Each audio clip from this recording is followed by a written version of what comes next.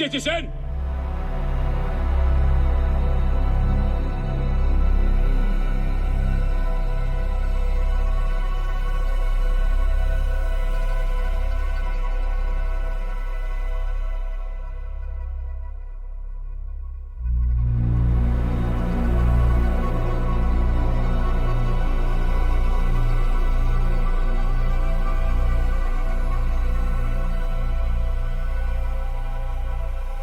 Where is Charles Lee?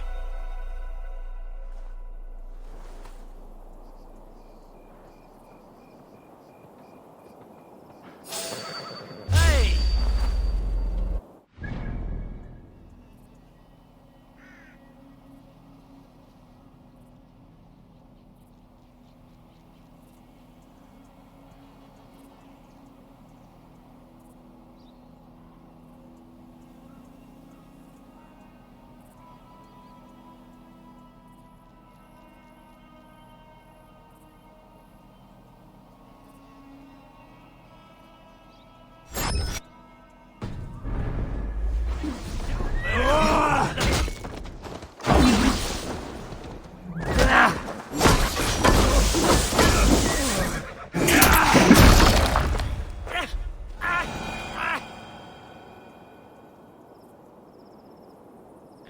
Alright, welcome back guys.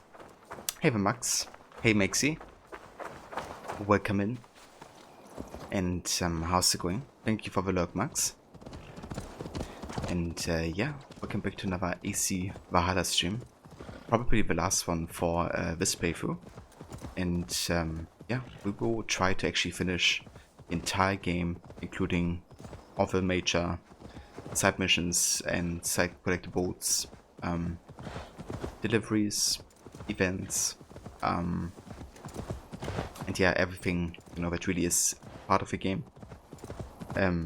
We still have a few things left, namely some of the fishing, and we also gotta do some river raids. And then I also wanna do unlock another special ease weapon, or a few today rather. But yeah, once all of that is done, we will basically head into the main story, and then it's only that left of the rest of the playthrough. So yeah. Yeah, I'm doing good, Maxi. Having a nice day so far. How's yours going?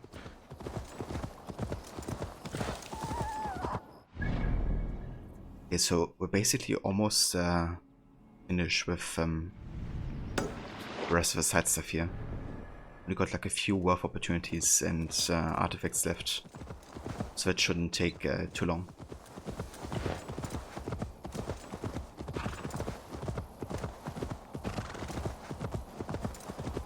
Bit of a quieter day, which is nice.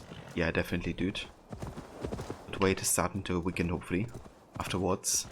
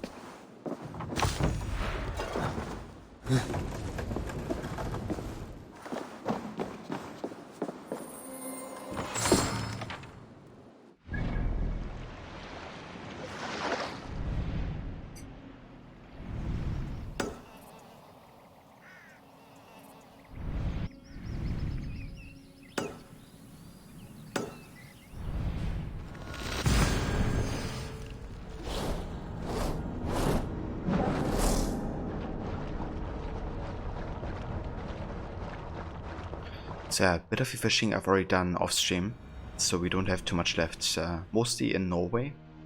So we just have to do some fishing once we get back to it. And yeah, in Hamptonshire, which we're currently exploring, we could also do some fishing whenever we come across water. So, yeah, still a bit left there. Hopefully that won't take us too long.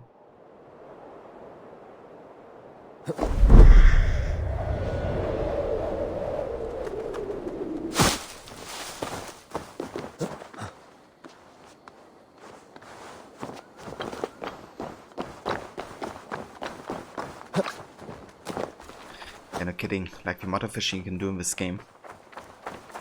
Now imagine if you had to do all of that with like regular fishing, with regular fishing line, instead of like arrow and bow. It would take ages.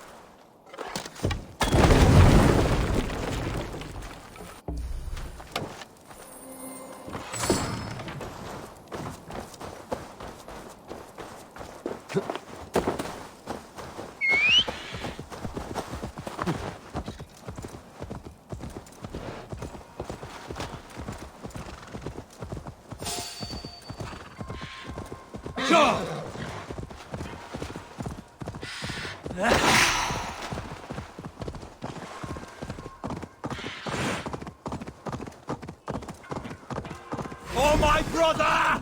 Die!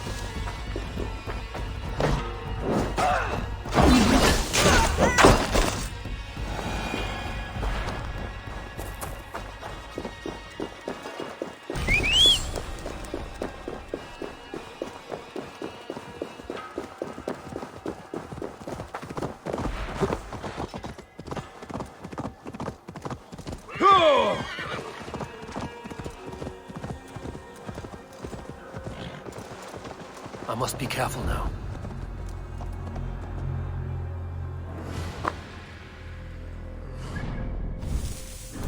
Okay, let's go ahead and equip the Predator bow here.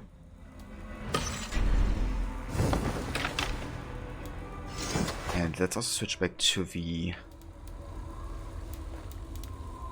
Excalibur Great Sword. And then secondary Halberd Varens X. Does that work?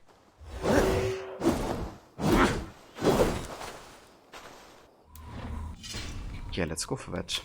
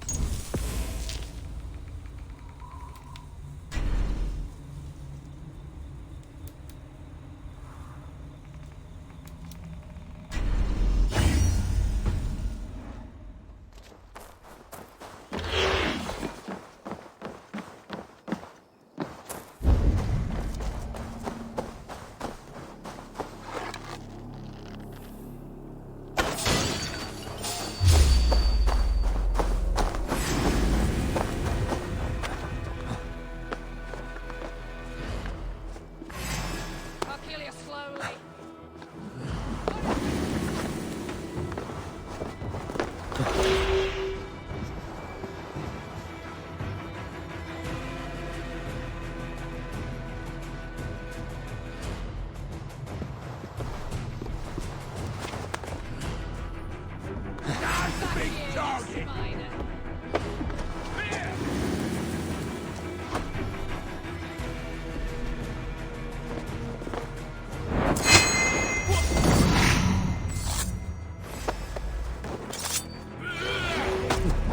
the fuck?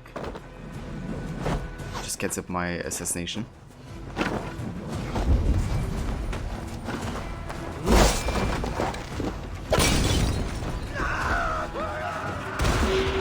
Futile! Just die!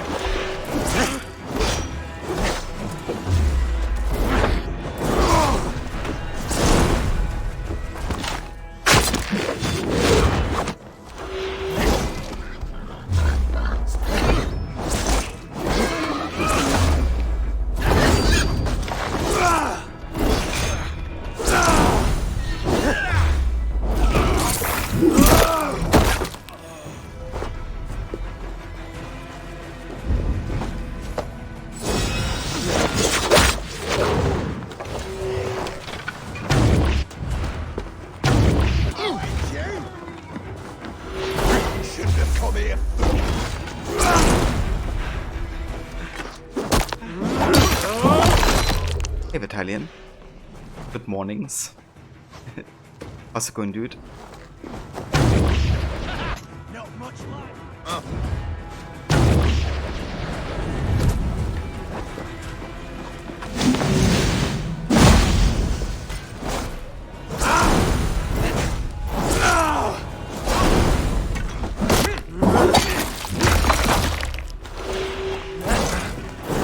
Shouldn't have come, dog. God!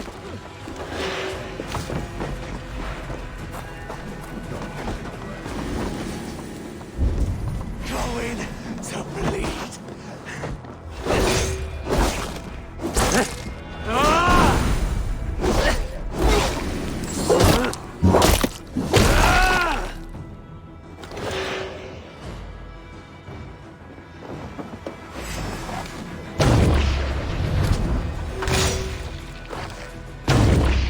Don't be a puddle.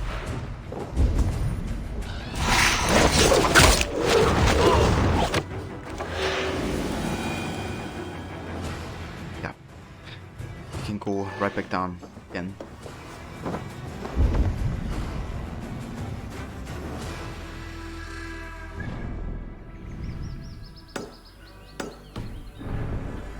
Going great, thanks. You hope things are good at your side. Definitely are, dude.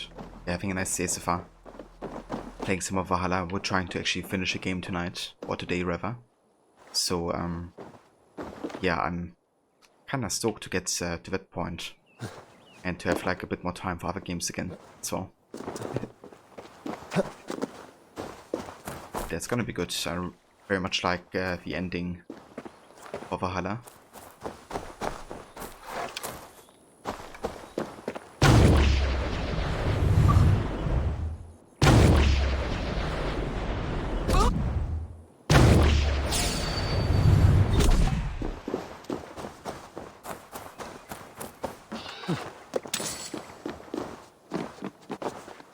Yeah, dude, we've been playing this game for a long time. Like for over 3 months at this point.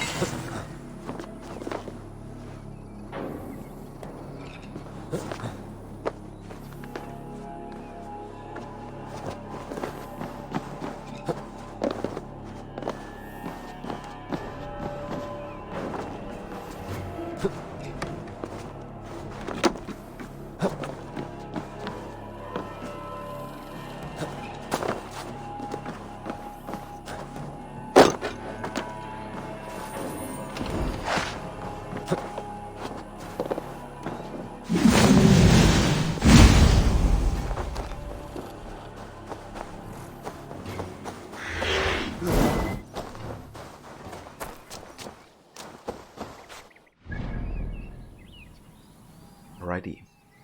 Let's go over here. That's actually the last major wolf opportunity as well.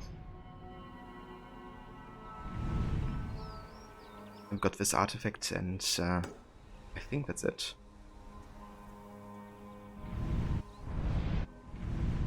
Actually there's something up here. And some stuff up there.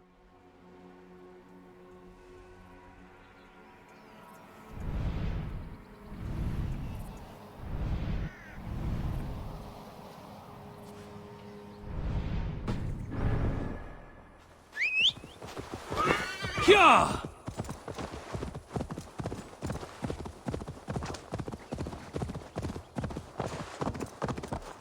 No!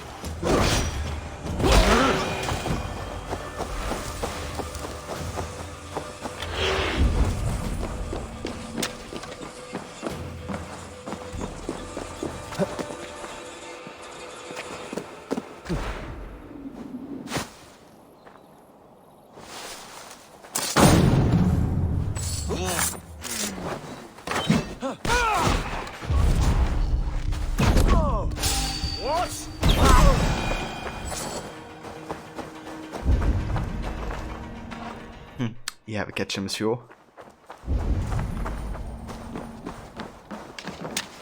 I really love his animation with Excalibur. Great sword I'm currently wielding. Okay, where's this wolf chest?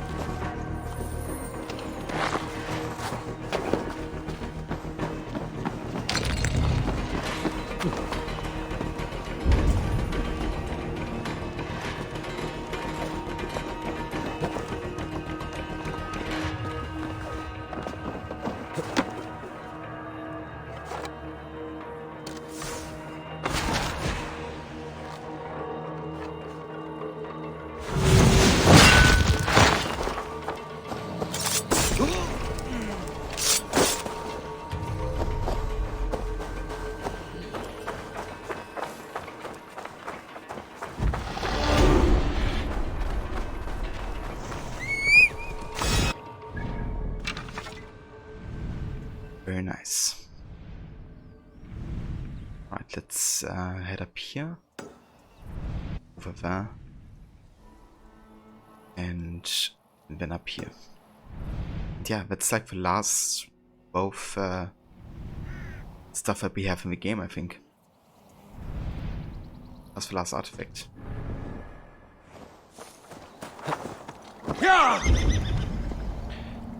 Do I watch anime? Not sure if you asked this before.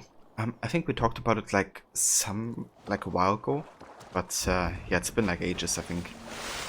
I don't really watch it like, you know, actively at the moment. I definitely do have like animes that I really enjoy rewatching like a lot. Like my favorite anime is still Samurai Champloo. I don't know if you ever seen that one, but yeah, that's probably like my favorite actually. I kind of like the combination of like, you know, samurai fighting and the hip hop culture that they kind of like represent in it. And the soundtrack is just really good with like Nushibi's Force of Nature, Fat John, and beatmakers like that making the soundtrack. Like, it's really amazing.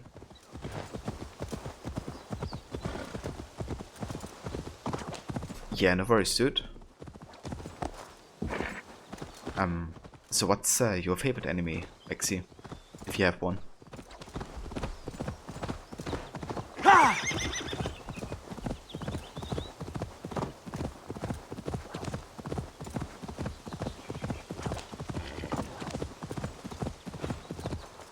Yeah!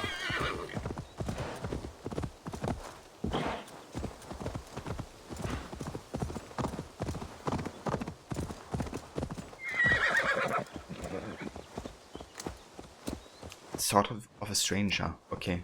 I haven't seen that yet.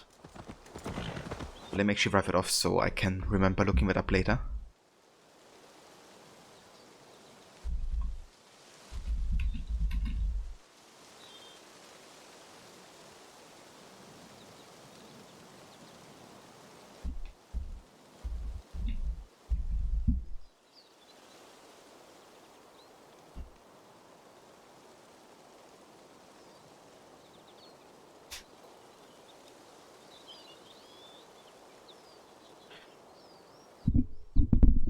Your favorite anime is probably Planet. Okay, I haven't heard of that one either. It's a typical high school romance anime, but it hits the feels hard. Ah, okay, I gotcha. Get it. There's like so many animes that I never even heard or seen about.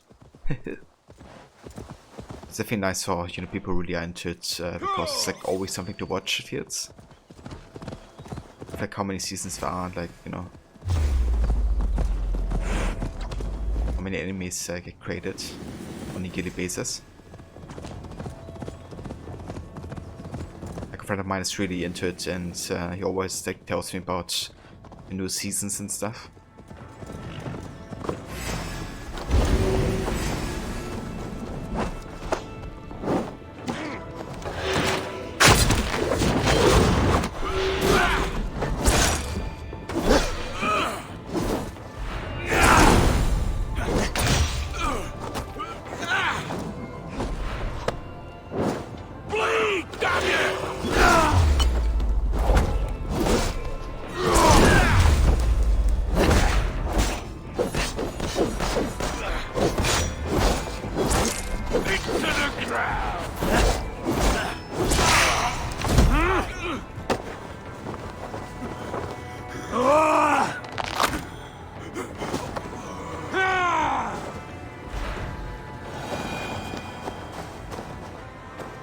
Ah, okay, gotcha, Maxi. It's kind of funny because I actually just wrote to my editor Sword of the Stranger. But then I looked in chat again and saw it was a stranger, so I edited it to A. So I accidentally had it right first.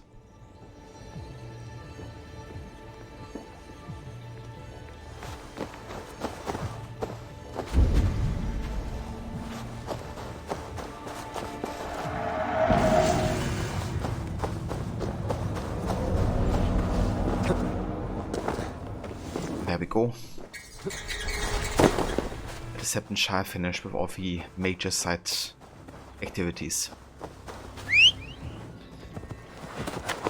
You know what that means? That means we have collected all the mysteries of Major Wolf and all the artifacts in the entirety of England. And yeah, it's a big milestone right here. Because that was a lot. Now we just gotta get these last 2 wealth opportunities, and I think then we have like everything collectible wise, to be honest.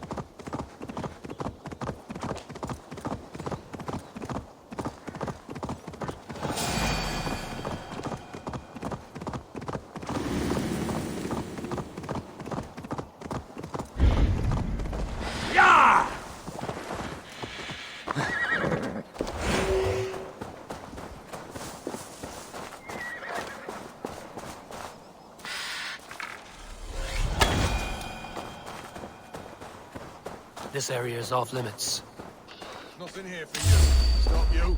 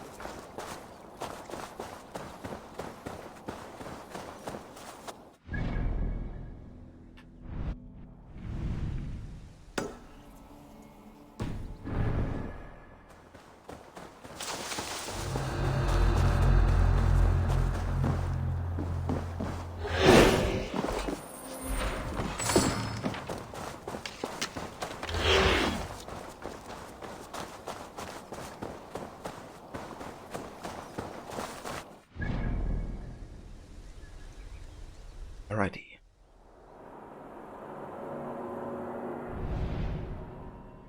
Let's go ahead and give the last two of opportunities up here, and it should be everything in Hamptonshire, I think.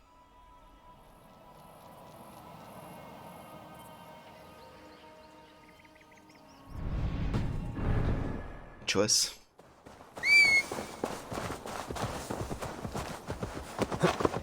Yeah!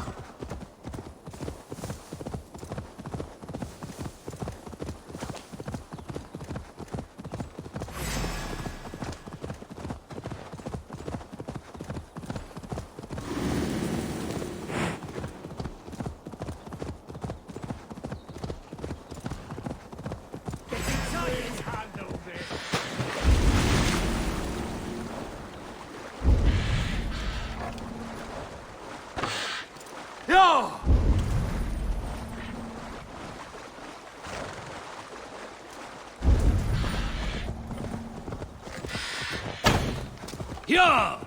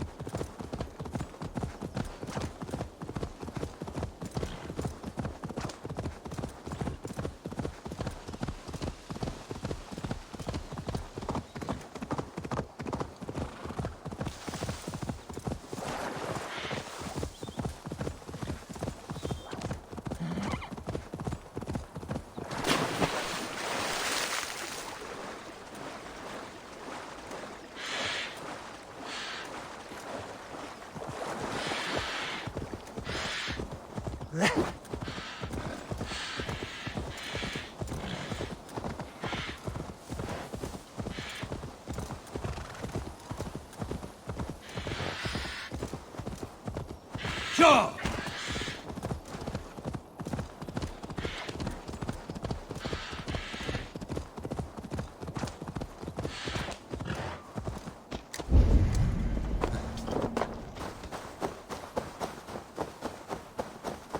Best not to draw attention here.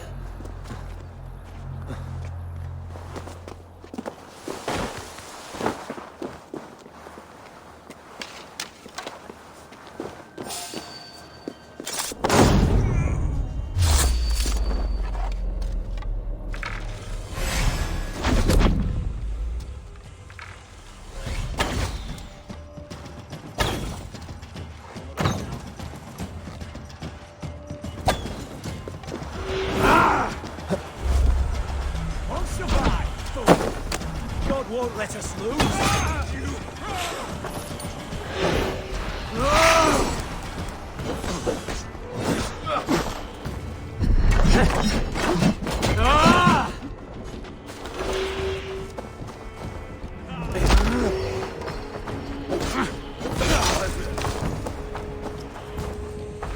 Try to fight!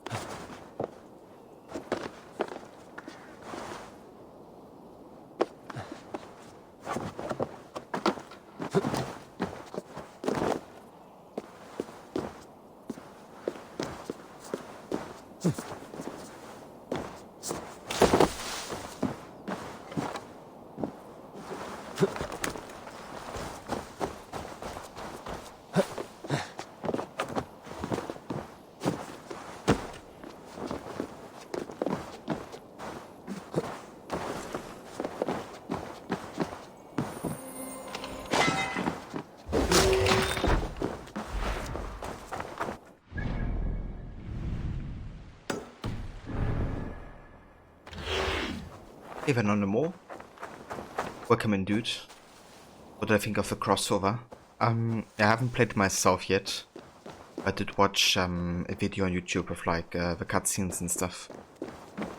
Personally, I'm not a fan. Especially the writing, I think, was really Odyssey level. And Ava was like completely replaceable, it seemed. And they tried to do like way too many jokes, like Odyssey cheesy style, you know. Plus, personally, I don't want to see Cassandra throughout all the games, but it's just me. So, yeah, I'm not a fan. Gonna be honest,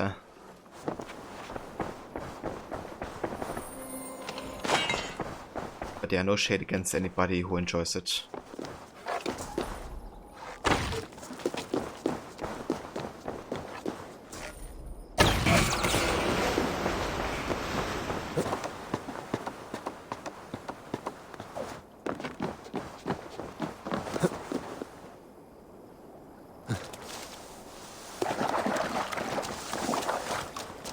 Hey there, Bluetech.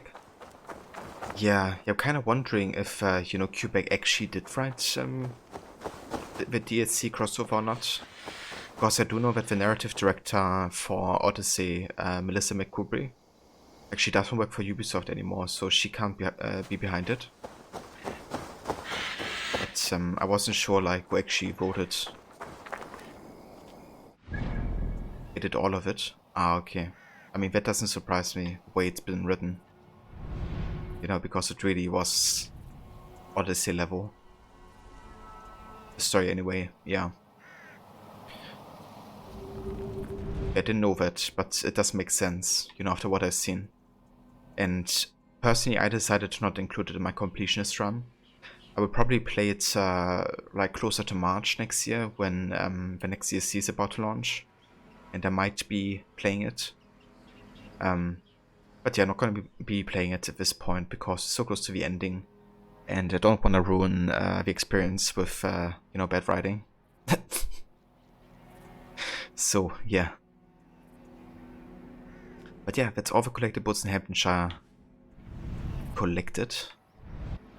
Do you know what that means? That means you have collected everything in Hamptonshire, Winchester, Sussex, Kent, Essex, London, Oxenderfordshire, Gloucestershire, Shropshire, Leicestershire, Rentabridgeshire, East Anglia, Lincolnshire,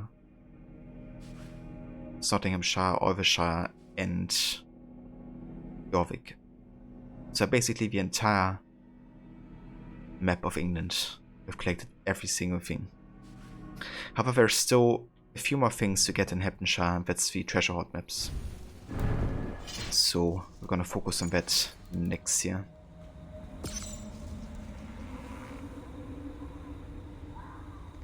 It's likely that this is like an experiment for AC Infinity with Cassandra being present in different time periods. Yeah, it seems like, and I'm really not a fan of that, to be honest. Yeah, you know, I don't want her to all of a sudden be like having met Arno, but we never had any confirmation of that before. Like, she's just an afterthought, right? And it really doesn't work. Just like first scumping and shoehorning her into every single story or setting. Especially with the way she's written, you know. It's like she doesn't resemble any form of being mature or like, you know, wise whatsoever. Like, she doesn't feel like a 1000-year-old person or something, you know?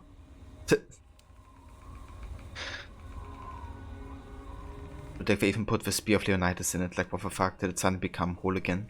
Yeah, it was really weird, wasn't it? Like, how they just... I mean, I haven't seen it myself, but I heard that people said that you can just, like, loot it or something. Which is kind of weird because, apparently Cassandra gave the spear to Herodotus. And then, of course, it became, like, unusable or something. But, yeah, it's a wealth thing. Yeah, that's what I heard. It's kind of weird, right? That you find, like, it's in random chests, and is there even, like, a mentioning of Cassandra regarding the spear? Like, if you get it? I wouldn't assume so. Like, that should be a major thing, right? But you know, one thing that bugged me the most is kind of like how Cassandra takes like the total front seat also in the Valhalla story, right? And Dave was like only like hot-headed and rash, and that's like everything he is as a character, even though that's completely different to how he's been written in Valhalla in the main game. Like it's actually, you know, quite thoughtful and patient and stuff. So we just like, you know, make him like the classic Viking basically, but they completely disregard his actual character.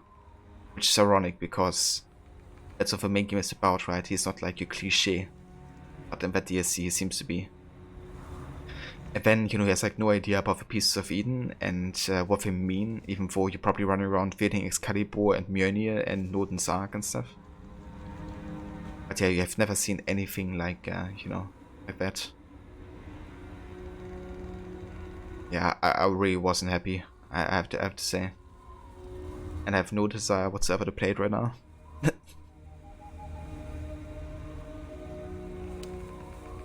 Only that she used to have an ego named Icarus. Yeah. Yeah, I mean, like, if you get the Spear of Leonidas, right, and you loot it, then you would assume next time you meet Cassandra there's like some form of mentioning, like, oh my god, how did you get it? How did it get it here? I used to read this. I don't know. Especially given like how crucial it is to the game of Odyssey. To just get it like this. Make it overpowered. So what kind of stats does the spear have? Okay, so we have the Hamptonshire Horde map. In the south and western corner of Hamptonshire, lost in Whitman's Wood, I ran from the devil with my riches. Fatigued like a hunting hound, the darkness of a tree sending shivers in my spine, an endless fog clouding my vision, a tree of holy red, placed by the Holy Spirit, that marked with the blood of Christ. Yeah, I paid my divine commissions, I gave my wealth to the ancient reliquary, and the Lord pardoned my fees.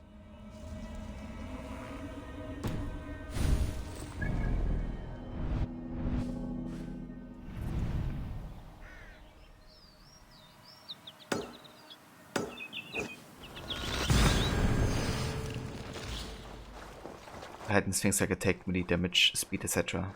All at the same time? Heck.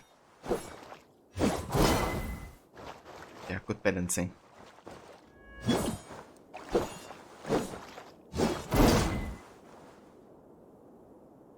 Yeah, that's a bit ridiculous, you know.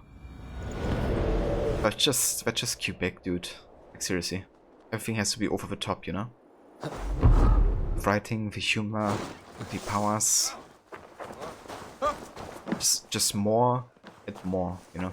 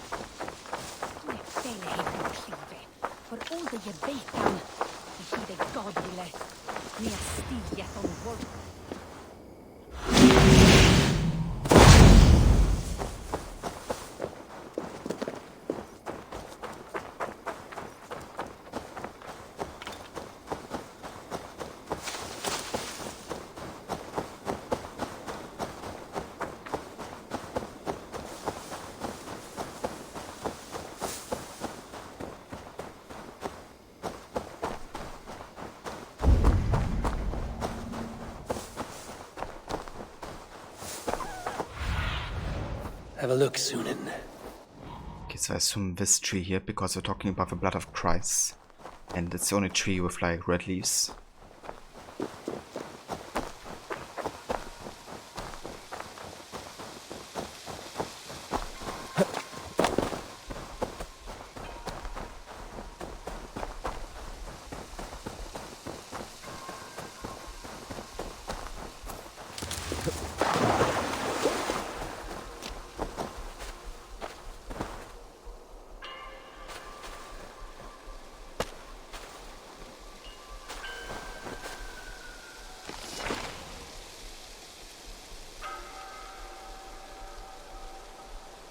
Yeah, that's also something that bugged me a lot, you know, like vet writing logic. It's like, you know, like I can't believe Renvi would be there. Then you just have to go into a longhouse and there she is at the table, you know. It's like, yeah, of course she's like at the table and on the Scottish Isle all at the same time. But really, that's just Quebec in a nutshell, dude. Like, I don't care about logic. I want to tell this story. I'm gonna do everything for that to happen. As long as we can tell this specific story, or we can, you know, talk about that topic. We can secure that gameplay. Doesn't make any sense. Ava, I'm in the suit. Do you think them changing Ava's behavior would restrain the writers of Valhalla? Is that what it sounds like they've done based on your description of the new content? Yeah, I would assume it might be bugging Darby McDavid a little bit, the writer of the main game. But at the same time, it's not like he has to care too much anymore because he's done his part, right? And he basically confirmed not to be writing for any of the DLC content, so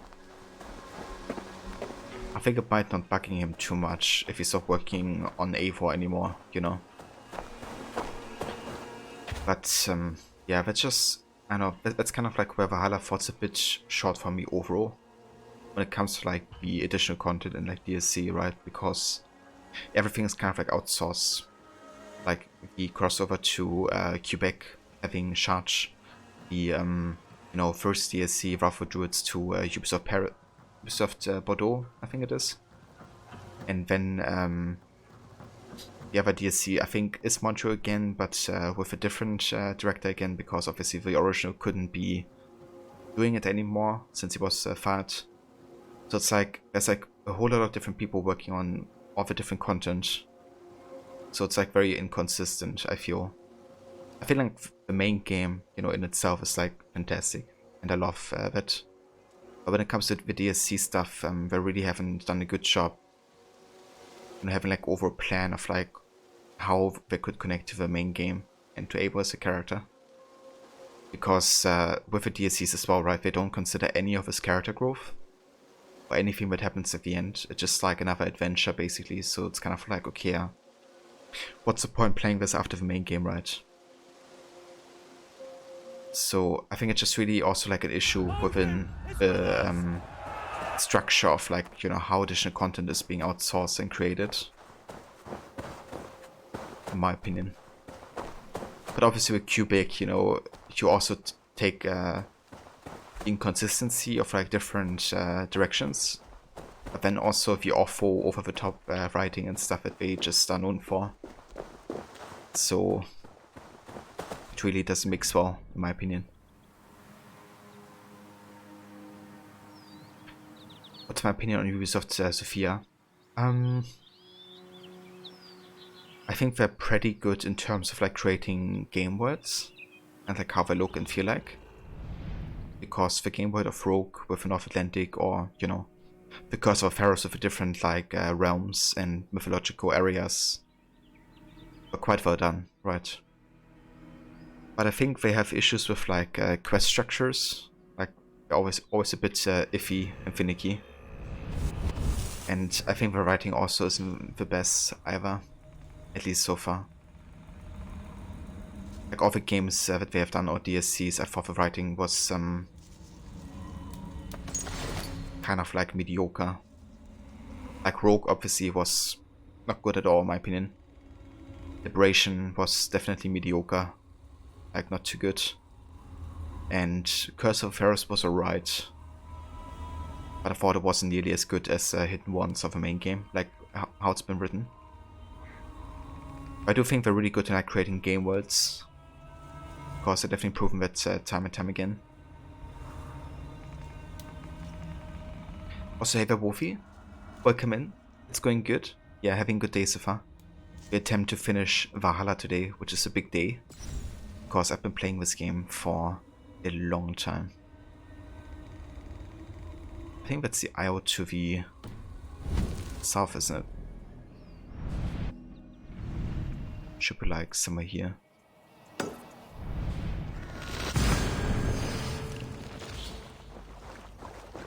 It's also confirmed that Sophia does Dawn of Ragnarok. I heard the rumors like a while ago, and I kinda assumed that would be the case. I didn't see a confirmation yet that they're doing it. That would make sense, for sure. Considering they also have done Curse of Pharaohs, so they definitely are, you know, I think interested in doing like mythological AC stuff. I definitely think we're gonna get stunning game worlds in Dawn of Ragnarok.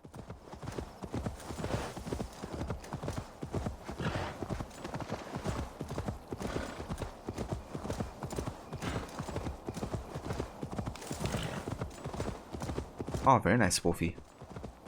So what kind of setup are you playing on?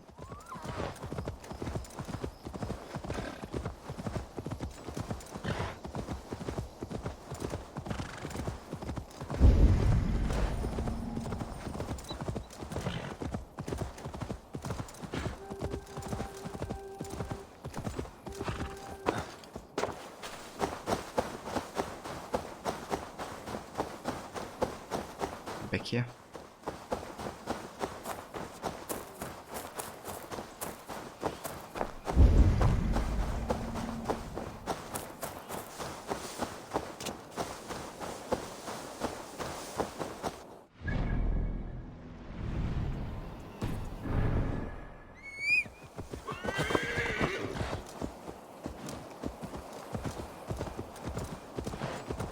Yeah, I definitely think it's gonna be quite good for different realms and stuff. And I mean, it's also like the biggest thing they have done since Rogue, I think. Like Use of Sophia, if it's supposed to be like 40 hours. And I reckon they had time since Curse of Pharaohs to maybe even work on something like that. I mean, maybe not exactly since then, but I would assume at least a year after or something. It's a quite long time.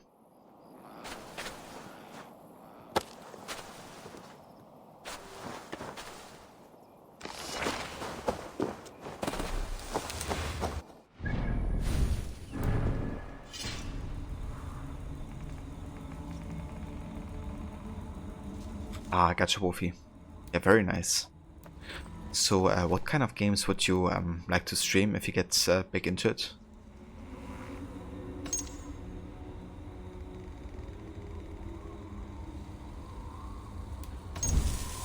Right, one hot map left.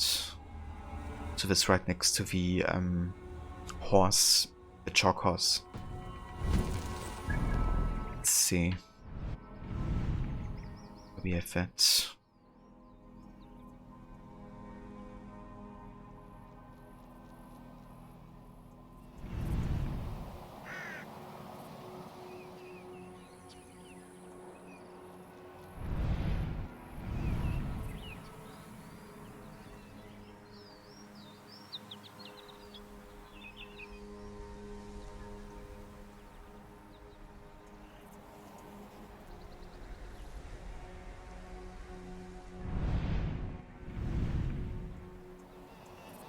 Ah, there it is. Okay.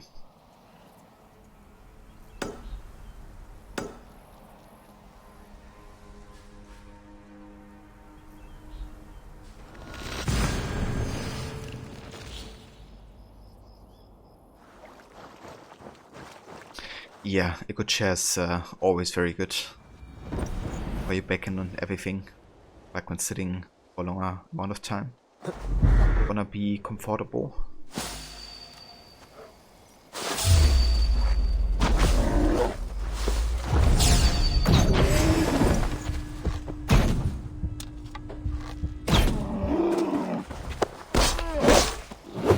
Norton is apparently doing a remake of First Splinter Cell.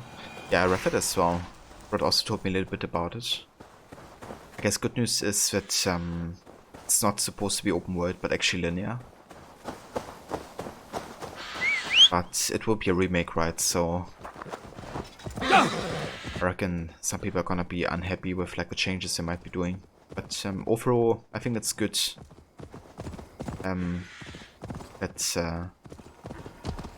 That gonna kind of like go with a linear approach because that really suits the game much more.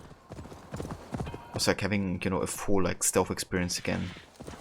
It really focuses on that. Maybe that also means it would take some of that inspiration for another AC game again.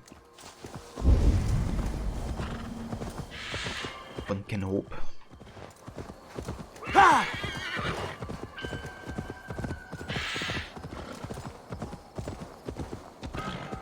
Yeah!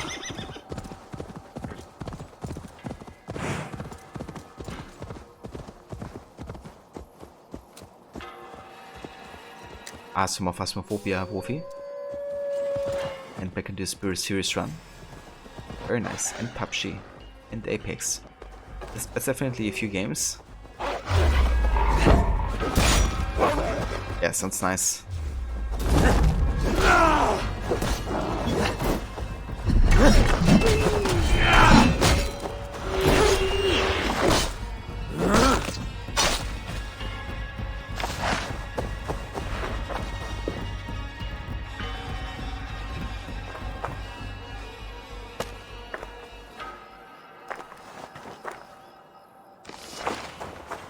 Right, there we go.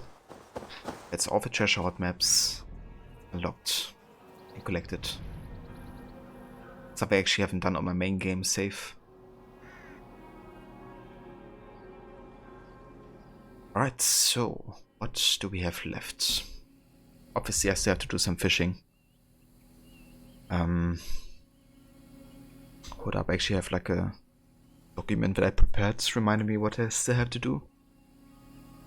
So we could unlock the Norton's arc next actually. I could try that because we need the Excalibur sword for that.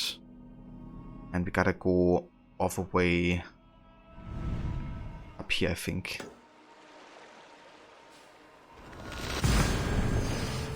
And to basically unlock that, we have to hit a rock at the exact time that the sun sets. And if we do that, the rock can be destroyed and we get the unique bow out of it.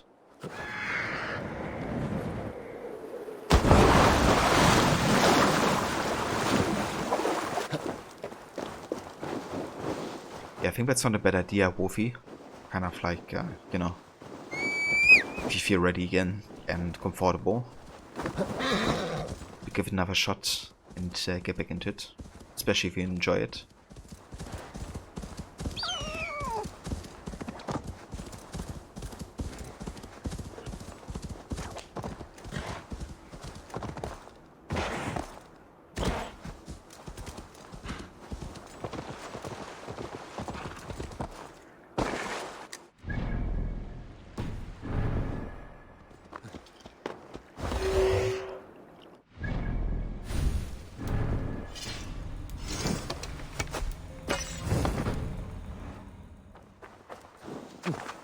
Okay, so it might be a bit tricky to actually find the exact timing. Might have to wait a little bit. Let's see. I think that's that one, isn't it? Yeah, that's the one. As you can see, we can't destroy it right now. But we will once the sun sets. Let's go ahead and meditate.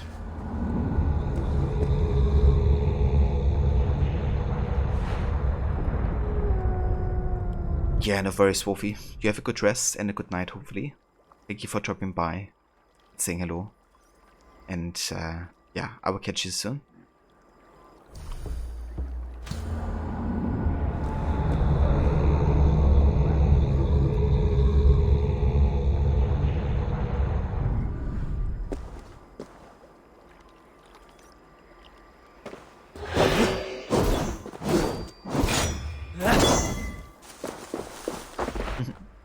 Dankeschön, Wolfie.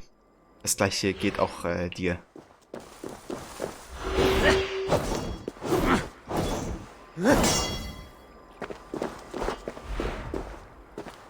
Oh, I guess we gotta just wait for sun to set.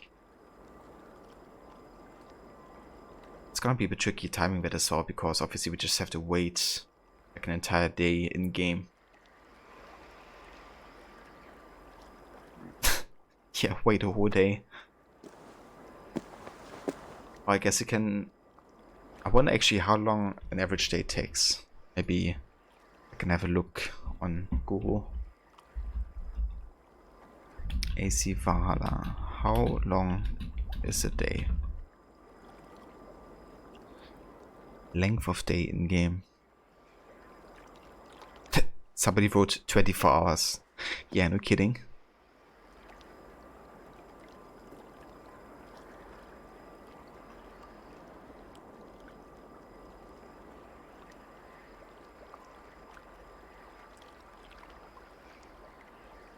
Wait, there's something along the lines of 1 hour? No way. I mean, that would be an entire day, right? Like, including nights. So it would be maybe more like 30 minutes or something. Jeez. It's a whole really long time.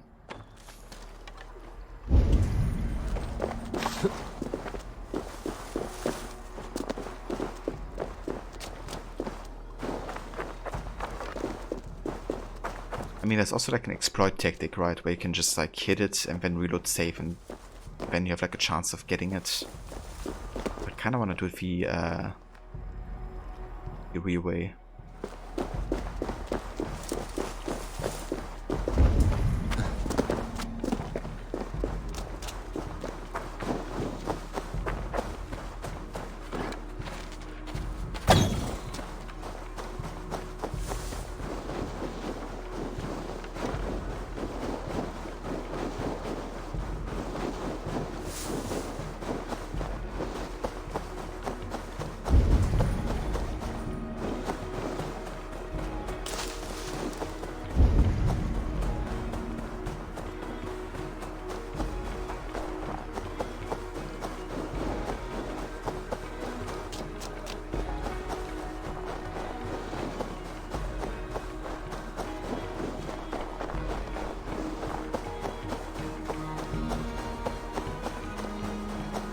Love that soundtrack here.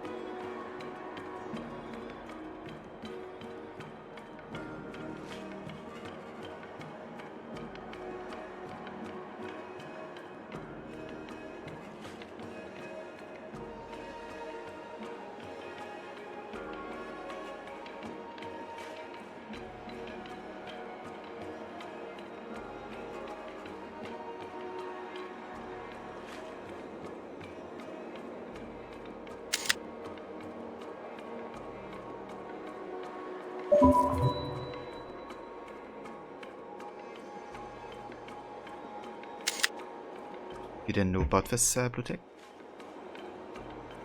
So, that the Norton's Arc existed, or the way you can get it? I need your eyes, my friend.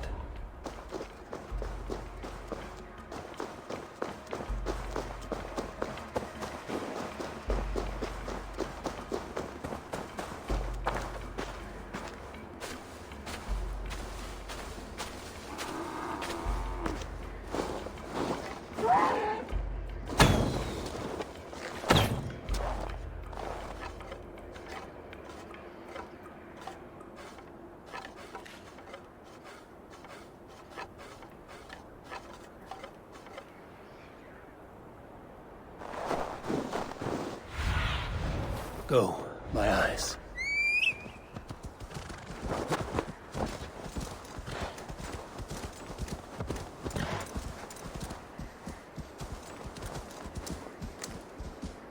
I mean, the sun has to be over there. So it actually sets right. Look at the snowstorm or whatever. Was it just like a huge... it looks a bit like a snowstorm. let's go in that direction.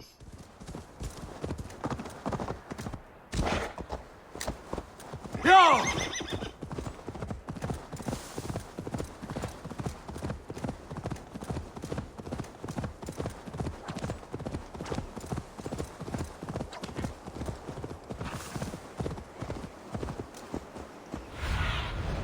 What do you see?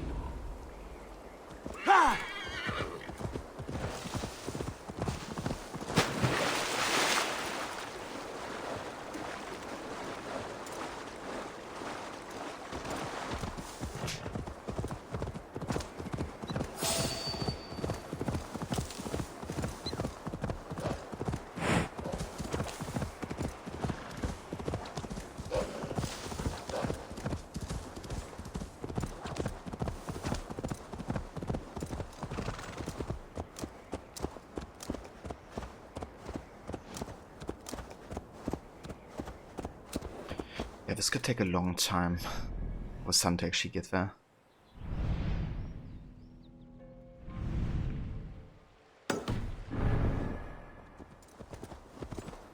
I guess you just gotta be patient. Or just do the exploit way of getting it. Yeah! It'd be much faster.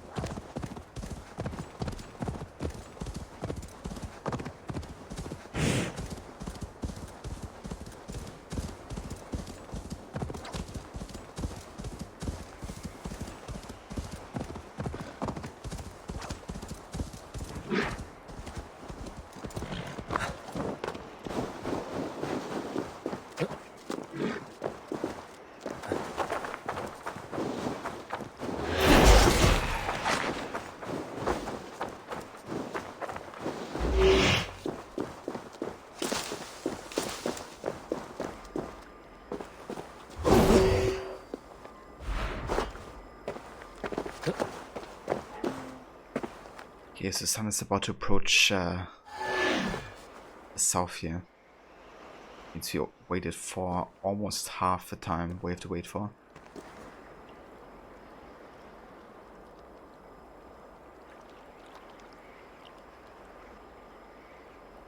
Okay, let me actually have a look again what the exploit tactic is to get Excalibur.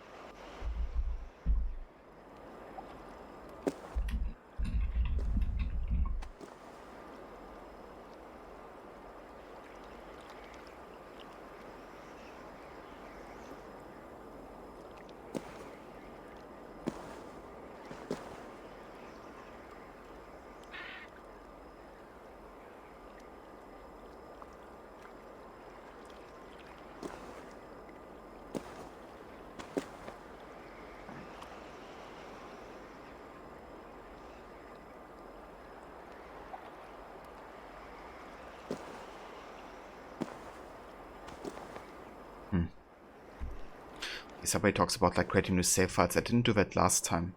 I think I just saved and then reloaded basically. Let me try that. Basically you hit it once. Then you go ahead and save. And you reload. And basically try again. At least that's how I did last year.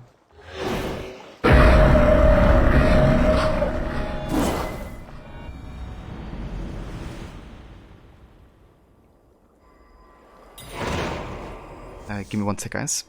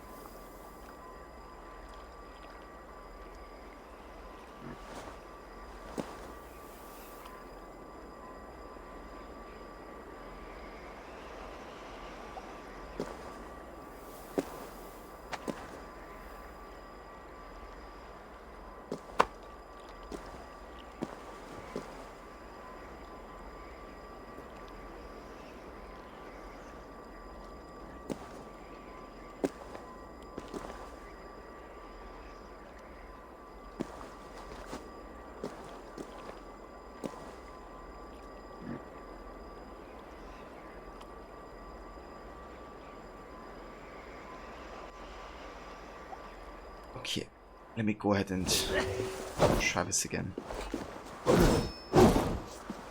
Let's get destroyed just yet.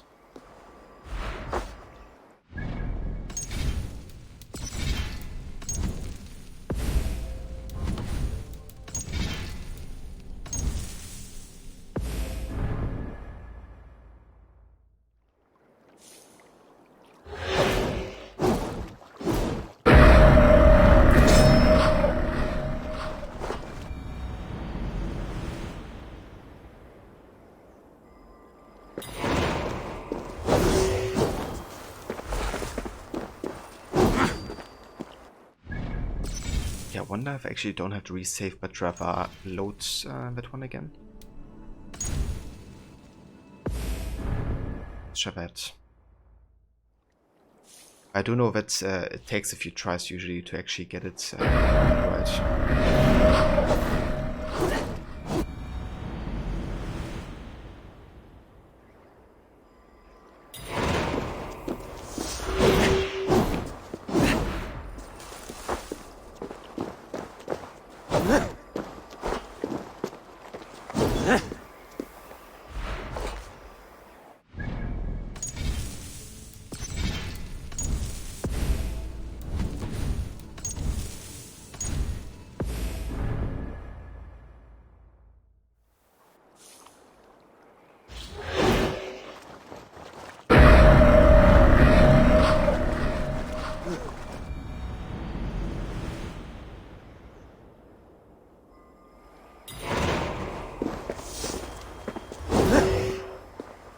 Okay, still not. I'll try one more time and then we do go for the wait and save approach.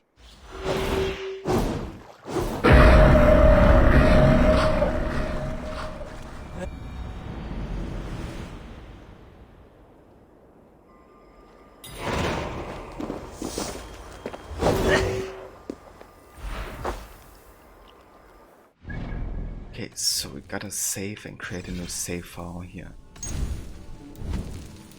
Save game 4.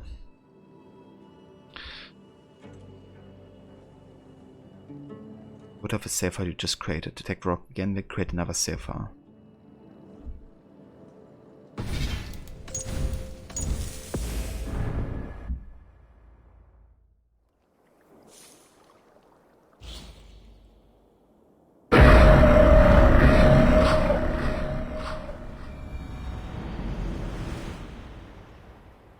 Okay, now we gotta hit the rock once more. Then go ahead and save again with a new save file. Then we gotta reload that and it should technically be unlocked now. Everything worked.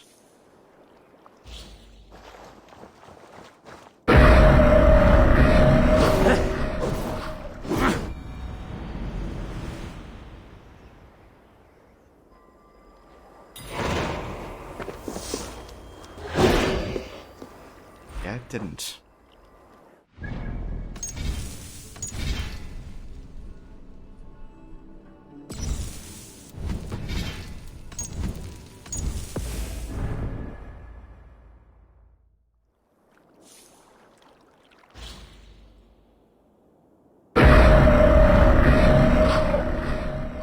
Maybe they patched it.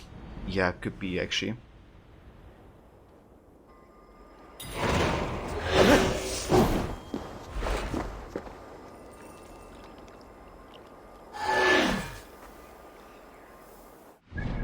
Okay, in that case, I'm gonna go ahead and reload my inner save 3. Where it is? There it is.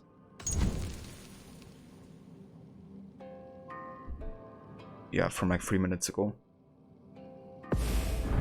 I'm gonna delete the other saves because we don't need them. We just gotta wait, I guess.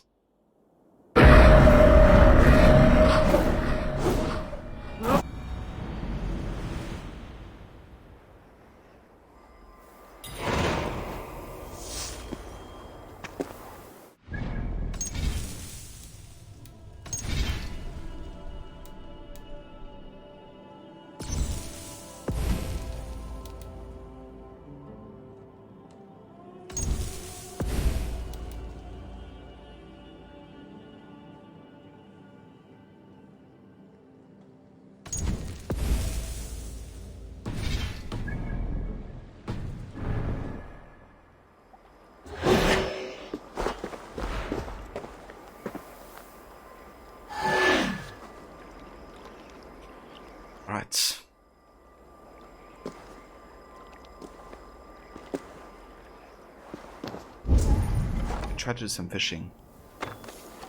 Don't think we really need some fish here, but doesn't hurt to try a little.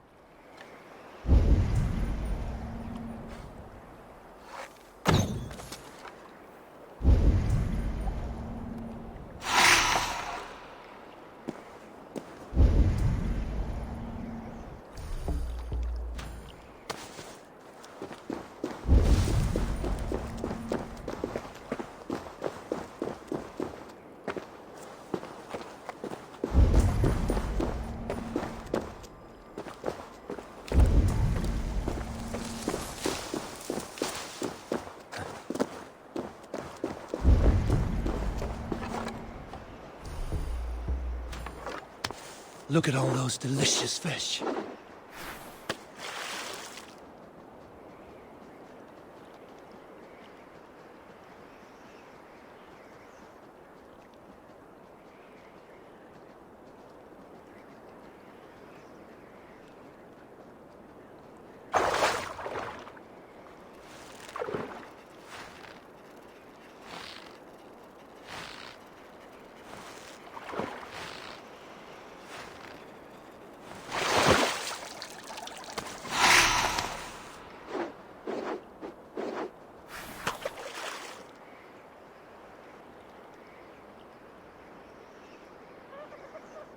Alright, so the sun passed south there, so getting closer and closer to the sunset.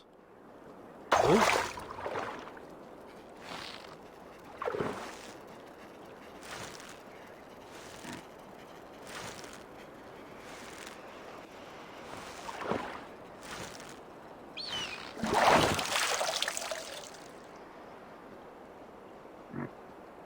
Yeah, that's a big one.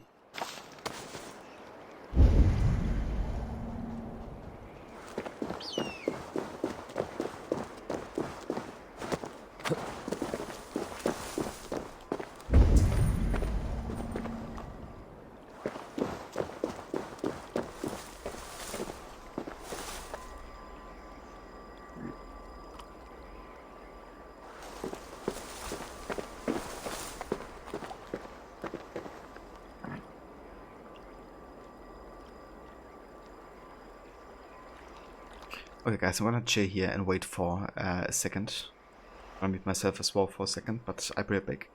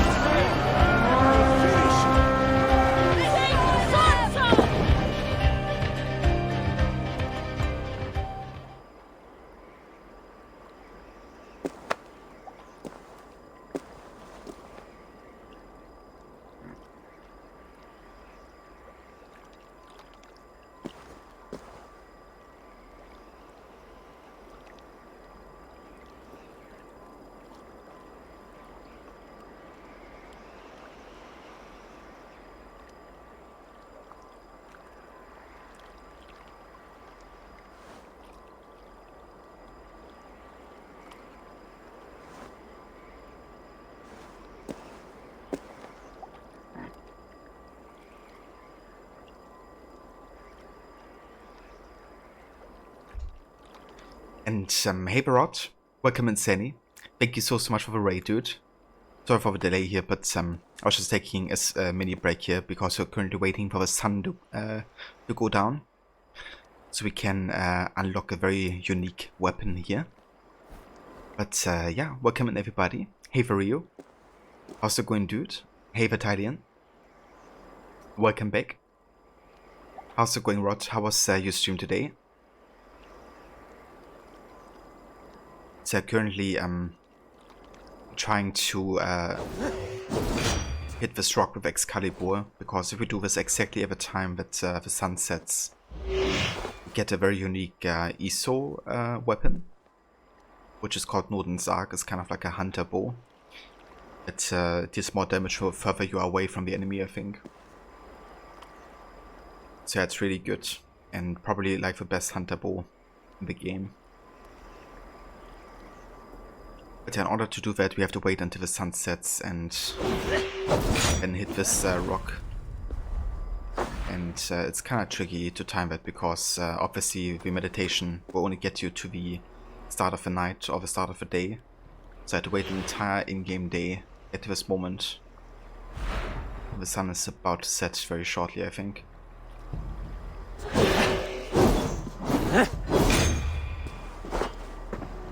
So hopefully we should be getting it.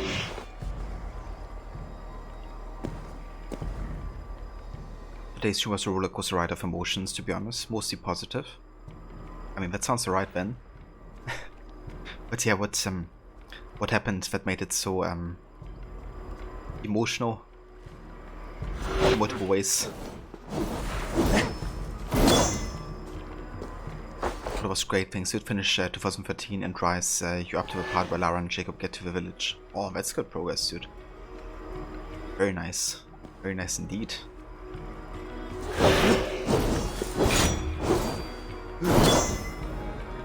So on a good pace to finish the games before the year ends then.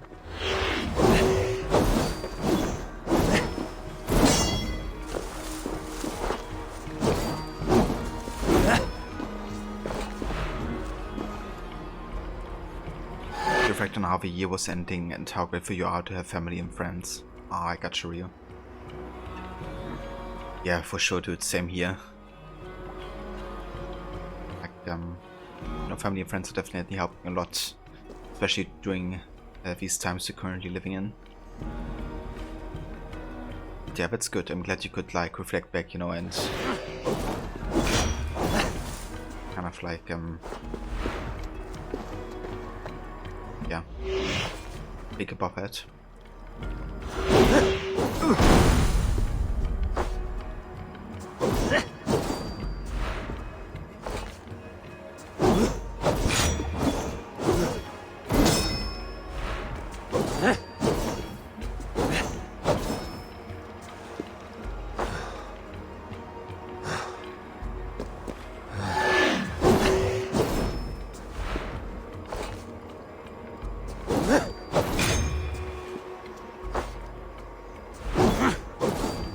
You might need to scale back what you want to do for Shadow Law and just do a main story. That's very fair, dude. Shadow's also a bit longer than the other two games, isn't it? No, it's setting.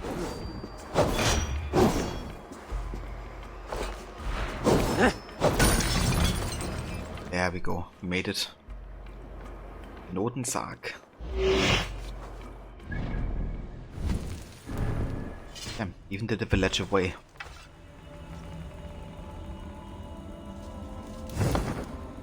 A mysterious bow forged from an unknown material that seems to have been crafted by a civilization prior to ours.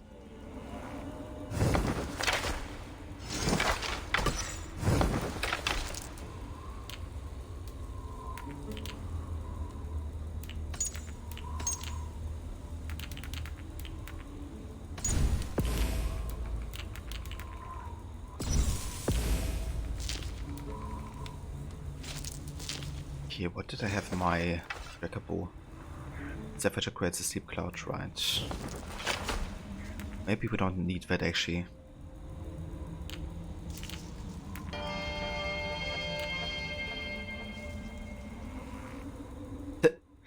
Welcome back, Maxi. And thank you for a shot of that to Rod. I do appreciate it. And yeah, for anybody that hasn't checked out Rod yet, definitely do so. He's also a huge fan of Assassin's Creed, currently playing for Valhalla 2 on the weekends. And yeah, he's also playing for the series like every year, at least once. So there's always some AC content that you can catch over there. Yeah, I think I kind of want to go for...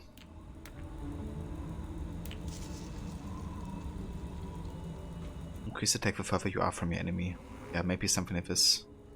That's already the bonus I have in my Norton's arc, so it doesn't stick. Maybe like this. Increase range damage when close to full health.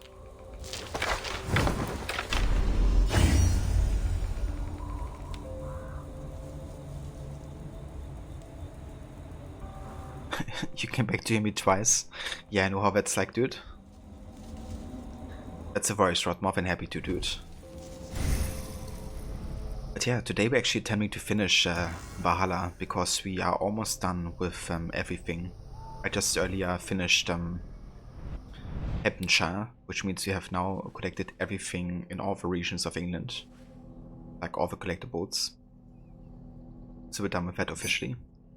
And now that we have done or gotten Norton's arc, we can actually go back to Ravensthorpe and check on the village a little bit. I think we can deliver some codex pages, some artifacts. Actually, hold on, there's one more thing I want to do, right? We have one more order member to hunt. All the way down here in Kent. So gonna kill it, that one first. And then we go back to Ravensthorpe.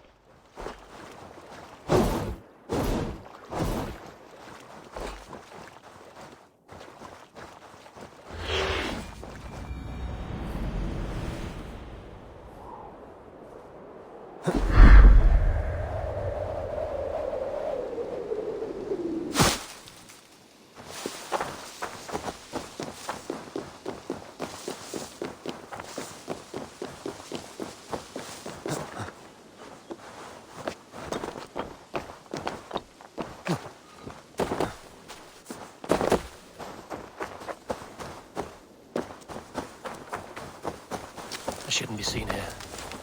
A hood should work.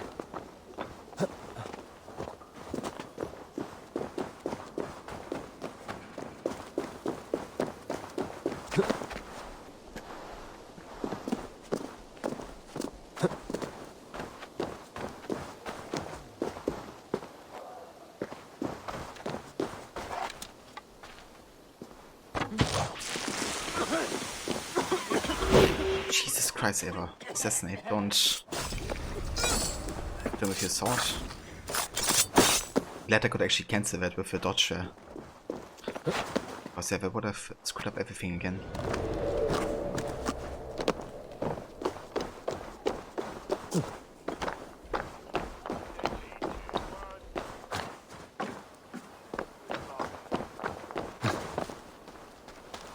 Happy to see Ted and Zelda. At least one of us is. He will be good for Kent. Although, does he seem different to you? I saw him at the lumber mill and he was changed. Changed how? Shorter, fatter, more jolly and kind. I remember him as a severe master. If he is a better man, I care not if his belt needs another notch to go round his waist. I mean, yeah, fair enough.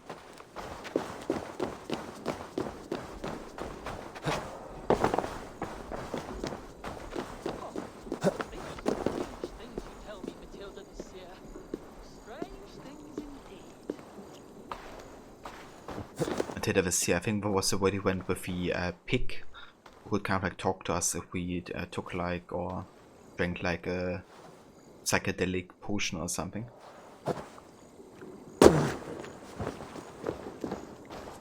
Right, that's our target. Let's have a read up again on her biography. Her sister Bleaswith, the Archbishop's shadow. The youthful love gone sour sent Bleaswith into nunnery at the insistence of her father. There, however, she found a new love, the Order. She pursued the precepts of the Order with consuming passion, eventually rising to the level of Magister.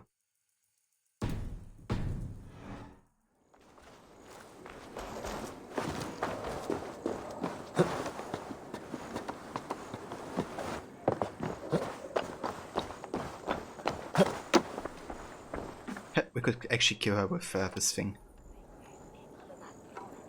I don't know, I would rather do like an actual assassination. Tricky if she stands there, or I can't really reach her.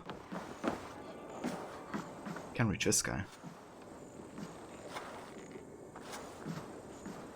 I mean, it's very inviting, isn't it?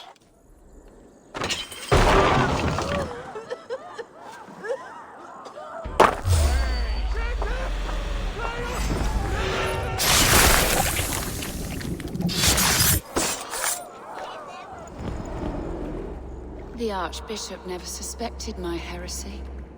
I kept secrets as I gathered believers.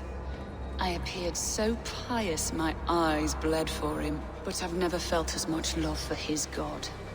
Not like I do the old gods. The true gods.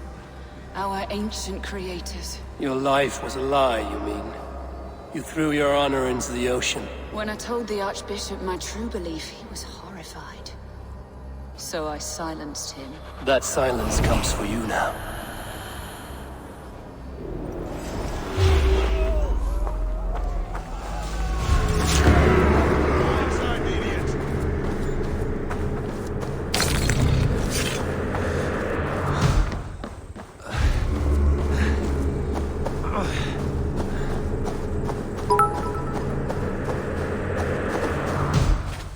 Your life was a lie, you mean?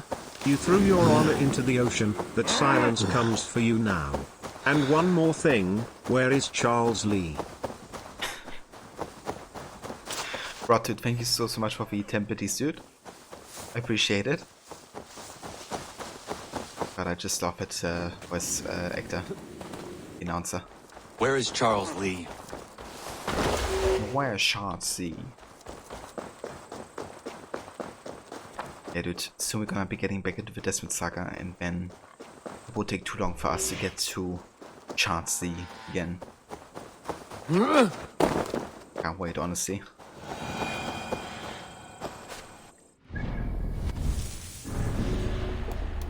But yeah, that is all the order members taken down, with the exception of the father. No taken from the rake.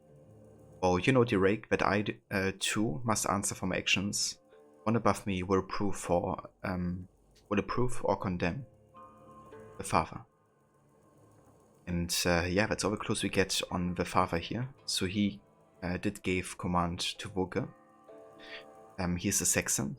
He's highly educated. He must answer to someone above him, and holds a position of power. Yeah, the last two we don't get until we finish the main quest.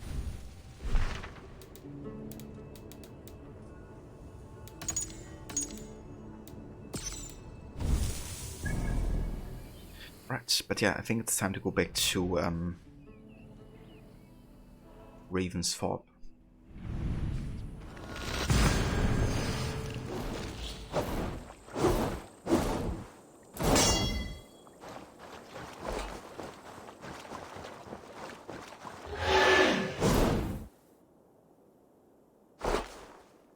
What such a great saga this. You think of things to do for AC 3's 10th anniversary next year?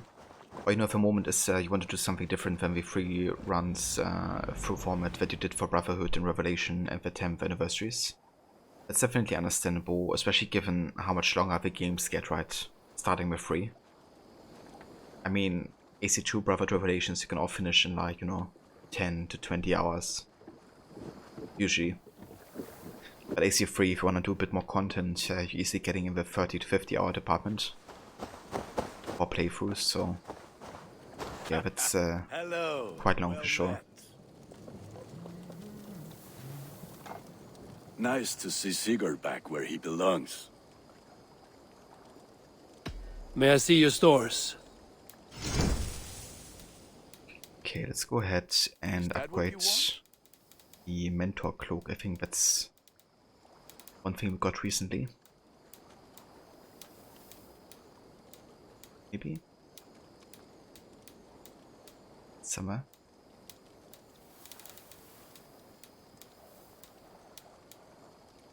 Ah, it's already fully upgraded. Never mind.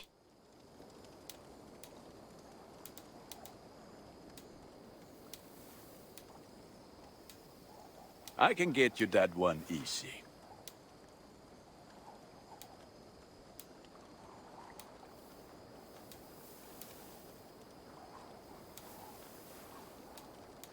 Okay, let's go ahead and change appearance then.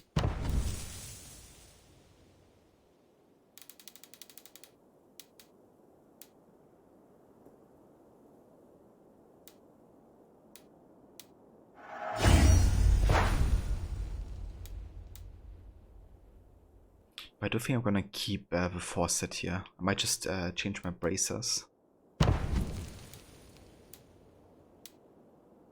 Do I? I could just go for the Raven set to kind of have like a cannon look for Eivor.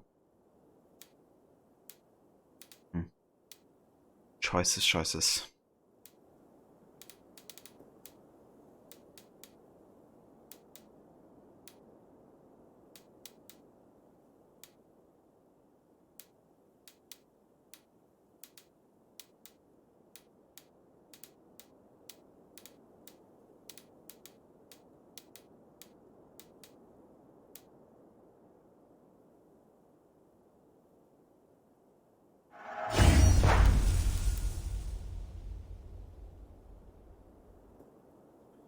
I mean, these braces definitely fit better with the look of the armor.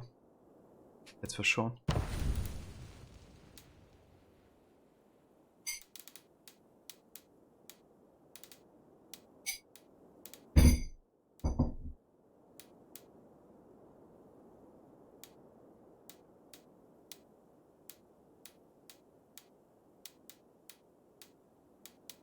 Okay, where are you?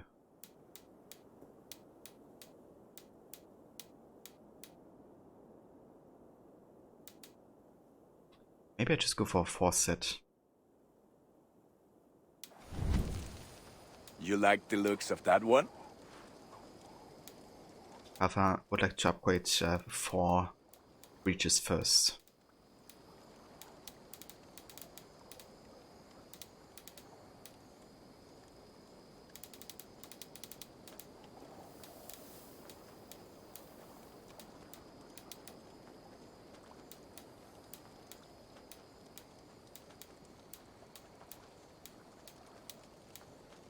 You have a keen eye for quality. Okay, so it doesn't actually change the appearance. Done for now. Never mind. What? Case. Let's go ahead and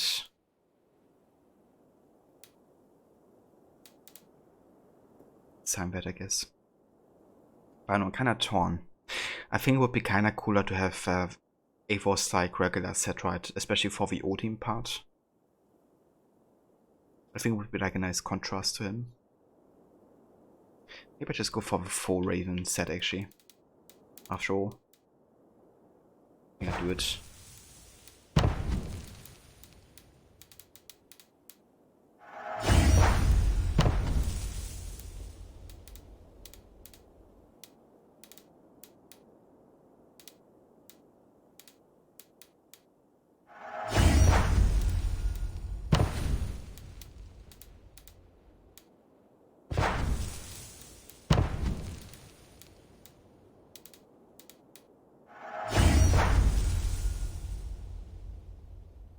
I also change the appearance of the bow here, so it doesn't look like an Isu bow.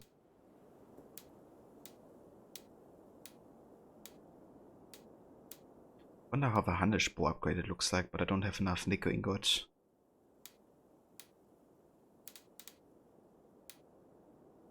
Let's go for that.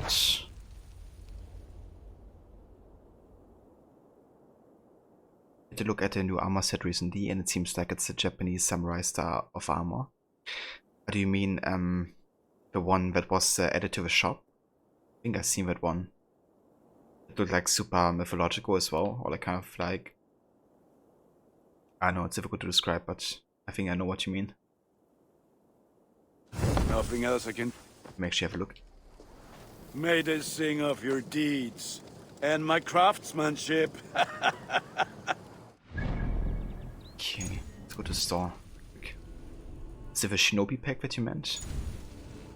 Because that looks ridiculous as heck. Like, yeah, I wanna look like this with Eivor. You know, like, it really increases my immersion a lot. Also having like a fox-like pet with like 3 tails and stuff. So, yeah. I'm very, very interested in getting all of this, I have to say.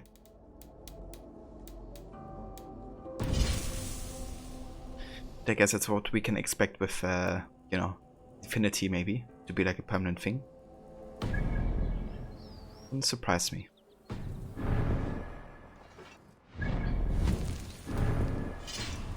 Okay, another thing I wanna change here is I'm gonna go for Varens X for kind of like the cannon, kind of like weapon. Then also the Ravenclan shield, I think, again for kind of like the cannon look of Eivor. That's the 2 items you also started in Norway with, so yeah. Let's go ahead and add stun into the shield.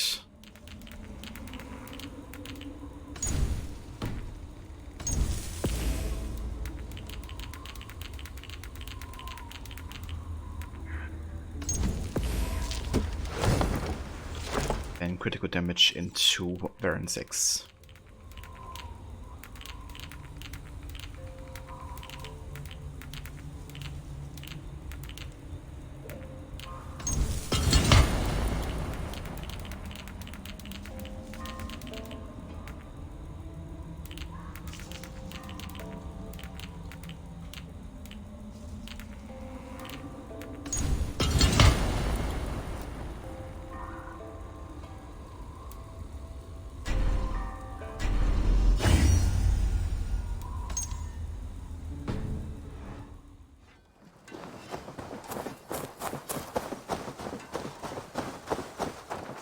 Okay, cool. So we can do some things here. I think we can actually deliver the codex pages, maybe? I have to deliver them to Hytham, right?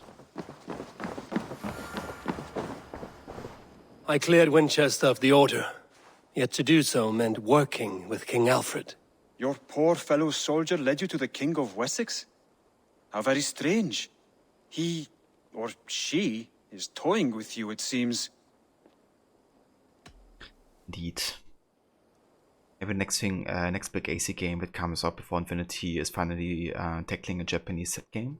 But I wouldn't be surprised if they aren't, or if they are, it probably would ironically be a bad game though. Imagine waiting all the time when the franchise was setting in turns out crap. Yeah, I mean, I was kind of like looking forward to an ancient Greece setting as well, because I always thought it was like a very interesting time period. But then the more I learned about, you know, actual history and how things were, the less I liked how Odyssey portrayed, you know, the time period. So yeah, whoever is like working on it, you know, has definitely a chance there. Going both ways, I guess. But yeah. Hey there, Lizzie. Welcome in. Good day to you. Hytham, I have the codex pages you asked for. 6 in total. Ah, wonderful. We have so little writing from the original Hidden Ones. This will grow our understanding immeasurably. These documents may have been inked by the founders of the Hidden Ones, in fact. But their names are unknown to us. Lost to history. A deliberate choice on their part, I think. I'm hoping these documents shed some light on that mystery. I could not say. They're written in a language I do not understand. You know, the black market merchant Reda has an old piece of writing from the same era as the codex pages you found. Speak with him if you are curious to see it. How? Yeah.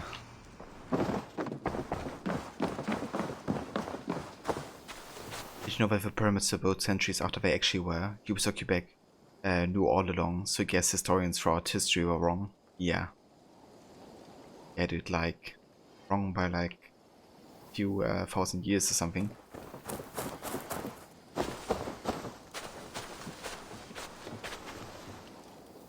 Ubisoft Quebec equals Neanderthals at work, and that is an insult to Neanderthals. I mean, I have to agree. Really don't give a fuck about logic. Reda, Hytham says you have an old piece of writing from the early Hidden Ones. Oh, that old scrap? Yes, it's just a short letter from one hidden one to another. One of my rarest artifacts. How did it find its way to you? A friend gave it to me for safekeeping. Bayek was his name. Egyptian fellow. Very kind. Haven't seen him in a long time. A very long time. Anyway, the letter is written in Demotic, so it may not mean much to you, but you're free to have a look. Hell yeah, letter from Bayek. But Ubisoft Quebec were doing a game that will show that World War II actually took place in the 1960s. Yeah, dude, it wouldn't surprise me. Like, why not, right? But yeah, I also watched yesterday the video for the crossover quest route for Odyssey and Valhalla. I decided not to play it, at least not yet. Plutek also mentioned earlier that indeed Ubisoft Quebec has been writing both quests, like both for Valhalla and Odyssey. And to be honest, it didn't surprise me because I thought the writing was awful as heck. And I think it didn't do any justice to Eivor as a character. Like, it really just made Eivor like a stigmatized Viking, hot-headed and brash, you know. It's like, he really lost all of his character, in my opinion. And, you know, just like all the times he's like cheesy jokes and like, ha ha ha. And I don't know. The fact that Eivor can't interact with the Eppo, like, isn't strong enough to resist as a sage. But Cassandra has to help him, even though Eivor should technically have a much stronger Isu DNA because of him being a sage.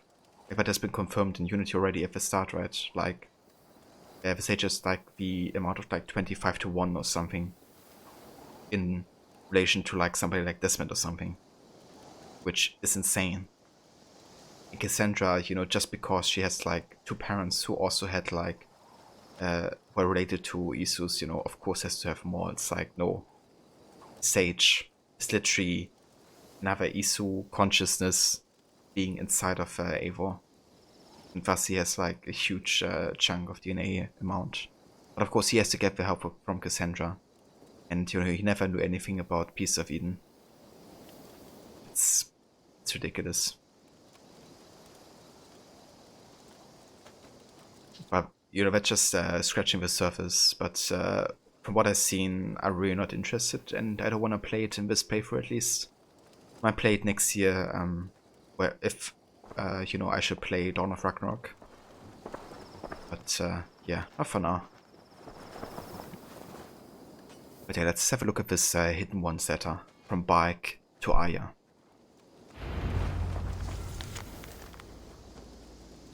A warning, my beloved. I have heard numerous tales now of a secret codex circulating among the acolytes of our bureaus, both within and without the Empire of Augustus, called the Magus Codex. It names you directly as one of the founders of the Hidden Ones. Apart from putting your life in danger, it flies in the face of what we have tried to achieve with our brotherhood. We are justice seekers who shun the light of praise for our good works, and who must live in the shadows of our triumphs. Should you see any pages of this codex, I advise you to destroy them. Keep the dream of our Hidden Ones alive. Now, I am not so naive to think this will be a simple task. Few men and women are suited to keeping such secrets for so long. And it may be that we will fail in the end, but we will have failed in the name of righteousness. Take care, my love. My Iset. My northern star. Even in my waning years, I am ever your Osiris. Let our Horus live on beyond us. I think of you often, my jewel. At sunrise and twilight. At new moon and full, when the rain falls and the breath of a moon rides across my neck. I remember you kissing me. Just there, and I will take that feeling to my tomb.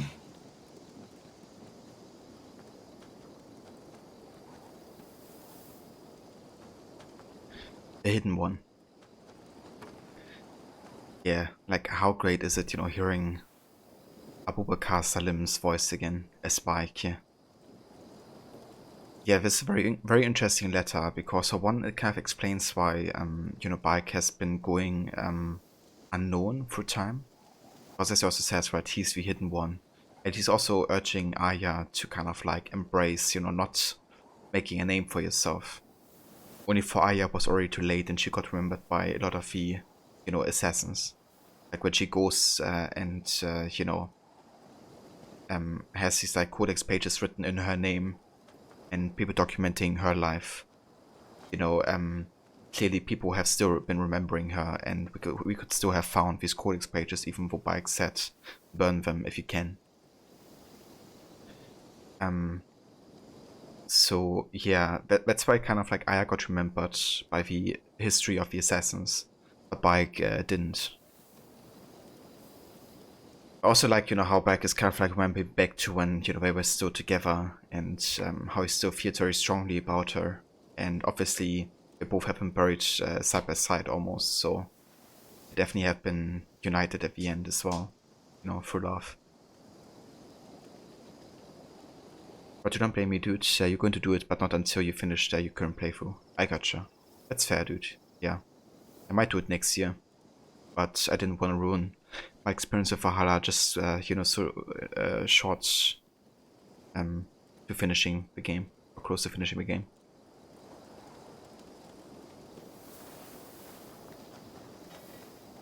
Even just an audio cameo, he does an amazing job conveying so much in such a short time. Exactly, dude. And Scraper also got him back to voice this, right? Like, for like such a small job, really, but he still came back and was like willing to do it. It's great. Your game must be bugged, but you don't get Bike's voice. You don't? Oh, that's really odd, dude. I'm sorry to hear. Because yeah, that makes it like so much better, right? Hearing it. I think you can also like re-listen to it in theory. A warning, my beloved. Yeah, you can. But that's really odd. I'm sorry to hear the blue take, because it's it sucks. Hello. I brought something for you. Let's deliver some fish. Pass offering. Gunnar's been grumbling that he's too busy to fish. A little gift should cheer him up. Not even grandfather has caught one of these. Flavor. Jan Lee has mentioned that the settlement's cooking leaves something to be desired. She intends to do a bit of leading by example. I've heard tell that this one's a real fighter. Putrefaction. Petra wishes to learn more about tracking the scents of dead fish to judge time, type, and weather conditions. I've never even seen this fish close up. Edie's surprise. Raiders have been particularly good lately. Edith intends to reward them with a meal. Look at this fish! Only a true fisherman could catch this one. Okay, I haven't gotten that yet. I still need cods regular. You can get these Angler Kent in Essex, apparently. We've been looking for this fish for a long time. Still need sturgeons. Yeah. Rest of the stuff we can just like deliver, Look at the but size of it. Not even grandfather has caught one of these. they still gotta fish a bit more. These are good fish. I'm off. Be well, friend. Come back soon. Okay, where to go next? Let's go to Octavius. Because I reckon we can deliver all the Roman artifacts now. Hey, Ava.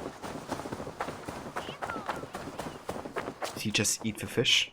Yeah, he eats it straight away from A4 delivering it. Imagine, Bo. Just bring fish so he can eat it immediately.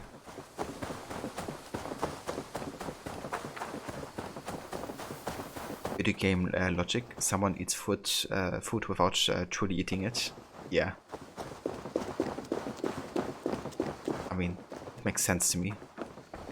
Clearly.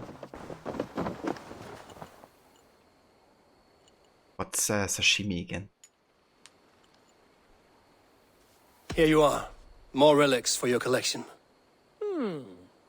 What have you brought for me? Wonderful! This should complete my collection! Bonum fortunum in your travels, Eivor. Sliced raw fish. Yeah, wanna have that. I'm not a fan of raw fish too much. So I can give him more Roman artifacts, but that's just maybe a bug or something because there are no more Roman artifacts in the game.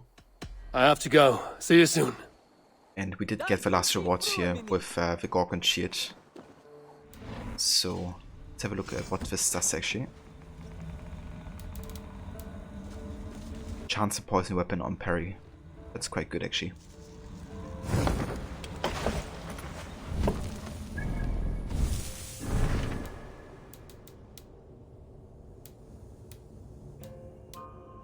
Right, so the only side activity we actually have left now are the river raids. So I'm gonna go ahead and start that content. Hopefully they won't take too long because I only have to defeat some champions in each river. So I'm just gonna try to do that real quick, and then we have the rest of the stream time to do the Norway arc and the Hampshire arc.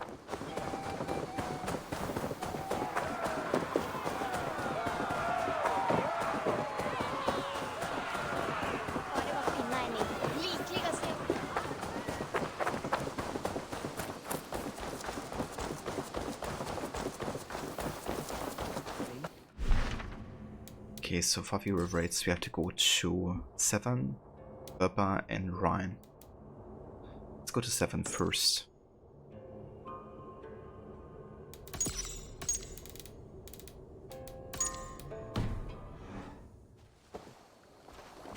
Up for some raiding?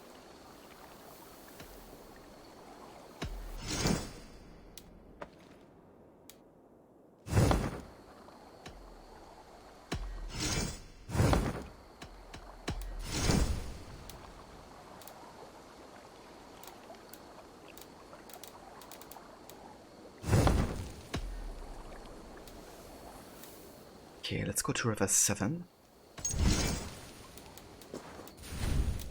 And we gotta take some level 4 from Viking here because we have level 3 available currently. Let's go ahead and actually go out of here real quick. And recruit some level 4 ones. I have come from afar to join your crew. My Thor, I'll be ready.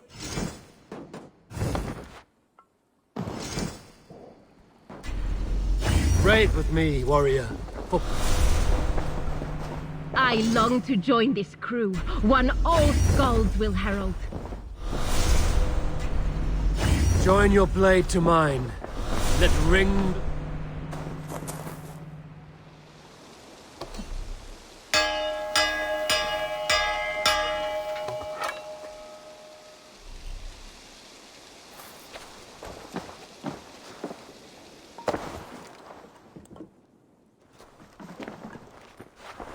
I'll gladly reave the swan road To by me, your warrior. side, Eivor. Let gold and glory be our meat and mead. Let us join battle to there is always need for raiders. Great chance will Eivor! Return when you have need of my strength.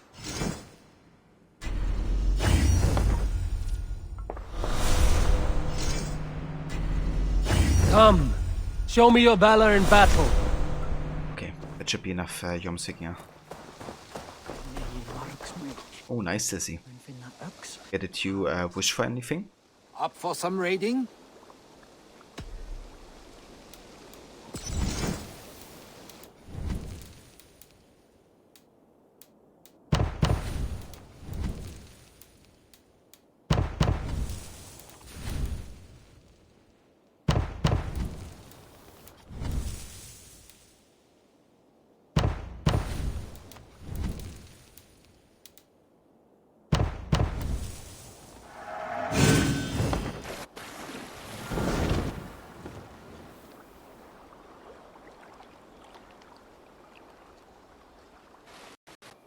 PS4. PS4 is a really good console actually, like for RV exclusives as well. I didn't play too many games on it yet, but I played God of War, Spider-Man and Ghost of Tsushima. I had an excellent time with each one respectively.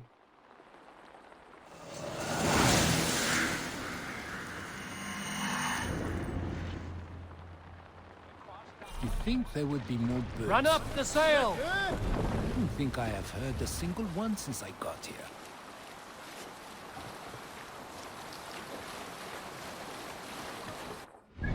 Okay, so looking for a monastery, because that's where the guy is located. Maybe the Northern monastery, that could be it. There's an islands monastery. Okay, let's go up here first. Maybe go to this one. It's probably the northern one, but to go there anyway. Stop and die! Hey there, Klimoy. Welcome in. Thank you for the follow.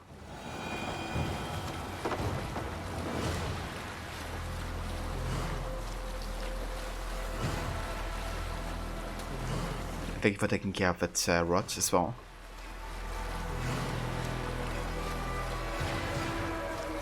Ah, damn, 2 minutes ago. Yeah, let me actually go ahead and also run my bot here with the Autobahn's accounts at chat that aren't too long or too old.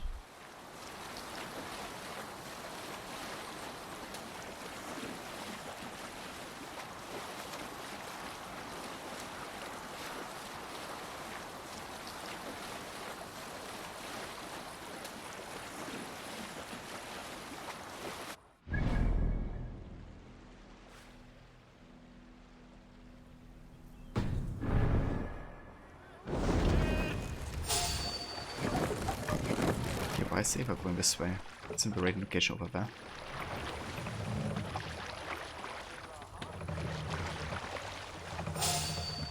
More sail! Yeah.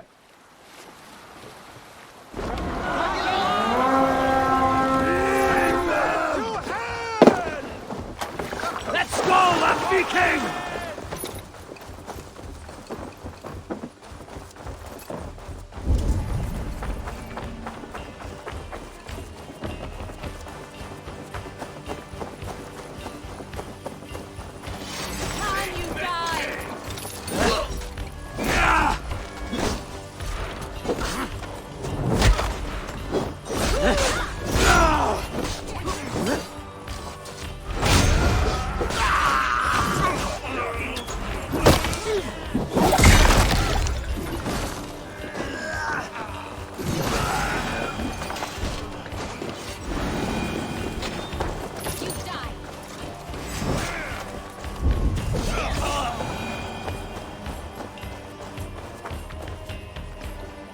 Hey, come here!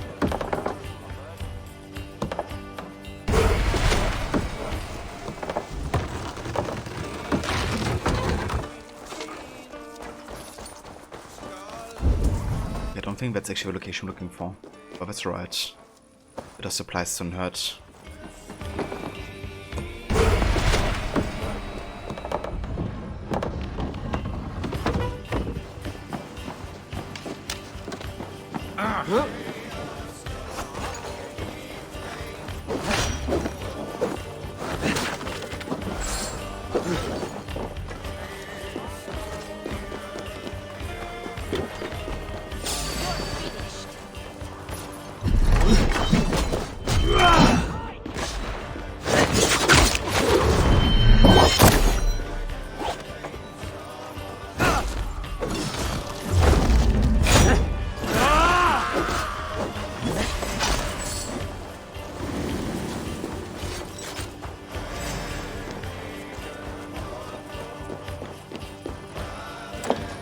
Hey, come here a moment!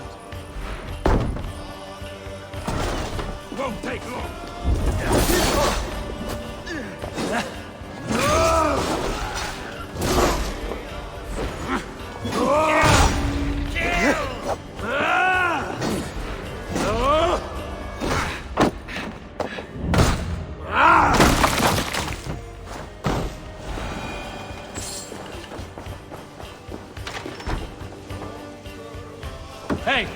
Can't do this alone.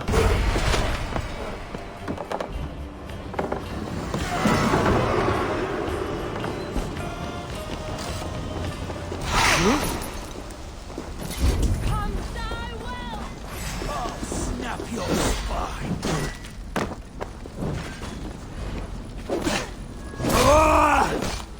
All right, we have what we came for. Let's go. What's going on?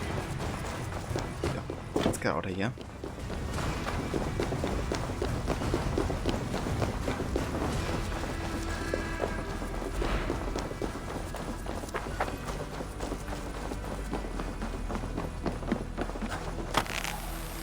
Oh, which sound did you mean, Busy? One of the decapitation sounds. That is, we're living in a GTA universe. Fable creator Peter Molyneux's next game isn't even out yet, but it's already making millions of dollars through NFTs, including selling one plot of land for a breathtaking amount of money. Apparently was sold for almost 900k. We thought we should do that too. Holy shit, dude. Hey! That's like bringing selling out on another level, isn't it? Hey! What the fuck?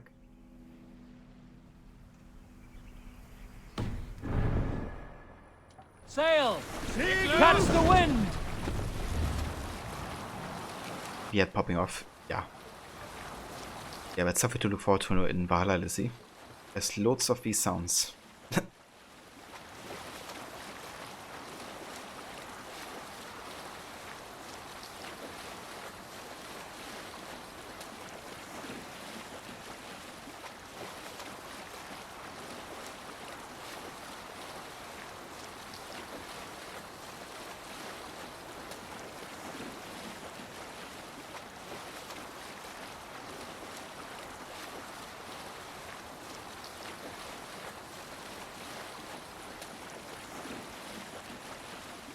Bring the sail in. Bring the mast down. I just realized you can actually use this like the reeds to actually stealthily get away from these guys. Didn't realize that until now. Raise the mast. It's kinda cool.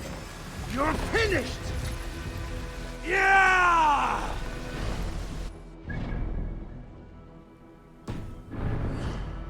Let the sail out. Mortal Kombat has heads and limbs being hacked and popped off to a point of absurdity, and we love it. Yeah, dude. I remember watching Rod, it was my first time watching him play Mortal Kombat and just like seeing all his animations. Like holy shit. I wonder if Valhalla took like some partial inspiration from Mortal Kombat.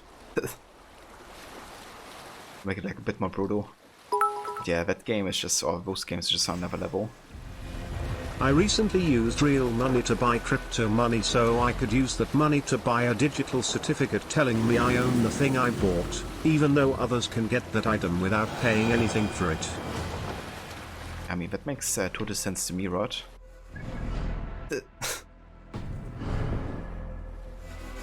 Thank you for the 10 biddies, dude. Appreciate it. But yeah, that sounds like a reasonable course of action, doesn't it? Also, give me just one sec, guys.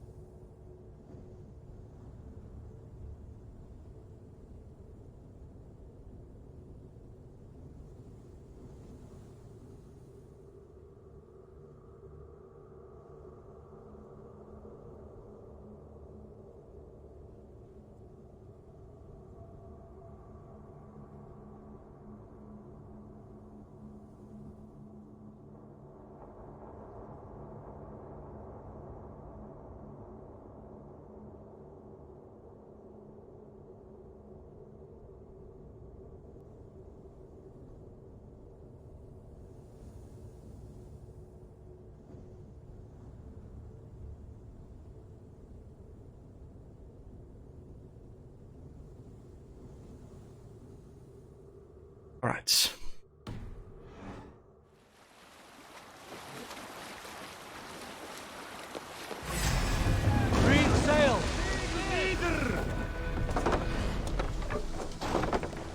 wonder how the sounds are made. I kind of wanted to, actually. There's some nice behind the scenes stuff, such as for like movies and stuff, where they showcase the making of sounds. It's like the weirdest stuff they use, which creates like a similar type of sound, because obviously they can't just go around and chop off people's heads. Yeah, it's definitely interesting how they recreate that. Okay, that's the location we're looking for. Split your skull.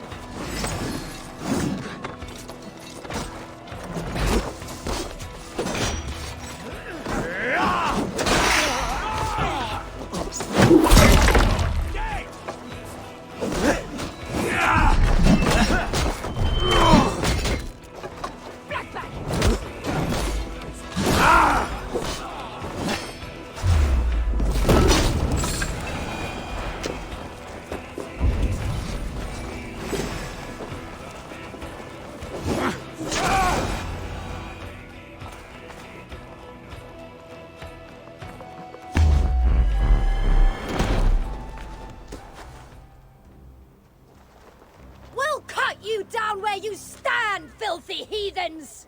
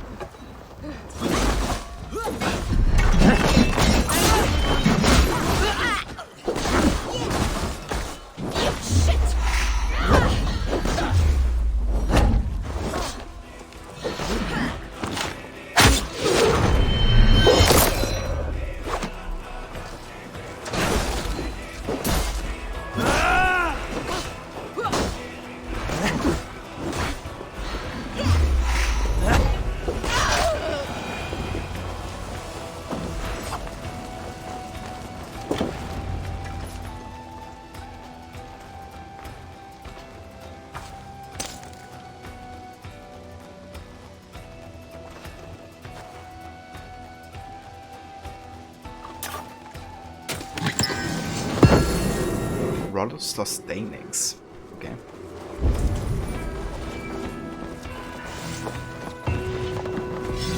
Nice. That finishes the England Protector quest.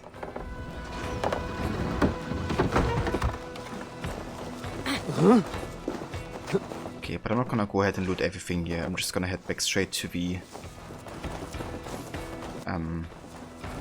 to a ship in home so we can for the next champion. I don't wanna waste like too much time on like looting today. Still wanna do quite a bit of story later.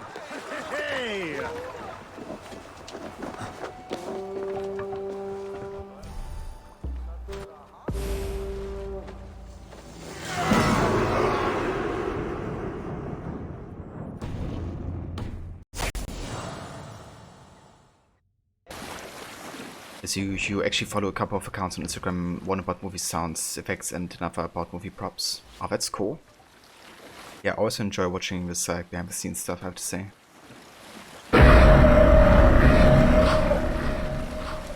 Instagram as well, but it's mostly Mortal Kombat related posts.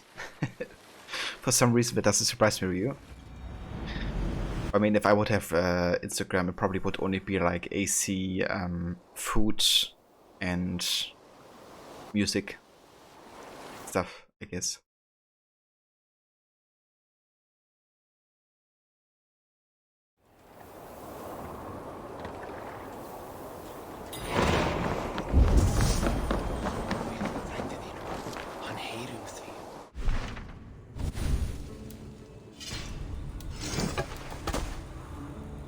Increase attack during a special attack. That's kind of cool. Okay, so next we have to go to River... What is it? Berber. Up for some raiding? Nice, Nerida got to level 4 there.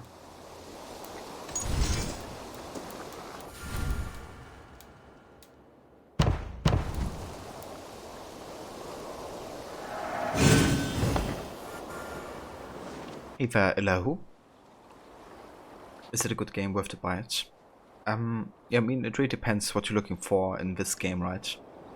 But if you're a fan of a series and of a story and narrative, and if you enjoy the Viking fantasy and everything you've seen so far, from like maybe watching others play the game as well, then I'll definitely say it's worth it.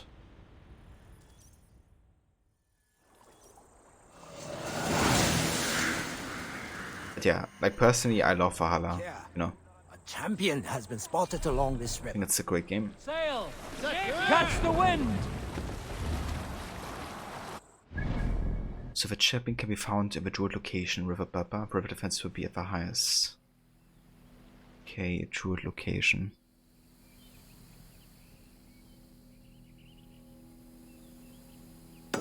Probably that one. Baba fortification, right?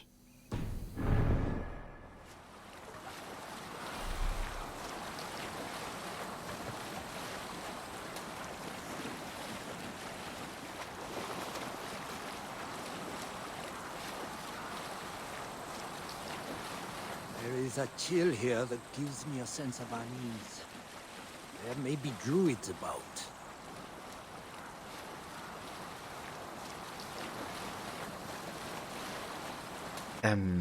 Yeah, I definitely have no issues whatsoever with you posting your Instagram username if you want to Rio. I just probably have to go ahead and permit you though, because I recently didn't allow links anymore. Okay, it should be good now, hopefully. In case you do want to post it.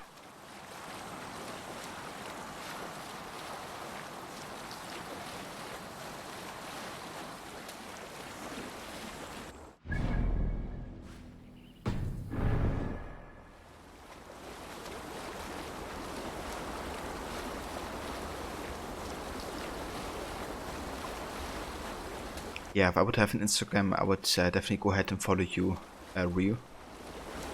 But yeah, I don't.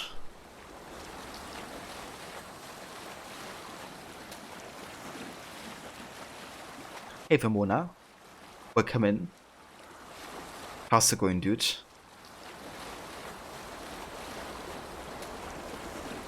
Be very, very quiet as druids above.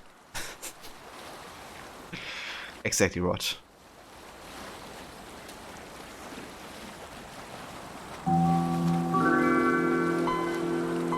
Best sail! Taking it in!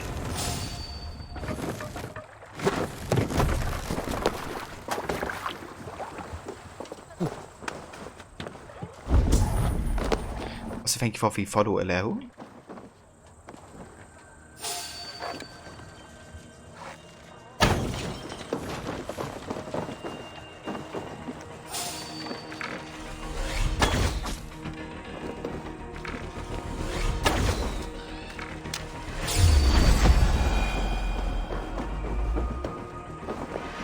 Hey Vamola, welcome in.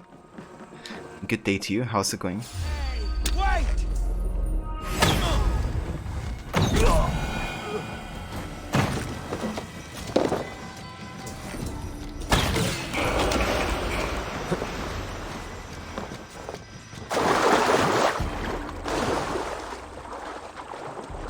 Okay, got rid of that blockade here. Let's keep on going. It's good Mona, really good night of sleep. Just head down to your desk to get your day started. No meetings first thing, shocker. Oh, that's good, dude. I'm glad you got a nice sleep and a good start into the day so far. Hope it's gonna stay positive like that. Yeah, good night's sleep is always such a good feeling in the morning. Well, it's too early to tell, but it's Friday, so I'm guessing it's going to be a great day. Oh yeah, dude. You got any plans for a weekend?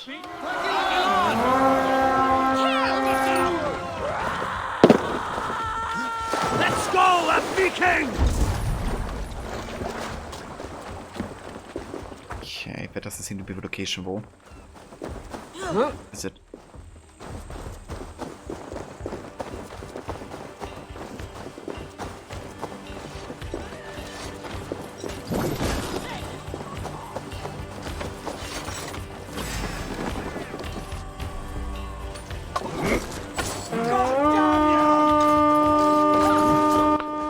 guess you're just gonna end the raid.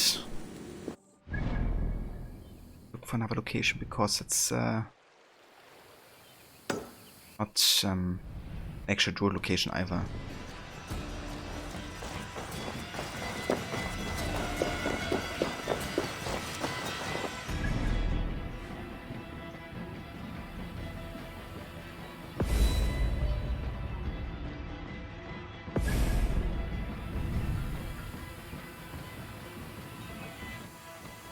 Maybe that location.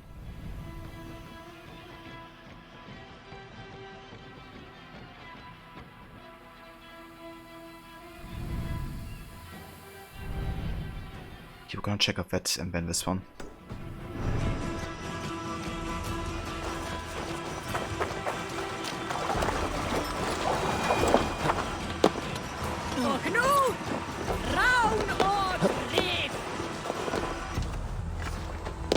All a normal weekend except going to shop for a new oven with your dad for your birthday Xmas gift. Oh, nice, dude. Run up the sail! Yeah, good oven can be a lifesaver. I could definitely need a new one because ours is like loud as hell. But I mean, it's still working, so it's right. But if you turn it on, it's like really super loud.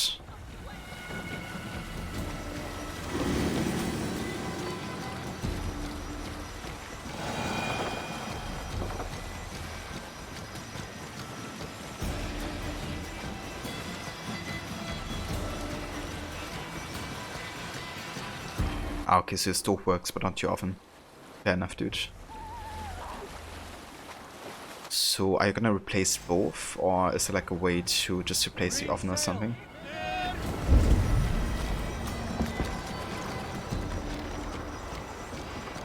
Inform. Guys, can you like stay back, please? Stop, you idiot!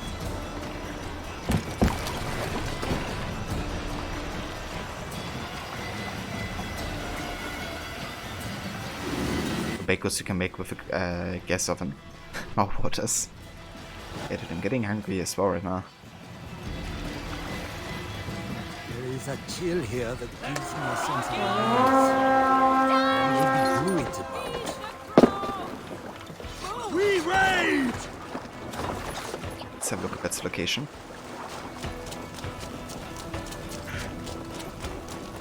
Doesn't seem like it is.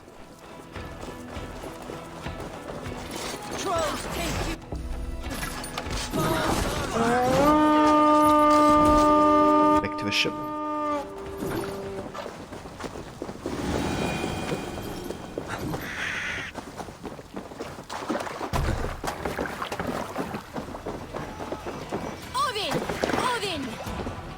Odin.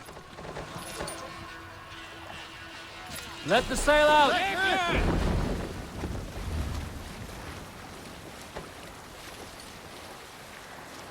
I'm gonna have an air fryer as well, Mauler. Hell yeah. I see more and more videos like in food shows and stuff on there, like air fryer. Seems quite nice actually.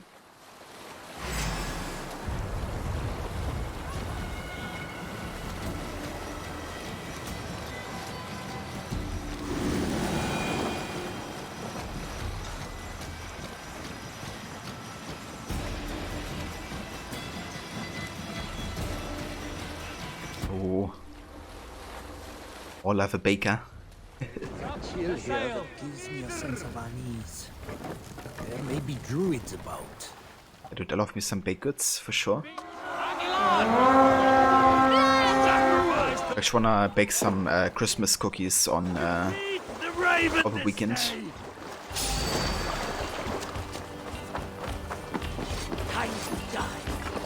So it's not this location either? Ah, it is. Okay. I was about to say.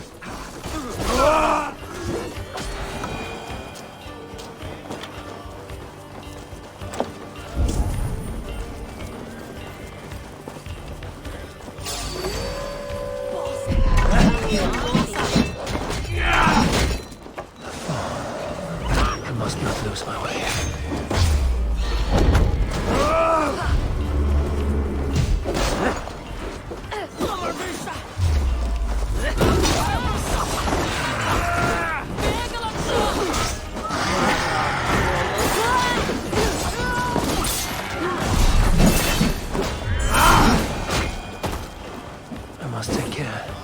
as fuck.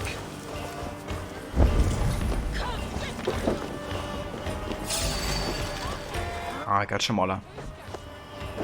I kinda started first with like baking. Like when I was kind of like getting interested in like, you know, the whole like culinary world. I was like much more focused on like baking and stuff. But now I'm much more into cooking. Mostly because I, you know, eat more cooked stuff than baked stuff at this point. At least when I make stuff for myself, so. It's kind of like a pragmatic reason, I guess, but yeah. I do have both though. What I like in baking is that you can be like super precise and accurate with like all the ingredients, right? It just like works. You're mine. But like its own kind of like science.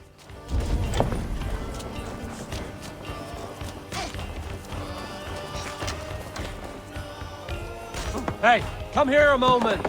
But with cooking, I kind of like that's like a process, you know, where you're like constantly on it. You can kind of like do variations to it. Yes, science! Yes, science. Jesse, it is time to cook. Or maybe to bake. This is called baking bread, right? Instead of breaking bad.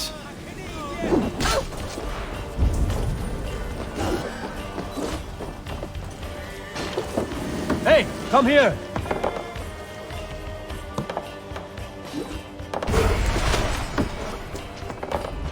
Yeah, either baking bad or baking bread. I kind of like baking bread because it's kind of like a reverse on Breaking Bad. Right, let's get back to the ship.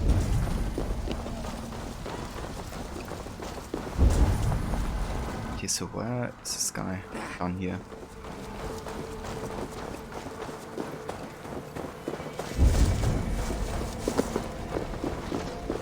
Some gluten-free recipes. Yeah, I mean, personally, I'm a big fan of gluten. Makes things nice and crispy and tasty. I'm sure there should be a good amount of recipes to find.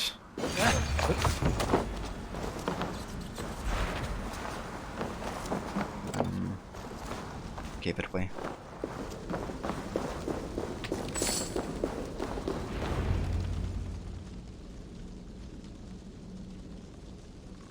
Looks like Odin has sent us one of his dogs, sister. No matter, brother. We'll bring this dog to heel.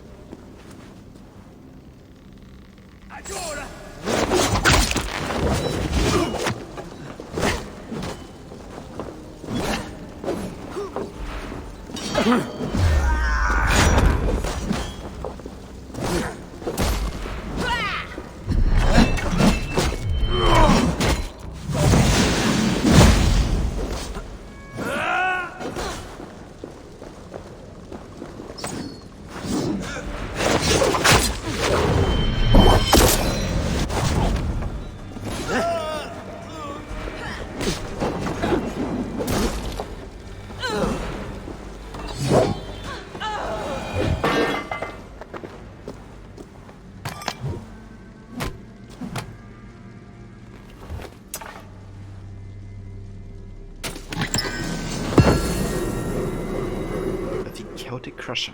Oh yeah.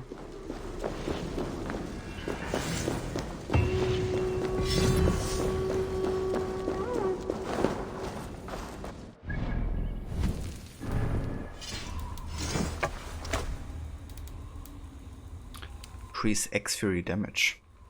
Interesting. Very specific to that ability. I mean, for me it would be quite good because I use that ability so often.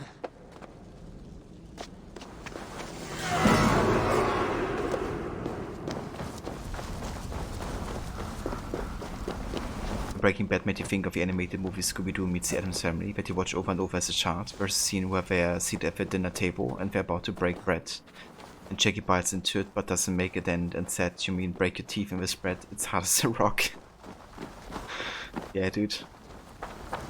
I mean, that's definitely one way of breaking something at least.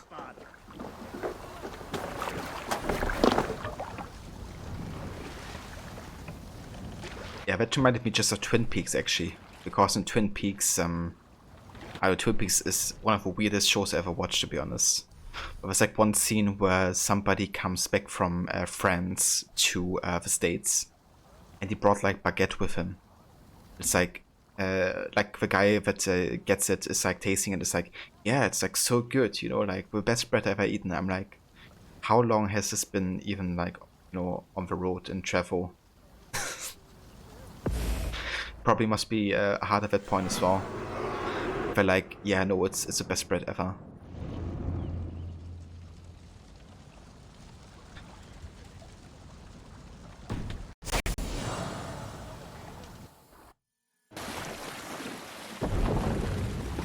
Yeah, to be fair, Twin Peaks doesn't make a whole lot of sense.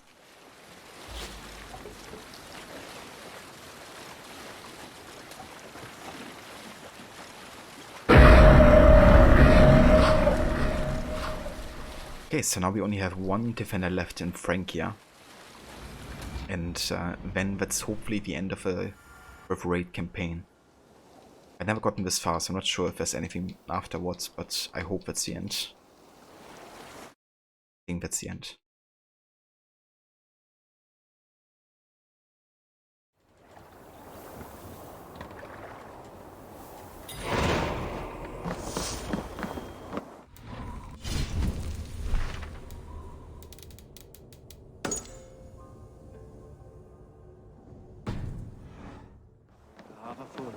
Up for some raiding? Actually, hold on. Up for some... Get the cargo upgrade, the last one. And we can carry 600 foreign supplies with each raid, in case I ever want to do it in future and grind for the other materials and designs and stuff. But one of the shows inspired in Wake was Twin Peaks, so when you play that game, I'm sure I will notice. You still need to see the show yourself, actually. Yeah, I read that as well, that when I was kind of looking up what Twin Peaks had inspired, that Alan Wake was also part of it. I mean, I really do like Alan Wake from what I've seen so far. Twin Peaks, I think, has really interesting setup. But for me, it just really falls flat the longer the show goes on, right? Because it's like always about like, who's the murderer? You know, like who did the crime? But then we want to do like everything except for finding out who did the crime. And then the writer eventually got forced into revealing who was the murderer. And then he kind of like left the show afterwards and then completely falls into shambles. And he apparently comes back at the end for like the ending episode to make things right again, but I don't know. I think it just really falls flat in like what it wants to achieve. It just wants to talk much more about like the town, Twin Peaks itself, than, you know, the actual crime. But then the characters are just all ridiculous.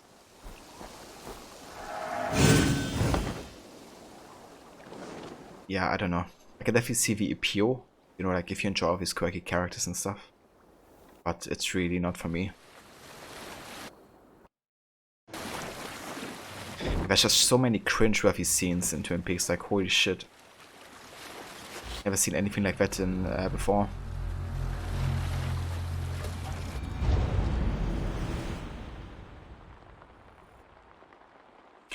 Yeah, exactly. The crime is just like to kind of, like, I guess, also show operations of the other characters to each other, I guess.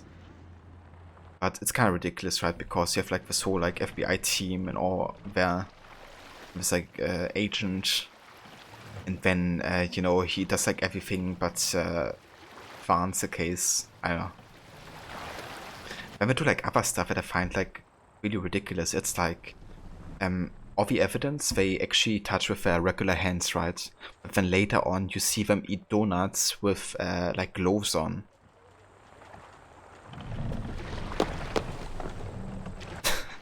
It's like, why? The heck? And it doesn't seem, you know, super intelligent to me either. It just seems like they wanted to show that they have been just, you know, probably been investigating, but now if they take like a donut break, they still have like the freaking gloves on. Oh, stuff like that really bugs me, to be honest. Okay, so we're looking for a monastery here again. Which one? Probably that one, right? Maybe not.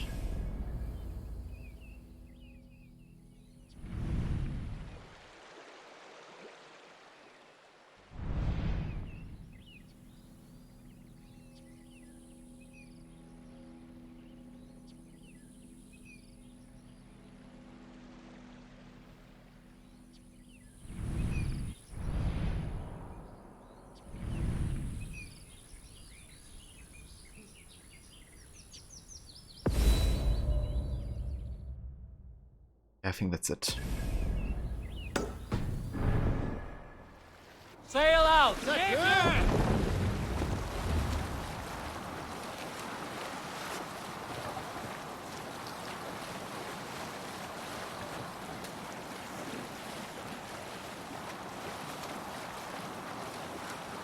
I can get the Ubisoft logo tattooed on Eivor. Yeah, I've seen that in the rewards recently. I did grab it since it was for free, but I have no intention of using it.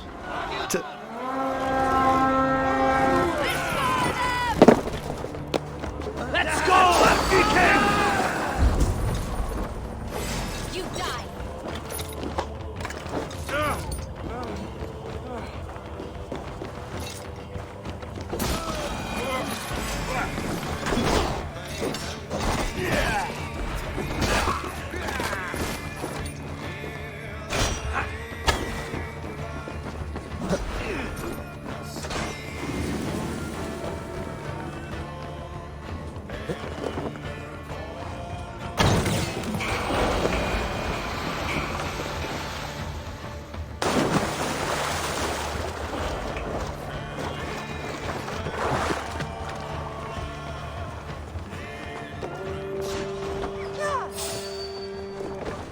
Run up the sail!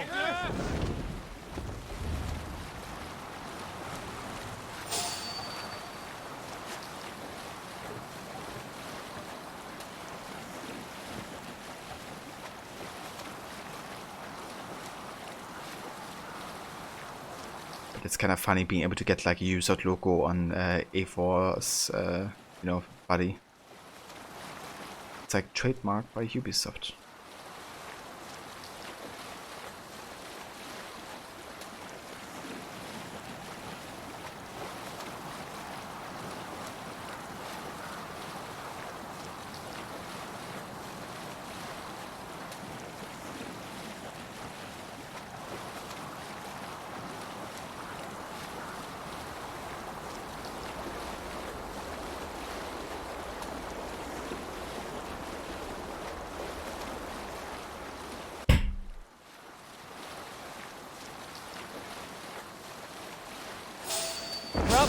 Whoops. I just didn't see where I was sailing. Fire! Guy looking at shit there. Fire! Ready, post! Fire!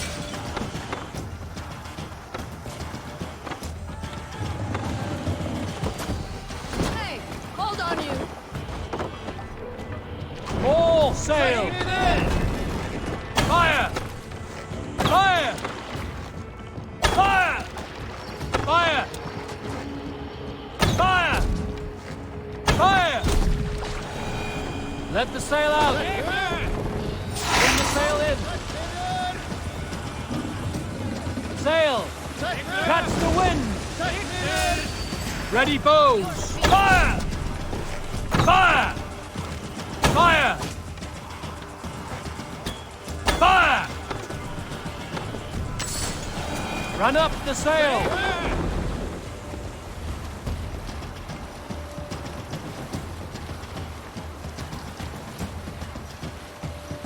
But der keiner would Rio. It's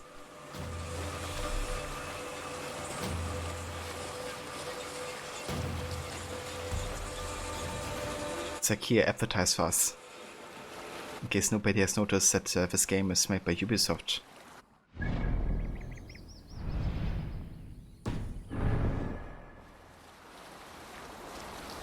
Hey, Vitamice. Welcome in, mate. And good day to you. I hope you're having good ones so far.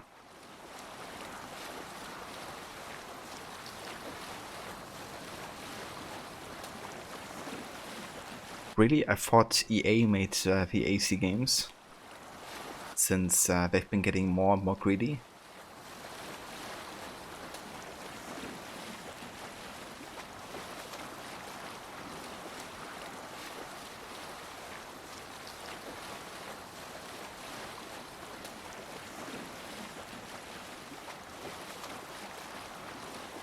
EA makes Resident Evil? Yeah. Indeed. Imagine Street Fighter characters in AC4. That'd be kinda funny. That's a crossover that we need, not like Cassandra and Ava, right? We need like Street Fighter and AC. Sail! Catch the wind! Reef sail!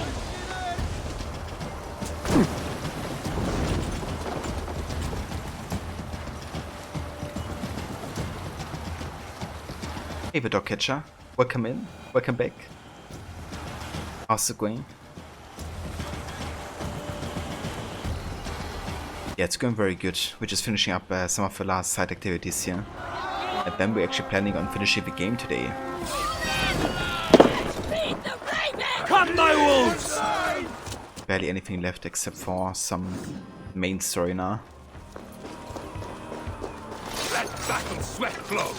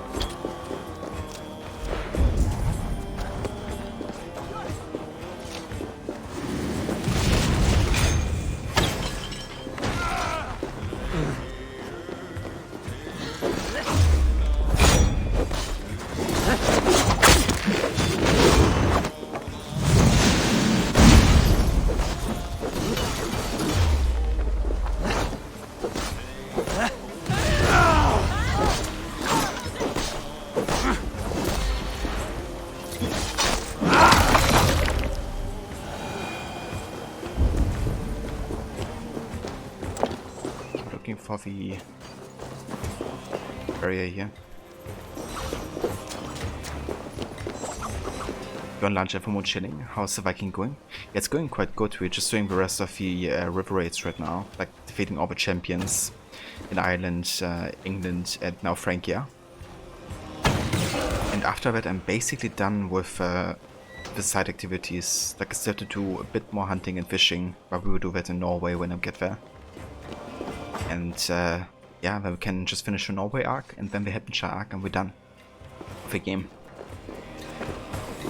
So maybe we get there today even.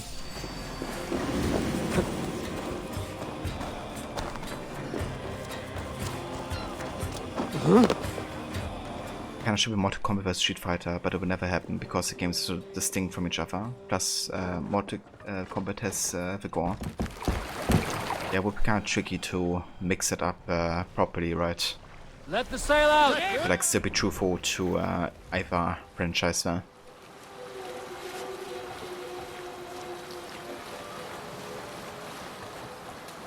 Okay, I hope that's the location here, but I would assume so. Did I pre-order The Dawn of Ragnarok? I haven't, no. I'm gonna wait until just before it comes out to kind of like hear what people are saying, but get to play it early, what to expect, and then I'm gonna make a decision if I get it or not. I might even wait until it gets cheaper and get it later. I'm not sure if I wanna, you know, pay like $40 or something for another DLC.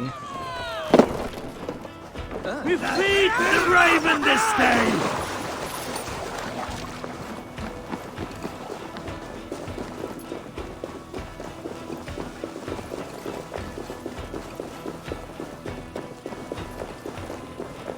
Yeah, I wanna see first, you know, what people are saying and how it turns out to be. Odin, take you!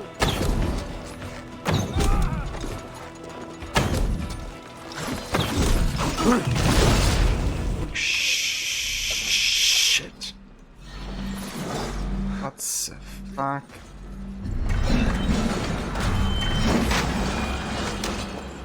Some health, like, seriously. What the fuck was that? Was died there? It's of course also the difficulty change, right?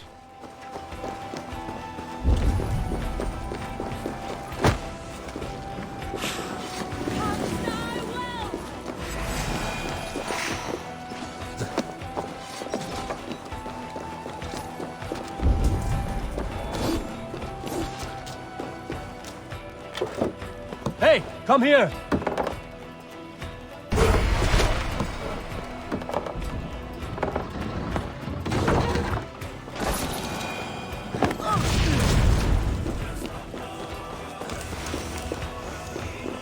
It takes.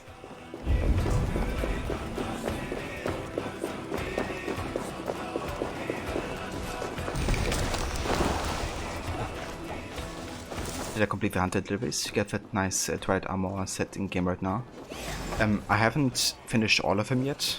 I'm only missing like 4 polar bear pelts or something, so gonna get that stuff very soon.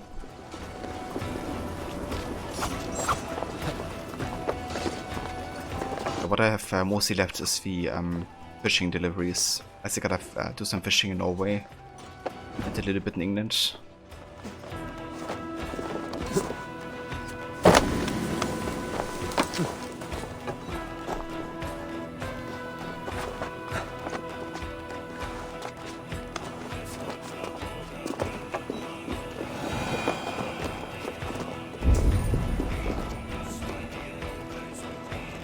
Hope it's the right location here. It's probably up there, though, isn't it?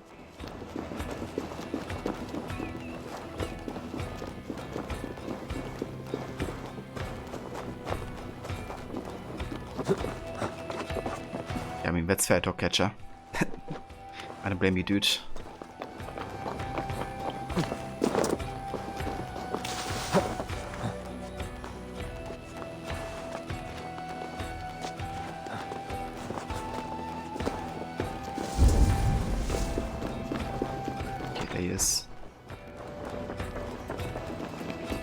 Right with my crew. Yeah, just to make things go a bit faster, to be honest.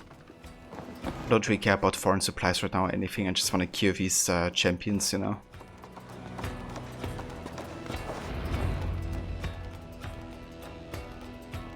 You will die on these swords, invader.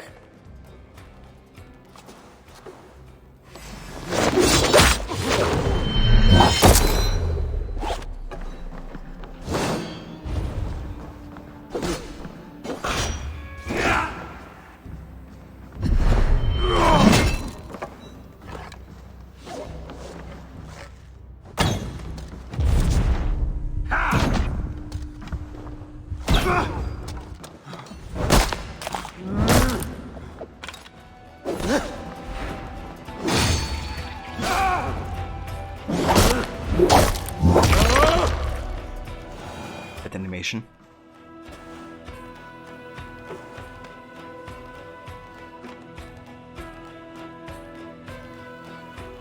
Damn, that sword looks mighty.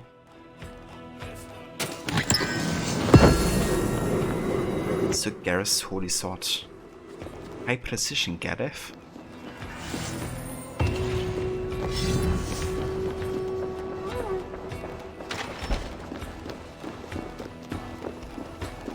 Let's head back to the longship.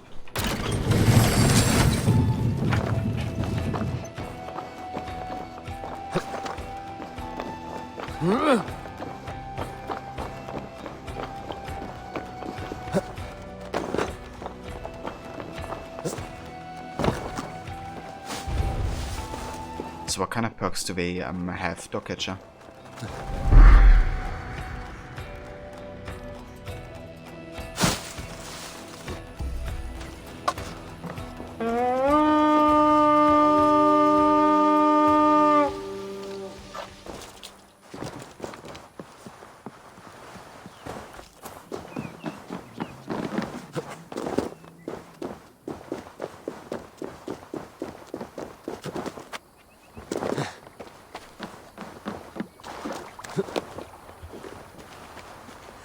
Hey! Hey. Alright. We are done here.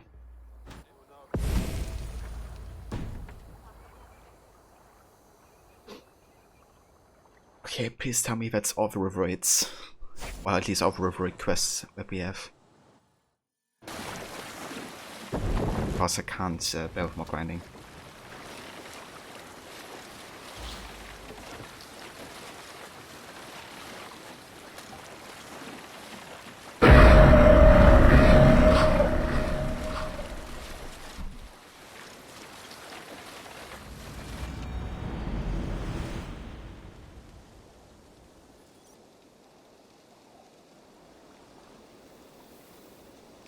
Yeah, I kind of wonder what sound actually is, or what it's supposed to do.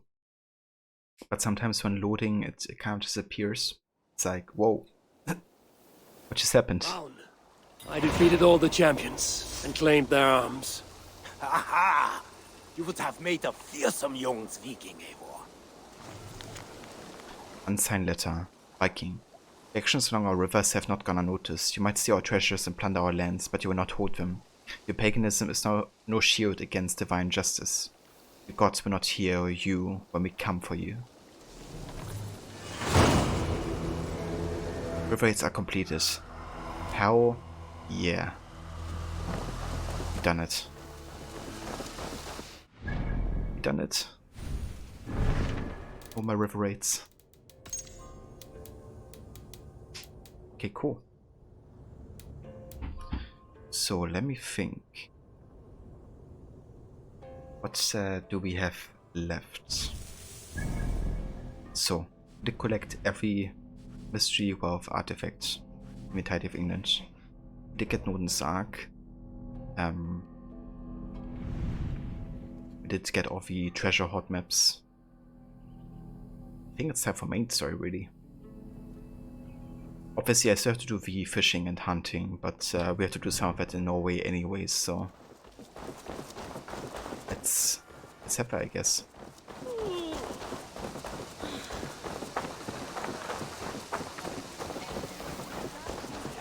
And I'm so excited for the Norway part.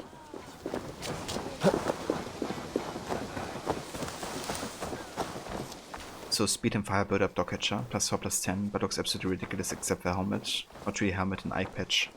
I gotcha. I mean, I guess you can still take it for bonuses and then have like do a transmog on it or something. Yeah, that's interesting, having these like bonuses there.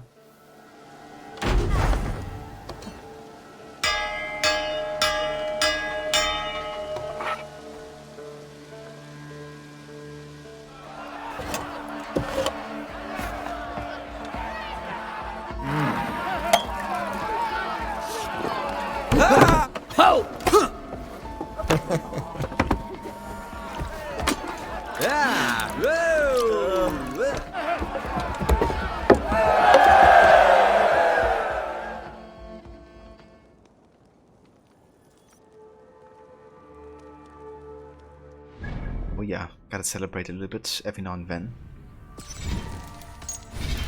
Let me just go ahead and check something real quick again. Okay, so everything is still a nightmare here. Very good. Okay, then it's time to talk to Envy unless I have like a letter or something, but we don't. I finishes to cause ice shards to fall from the sky, doing AoE damage, and heavy finishes cause a lava burst. Okay. Sounds like it's inspired by the Dawn of Ragnarok then. Yeah, that sounds ridiculous. Pleasure to see you, Eivor. The order in Winchester has been wiped out, but we are no longer welcome there. My contact was none other than King Alfred himself. The order wanted him dead, so he fought back. Alfred. The line between friend and enemy is a porous one.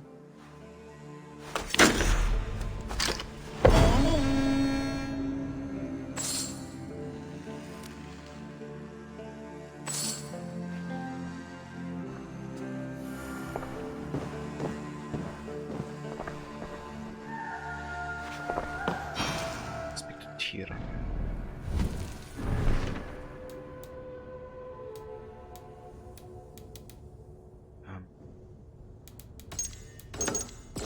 I know, let's uncheck that. Eivor. Something happened. You will want to speak to him yourself. Alright, that's the quest we're looking for.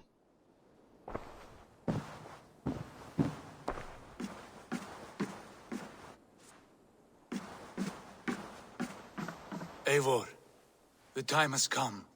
Our time. Our time for what? My final glory awaits. Your final glory. I fear to ask what that means. Do I not speak plainly? My time in Midgard is done. I wish now to see the hall of my ancestors. If you wish to die, it will not be by my hand. I do not speak of death, Eivor. I speak of life. Life and glory everlasting. I know I've been in a fog these last few weeks. I know I speak words you don't fully understand. But I only ask you trust me once more. On my final voyage, back to Norway, to wish my father farewell, and achieve my destiny. Back to Norway? I need to discuss this with Randvi. If you must. I will await your answer down by the docks. Do not keep me waiting.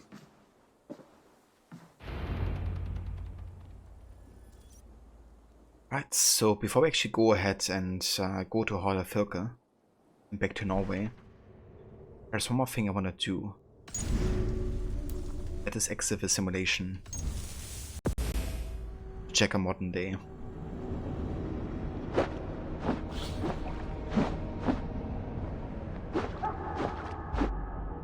Yeah, that's true, Dogcatcher. It's definitely heading more towards that direction. First with Wrath of the Druids, but now definitely with Dawn of Ragnarok, even more.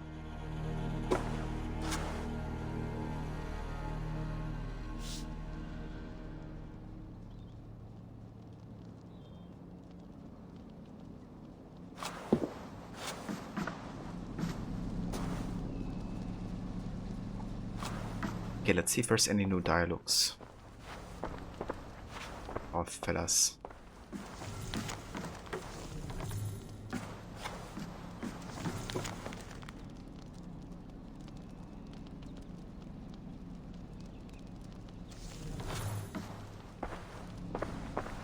Can't we talk to Sean here for some reason? He's like bugging out.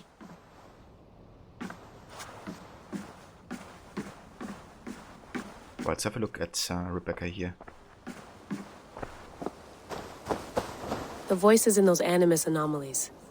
One of them is Alethea, but the other, I just don't know. How well do you know Alethea? She talked to me before through the staff. Ran me through some tests, simulations, but I don't know if I passed or failed. I haven't heard anything from her for over a year.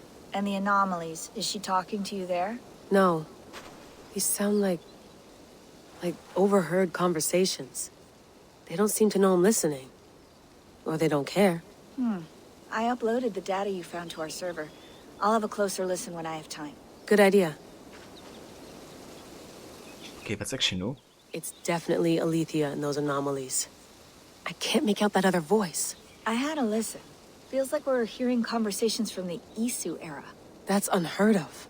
You saw simulations of that era, didn't you? I did, but it's hard to know what was real and what was invented. There was Isu tech mixed with Greek architecture. It felt crafted.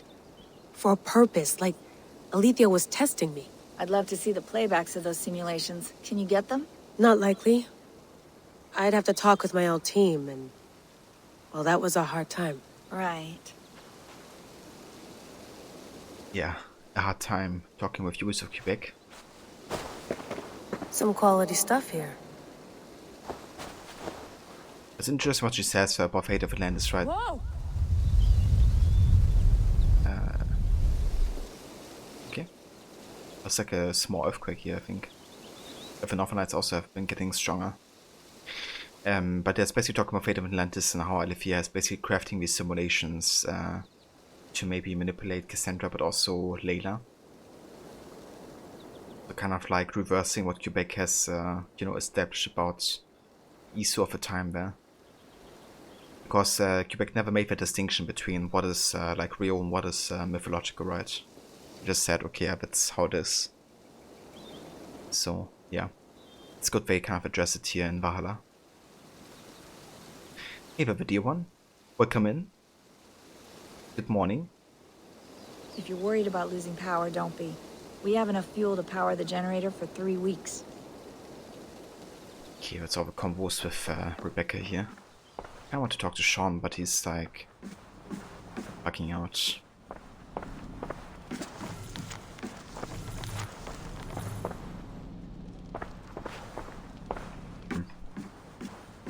Let's have a look into the laptop for now.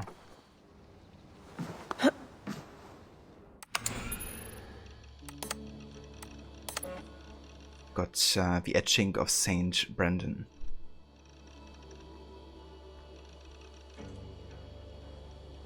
Alright, so these are kind of like the standing stone messages.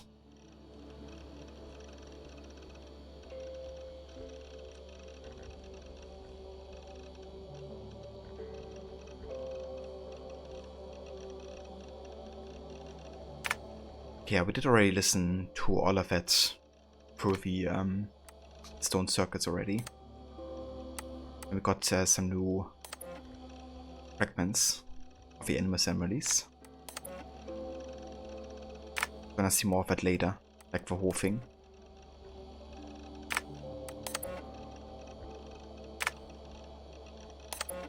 It's already complete now.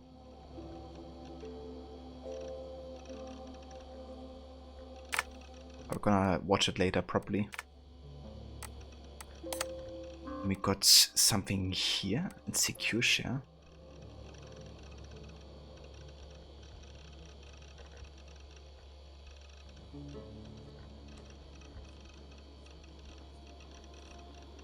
Okay. No worries, Mona. I hope it goes well. Thank you so much for coming by and for joining.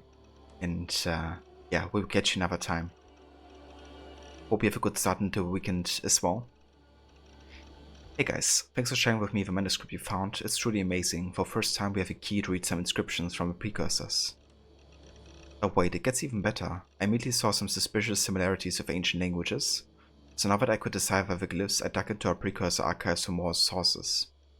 I had to sort through the many different types of writings we found on precursor sites to find some similar to that inscription. It's quite puzzling how many seemingly unrelated writing systems they had. Maybe the precursors were not as monolithic a civilization as we think. Anyway, after more in-depth comparative work, the conclusion is unequivocal. This language is related to ancient languages from the Indo-European family, maybe even others. In fact, given the corpus I've studied, I would say that it is probably an ancestor to them, or at least it had a significant influence on them. This is truly fascinating. With that comparative work, I was able to partially understand some of the inscriptions. The one above reads, "When destruction and death threatens before us and the solar flares reaching to the calculator of futures we run. I put my other findings in the shared folder in case it can be of use to you. Keep me posted if you find anything else. Anthony." That word can be damn tricky. Indeed, dude.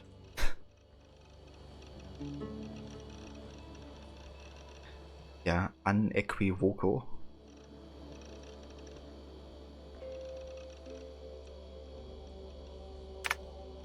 Okay, what else do we have?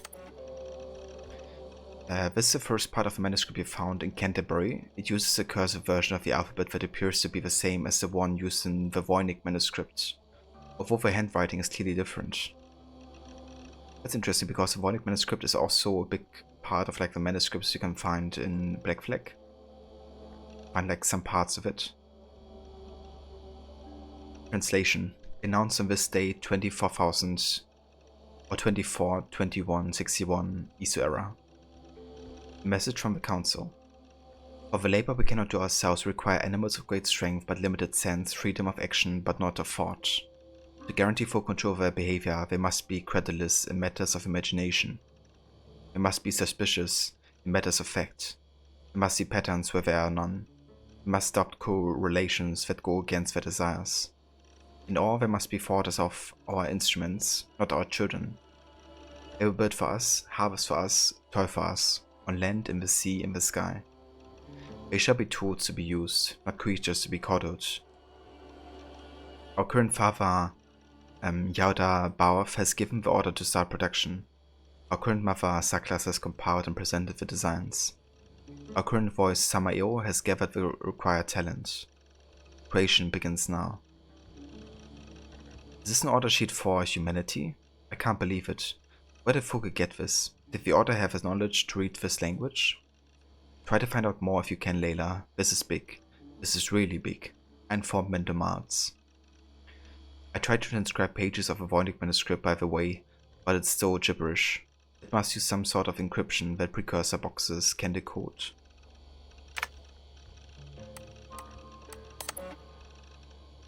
This tablet was found in Kobustan, Azerbaijan. Announced on this day 6/21/94.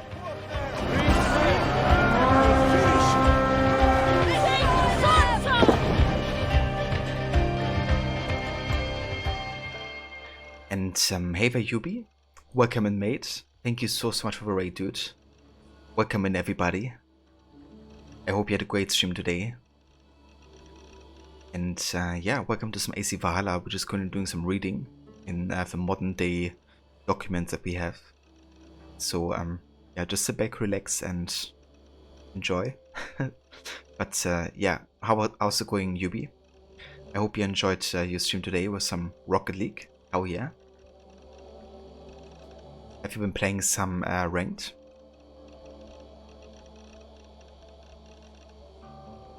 Yeah, I'm doing good, dude. We're getting closer and closer to finishing Valhalla, so soon we're gonna be done. And then I'm gonna have some time for other games again. But yeah, it's going very good. Just finishing up with some loose ends. You got very tired after your work days, so 2.5 hour stream was all you could handle. That's definitely understandable, dude. Like in addition to work and all.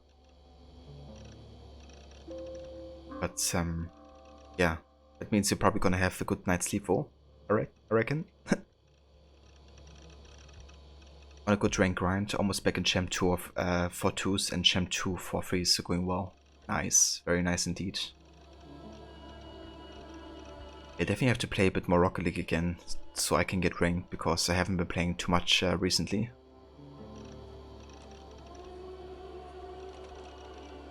But yeah, I'm glad it's been going well for you, dude. Okay, so let's have a read up here. Announced on this day, 6/21/94 ISO era. The workers from the construction site are reassigned to the sanitation of the lake, effective now. I'm not sure what lake this refers to, given the evidence found. We're pretty sure there must be a precursor of old there, and this message seems to confirm it. Unfortunately, we haven't found it yet. Maybe this will help? And thanks also again to the shout out to UB as well, Rod. Yeah, for anybody that also didn't come with raid just now, definitely go ahead and check out UB. He's a really cool dude from Australia as well, who plays loads of like multiplayer and community games, like Rocket League for instance. And yeah, it's always a good time, just like, you know, hanging out there and enjoying the show. And yeah, I can highly recommend going over there and checking it out.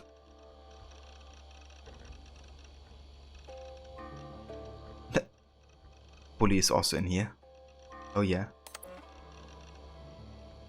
That's the voice whatsoever, UB. More than happy to do it. So this piece of ceramic was found in Jerusalem. Translation. The sun shone warmly inside, a burning sight. Now I saw the wound in a lake of tears. An example of precursor poetry, and a pretty sad one at that. Note that the original text follows a meter of 16 morae per verse.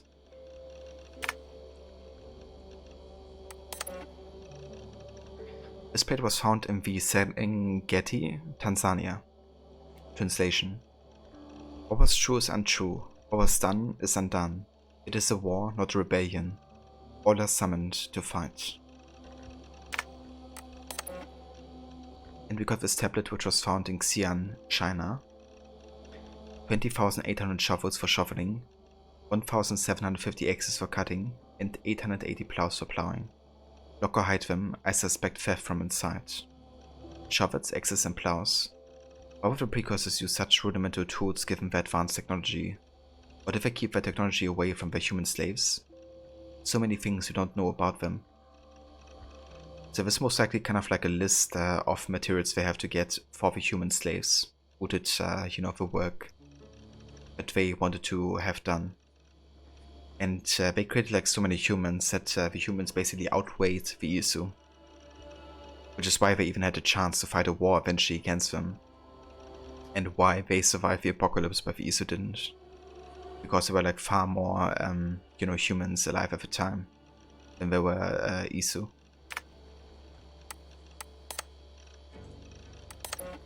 Also got a new picture from Sean, Rebecca, the enemies. A hut with the northern lights in the background. So, weather disturbances. The grave of Eivor. And a wide shot of the grave of Eivor.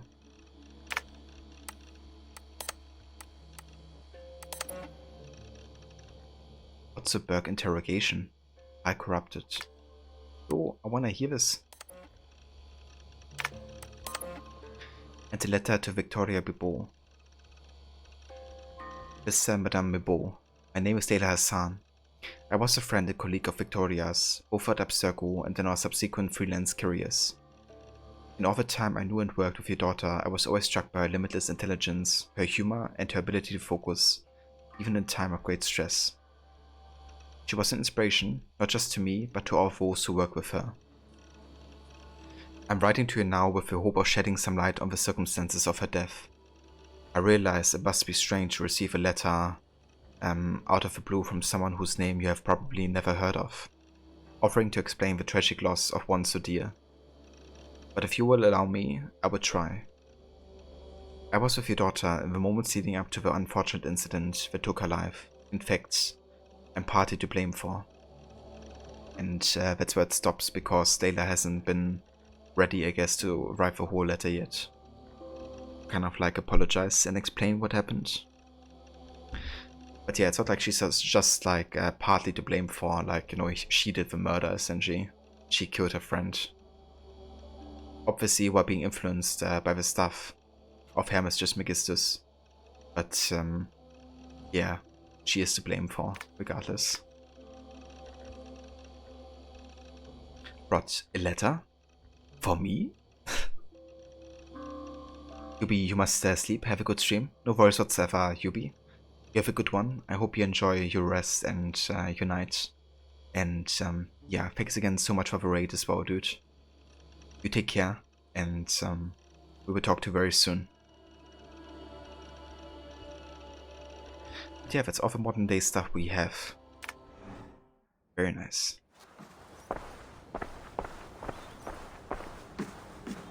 So I would like to talk to Sean, but he's kind of like bugged right now. Let me go ahead and save here real quick.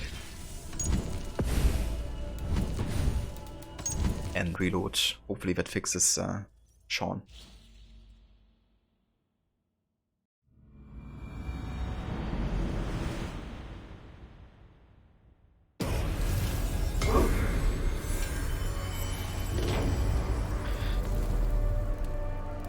Yeah, would be interesting with you one.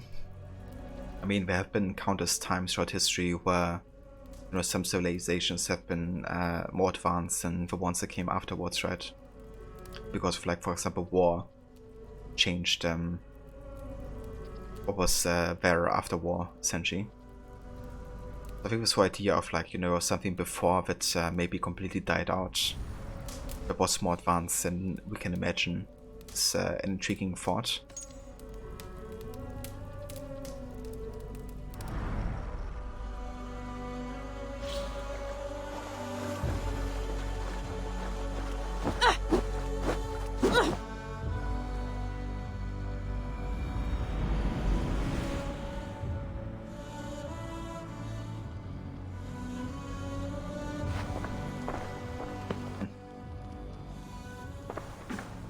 Sean is still bugged.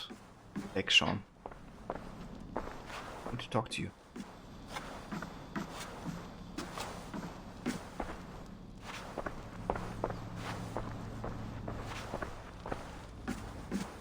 I can't talk to him like that. Just try to go back into the Animus and back out again.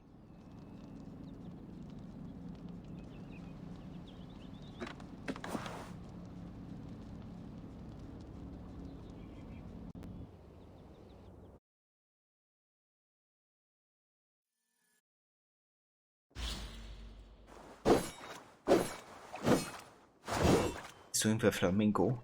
Yeah. I think Sean played too much Black Flag recently. Seeing all those flamingos there. Taking some inspiration.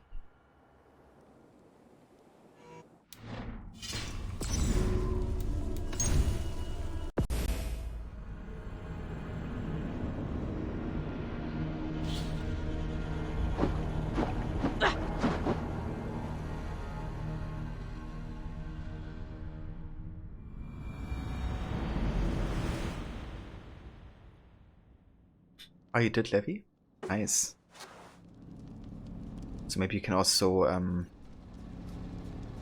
like kind of like tell the other ones how that's done, so it shouldn't be a problem anymore, hopefully. But yeah, that's good. I'm glad you figured it out. Okay, so Sean is still standing. Yeah. I can't freaking talk to him. Like now he's even standing on the the box here. Okay. Oh, I mean I can't talk to Sean then. Like it's not possible right now. That's a shame. Welcome back, Mola. Yeah, never too late to raid.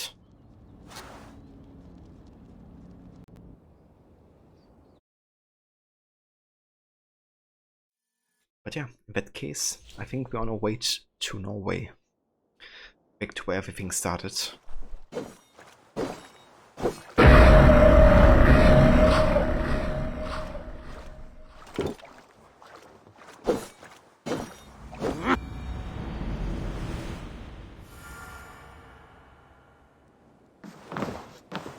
Good day, my love.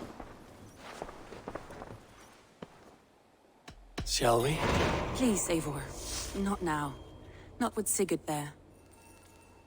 Alright, so she still doesn't want to get close. Can't blame her. I want to see the Alliance map. Still not like, you know, talked about with Sigurd what has happened and how she feels like. Yeah, let's go back to Horda Filke. You're practicing Christina Aguilera and Jenny in the bottle for a karaoke session you over community tonight. Do you? I might come back, by for that, Mona. To see you do some karaoke and singing.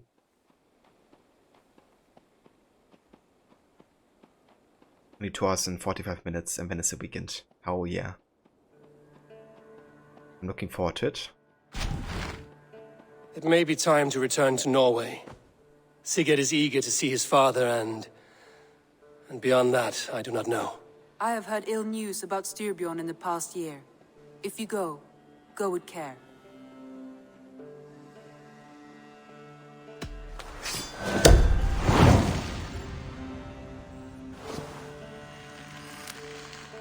We will leave now and return as soon as we're able. Good. And be safe. Both of you.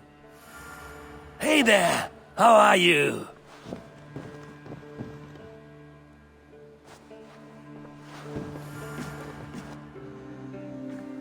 Betting 1k on my charity model. Nice, dude. Yeah, that's awesome that you got that far with your charity as well. That's definitely something I guess you would be more than happy to do. But yeah, also give me just 1 sec, guys. I'll be right back in like 1 or 2 minutes.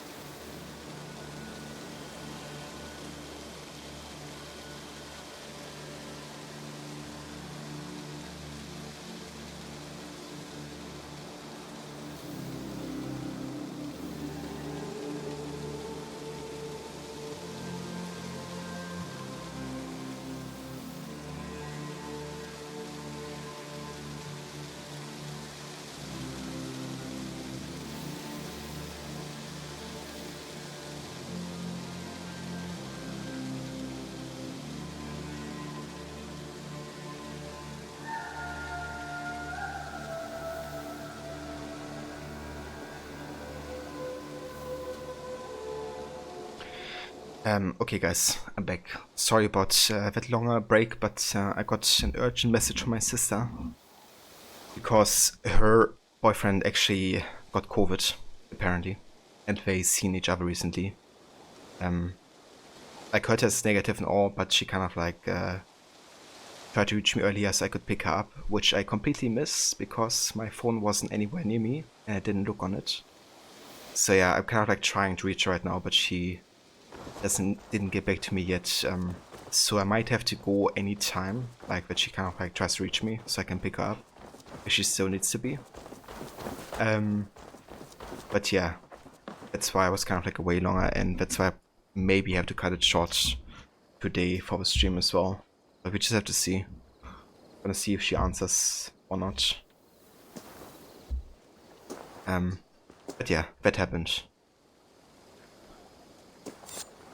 Fucking hell. Okay, let me just make sure that my phone is actually on sound so I can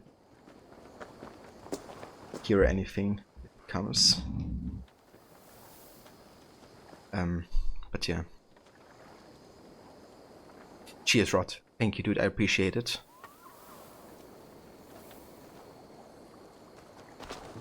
How bad is COVID there? I mean, it depends kind of like individually, right? But yeah, the numbers have been rising like quite a lot recently, at least in Germany. However, her boyfriend is currently living in Italy, so not exactly sure how the cases are there right now. Sigurd. Shall we then, Eivor? To Norway, and well beyond. To Norway, then. Good, good. Lead on.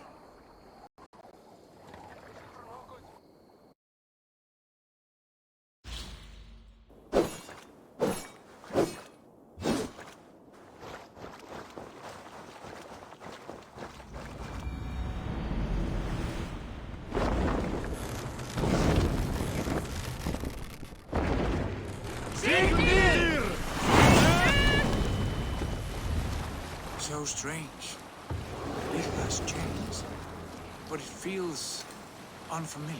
A few years abroad have shaped us more than all the decades we spent here, brother. And it's bloody cold. Colder than I remember. So where's Lizzie? I hope you have a good day. And yeah, thank you so much for coming by and for joining.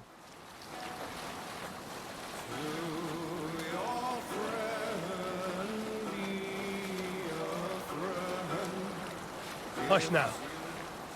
This is Harald's fair hair's kingdom now.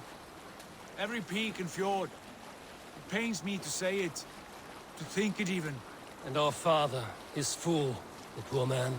It is a role he chose. He bent easily and broke in half. Do not pity him. No. For many moons I could not sleep, always thinking of his betrayal. The horrors I wished upon him. He deserves nothing but shame now. Put it out of your mind, Sigurd. There's no need to hound the old man. No. He must taste the same foulness that I taste. He must know what glory he missed by staying here, the lapdog of a conqueror. You want to speak with him? Yes. Face to face. I will tell him the truth. Okay, one sec, guys.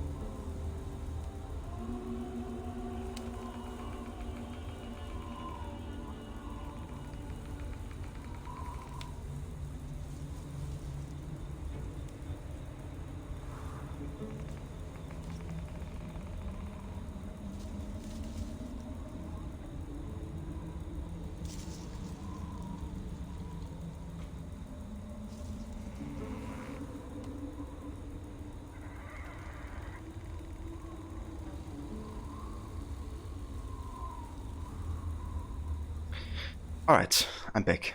Got everything taken care of as much as we can at this point. But yeah, I can continue streaming for a while at least. So let's get back into this. Thank you all so much for, you know, staying tuned.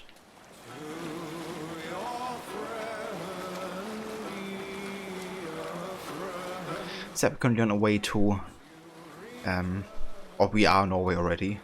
Currently, Alrekstad. It thrives. In spite of our father, no doubt. Are you sure of this? I will say what needs to be said. Do you fear his rebuke? Oh no. I crave it. It may be the old hound has lost his bark. Or it may be you will light a fire beneath him. Inspire him with tales of our glory. If I do, I'll stoke that flame until it burns.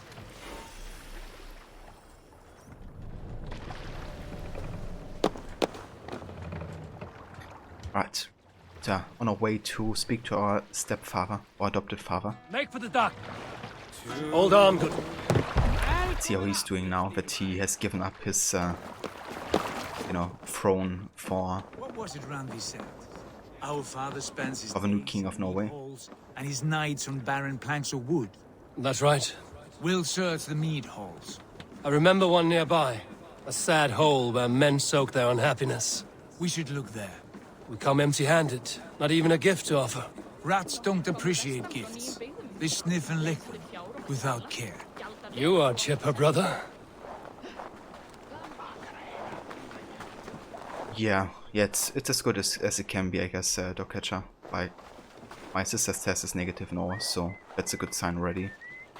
And her boyfriend is gonna make another, like, proper test in like an hour to see what comes out there. But yeah, obviously really hope that he doesn't really have COVID, you know. Definitely be avoided, especially like so close before Christmas. Definitely, you, old friend. know, affect that a little bit. But yeah, so far everything is as good as it can be. Thanks for asking, dude. Poor soaker, he never leaves. From sunup to sundown, he just sits there, staring into his horn. Once, just once, I'd have him take a bath. He was a king once, that one. You'd never know by the way he sulks. Yeah, like a retest, Dog Catcher. Then if that's positive, he's also gonna go for like a PCR test to be like 100% sure.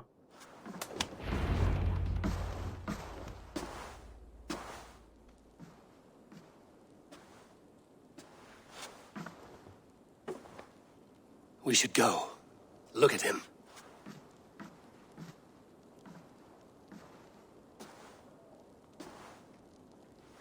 Father.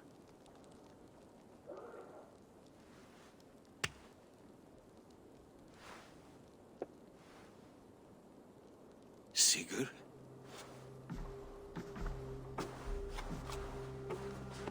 My son, Eivor! By Odin's blessing, come and let me look at you Stop. both. That is far enough.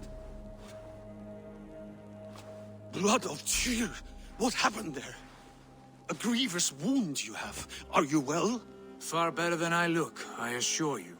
This calls for a toast. Your journey must have been long and cold. A drink to warm your blood.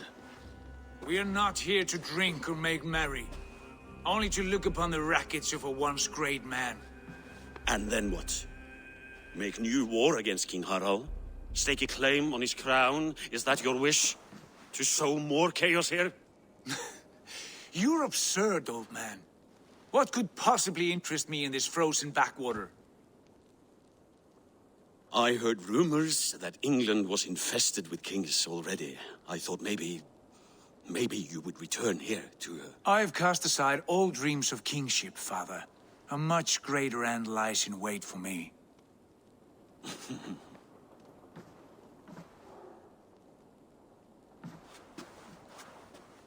I have returned for one reason only. To say goodbye. And to thank you for your colossal failure. Failure? As a father, as a king, as a man. For without it, I would not have discovered my true self. My failure, as you call it. My oath to King Harald was the only sensible path forward for a man in my situation.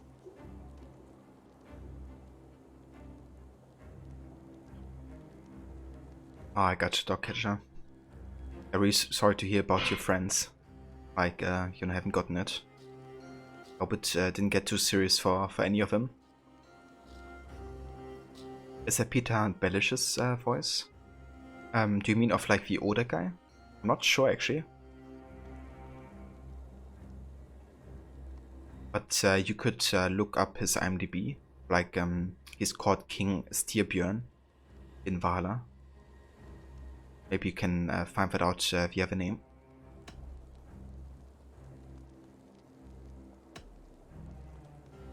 And what have you done with yourself since? Drink heavily and weep for what might have been? I have worked hard to broker peace across our land. To spread Harald's message of unity. I heard you sleep beneath Harald's bed. Always at his beck and call. And that he uses your gaping mouth as a chamber pot. You make light of my service to a great and powerful man. Is that how you treat those who serve you, Sigurd? You pathetic worm! Sigurd, this is not why we came. Plans change.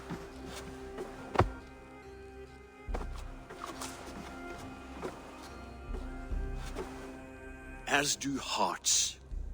Not this one. And you, Eivor?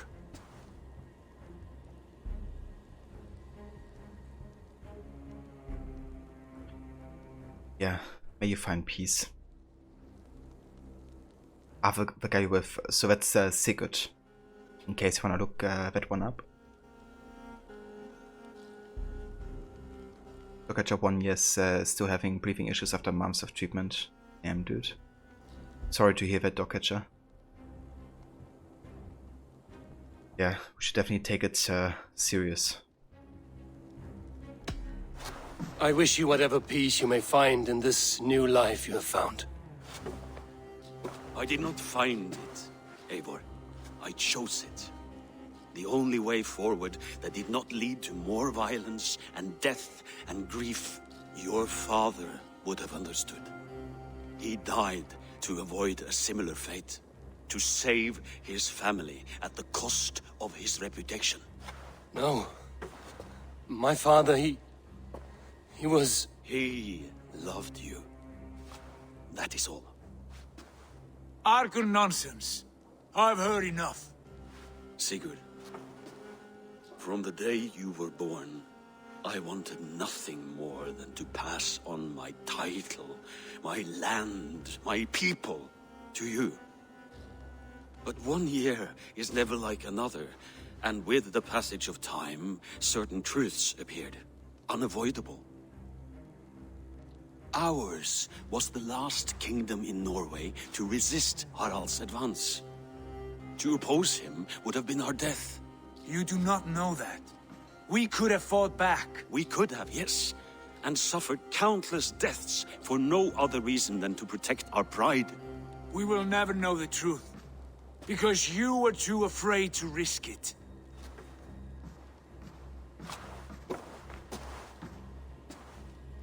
Look after him, Eivor. And if you have the chance, lead him back from the edge of the abyss. He's my brother, not my dog. Be well, old man, and serve your king with honor.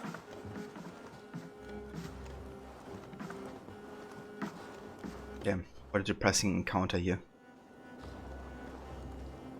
This sad business is finished. Good riddance. And now we sail for further shores. To my true purpose. To my destiny. To the end of my road.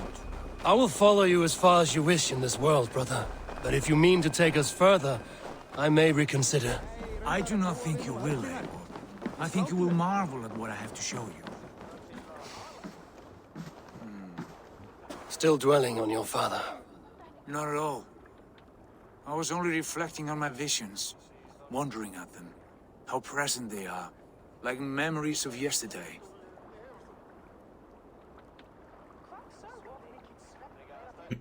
Ah, damn dog catcher. I'm sorry to hear that as well. I didn't have anybody having like negative side effects from the vaccine yet. At least from the ones that I know. I'm sorry to hear that. But you had to look, and Sigurd is played by Gudmundur Thorvaldsen, and it is his first video game role. He was also in the Witcher Netflix series too. Ah, very nice. That's really cool. It's not so much like the actor who plays Bellish and the bad guy in Quantum Break. But in this exchange it doesn't sound like him. Ah yeah, I gotcha. As well as I've had as well, that you kind of like recognize the voice, but it just sounds like super similar.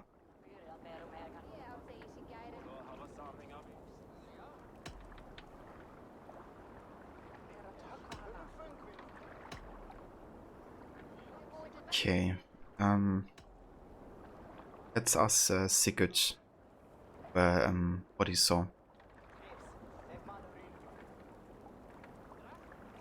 Yeah, I have to say I don't want to get too much into the whole like, you know, vaccination discussion or something, because I want to keep my stream like off politics, you know, like for most part. But yeah, everybody's definitely entitled to their own opinion, and I'm sure there are like a lot of platforms to talk about it, but yeah, I don't want to get like too much into it, you know, because I know how tricky of a topic it is for some people and for others as well. Rod is a great way to show how much has changed for Sigurd in context of his father. Given away any chance of Sigurd to become king was a big blow to Sigurd, but now it's not something he's bothered about. Definitely, yeah. Like, there's definitely also a lot of like character evolution for Sigurd that happened through him being captured, right, and what he has seen in those moments. Kind of like realizing also, you know, that the ambitions he had previously just really don't mean much in comparison to what you know, he's like seen now. And no worries, dog catcher. No worries whatsoever. Describe them for me, your visions. My earliest was of a large door embedded in ice, far north of Herdafylke. The saga stone embedded at the top of its arch. As the visions grew stronger, the door opened, revealing many things. The life tree Yggdrasil, the golden fields of Valhalla, and the faces of our gods, all of whom called me friend, brother, warrior. I felt at home among them, warmed by their love. You should know, you are not alone in this. I too have had visions. Have you? And what did they foretell? It is hard to say. I've seen Odin leading me into shadows. I've seen spinners weaving wild destinies from pools of blood. I saw the great beast Fenrir, the branches of the world tree, and a man with... Go on. Valka warned me of a great betrayal. But what form it takes, I cannot say. I see. I hold to my oath, Sigurd. You know that. Betrayal is not in my nature. Of course not.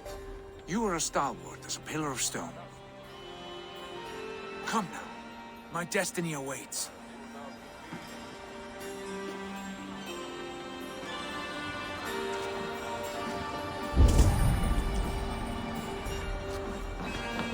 Hey!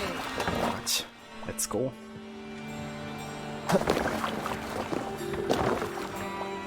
Man your oars!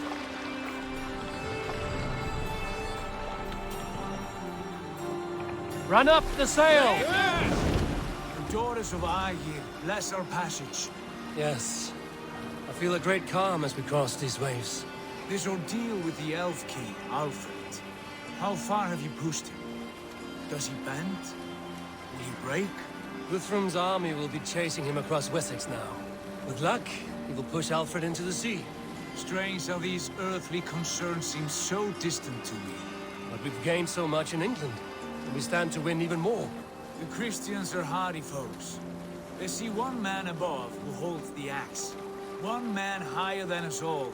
That is a powerful feud. We hold our own axe. We swing it where we may. The woman, Fulke. In my time with her, as painful as it was, she showed me things. Things so strange and wonderful, I am almost grateful for her treachery. What she did to you was cruel beyond measure. Yet, with every snap of the flame, with every scar, the loss of my arm, my visions grew stronger. If you can find the good in that, fine. Are you feeling all She was right? as mad as the ocean is wide. Even the mad ones can offer wisdom. Their Jesus was an odd fellow. Now half the known world loves him. And no one believed us when we were young, and we chiseled our plans onto tables in meat halls. Not even my father. There is the secret I know well. Can we not return to England and finish together what we began? No, forget all that. The future is forward. A great wealth awaits us. I'm with you, brother. Until the end. Indeed. But there's one more thing we can do in Norway, something I left on purpose. Do not go far. Our goal is further on. Yeah, I see it. As you can see, there's something glitching up there, and that's actually the last Animus anomaly in the game. I left it for this moment because this is just before like a big revelation is happening anyways. So yeah, we're gonna have a look at this one right here. And then see like the whole Animus anomaly cutscenes edited together. It's gonna connect to something we have already seen in the main game, in the Asgard-Jotunheim parts as well. Only this time we're gonna see it from the actual Isu perspective, not through a mythological lens.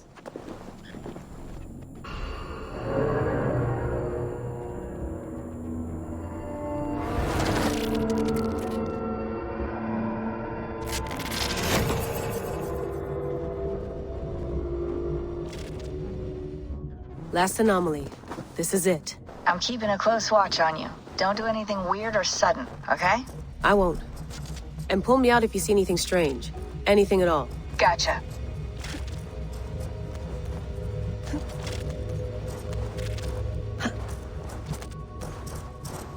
Doing experiences myself a second time recently, and you're still pumped for seeing it again, Rog? I don't blame you, dude. I think I've only seen it twice so far. It's been a while since I last watched it.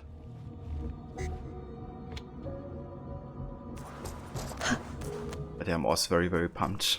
Like for the whole Norway part that's coming up, dude. It's gonna be so freaking good.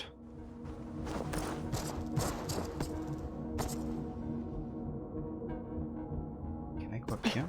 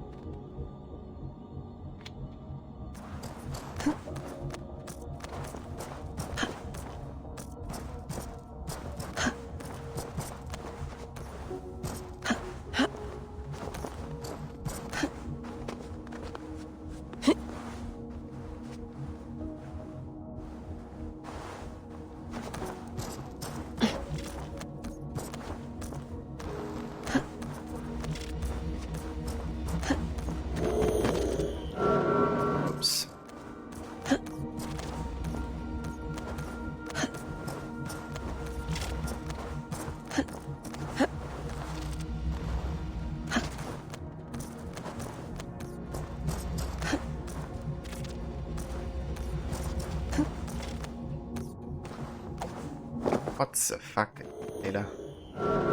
Seriously? It's like I didn't even do anything wrong, she just decided to jump to her death. Oh, I love when that happens.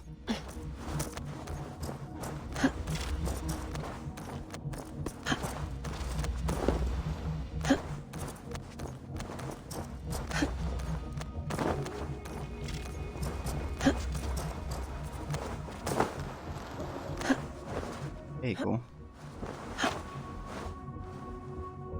As far as you know, this hasn't been officially confirmed, but he was thinking the other day when playing with about the magic in Jotunheim that makes structures disappear. How it could be seen as Isu camouflage tech being used in actuality, or hides them rather. Yeah, I kinda always assumed it was like something like this, you know, like, especially since it was the realm of the Roman Isu, and they were confirmed to have used the Apples of Eden quite a lot in mind manipulation. I thought it was kind of like a spin on that, you know, on like how often they would kind of like try to use mind manipulation and illusions for their goals, you know. But yeah, it would be great to actually see it like in real Isu time, right, and what it actually looked like and worked like. But I also have the same assumption that you just mentioned. I have spoken with the mother, the father, the sacred voice. They have assured me their success is imminent. Our people will survive the cataclysm. Well, 6 times they have tried to save us, 6 times they have failed. Forgive me if I have my doubts. The mother is working on a 7th. A bold solution. Risky. But she's confident it can work. And what does the father say? Or the voice? They are strangely silent these days. They are, Loki. Yeah.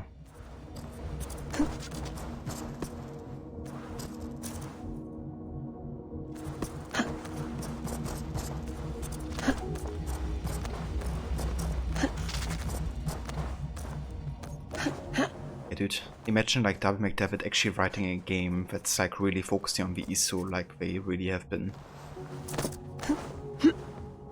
I'd be so damn hyped to see that. Bex, I'm almost at number 10. Anything happening on your end? Nothing. I'm decrypting the last data packet now. Here we go. Hold on. The fragment's unpacking itself. Gigs of compressed data. I think... Hold on. I think we're in for something bigger than we bargained for. Get ready. Alright, let's go.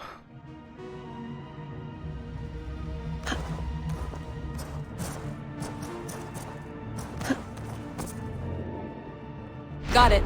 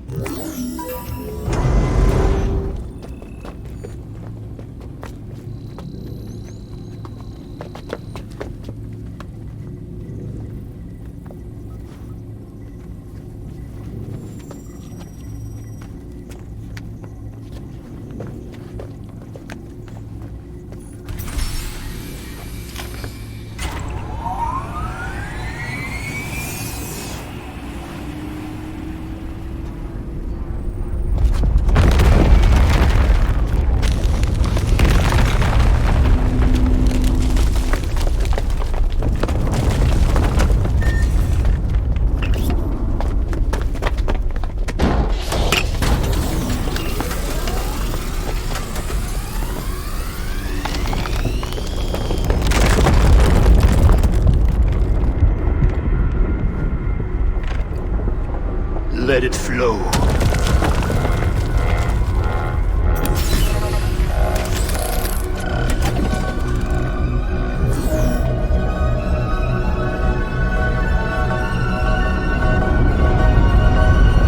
From the life tree we go, to the life tree we shall one day return.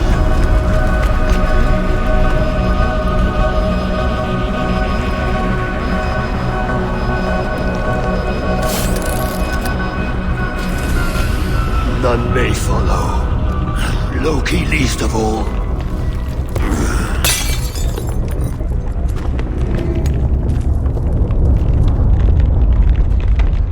It is done.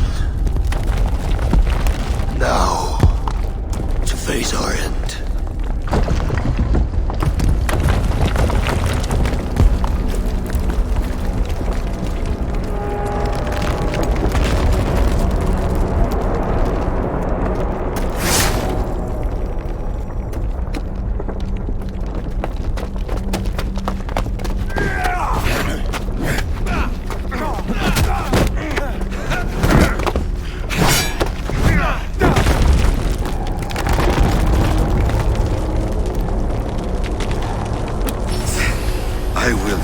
you made one on the far side of our doom.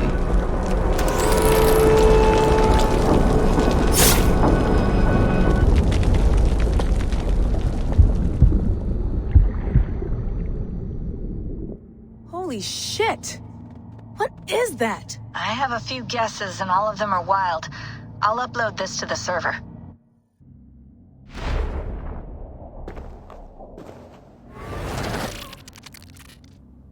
There you go.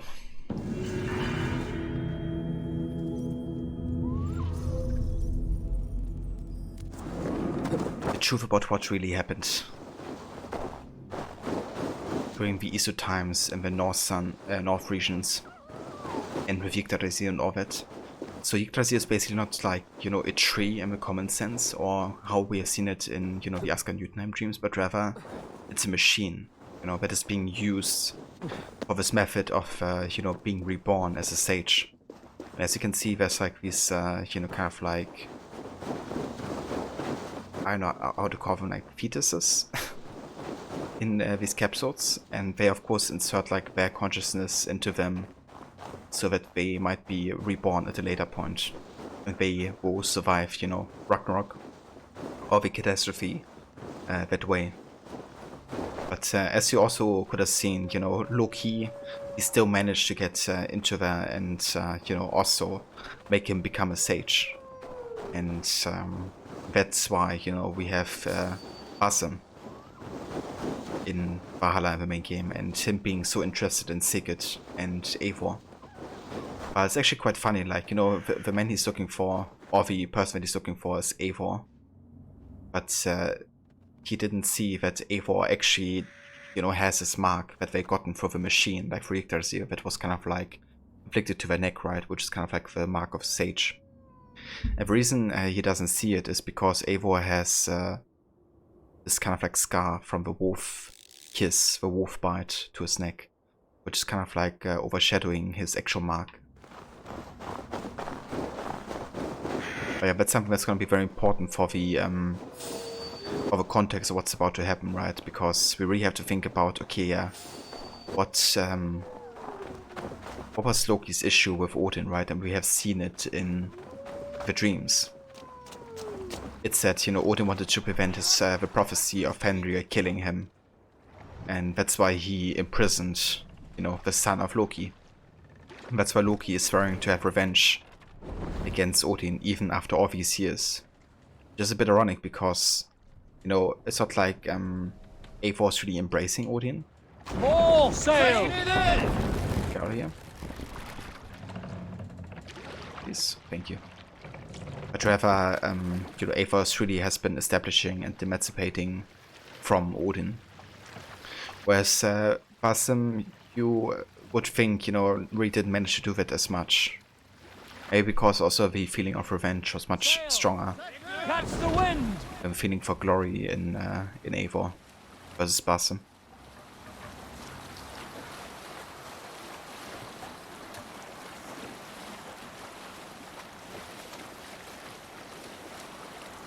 Yeah, Rod, I love, you know, the way that's done. Also, like, having, you know, the mythological parts side by side with the actual, like, ISO parts. Just so good. Like the whole part with from a life tree we go, and to the life tree we one day shall return. Always gives me goosebumps. But you like how the meat that we see Odin seek in his memories is actually the serum. Yeah, exactly. I've really done a great job, you know, having these mythological aspects translate into actual ISO times, I have to say.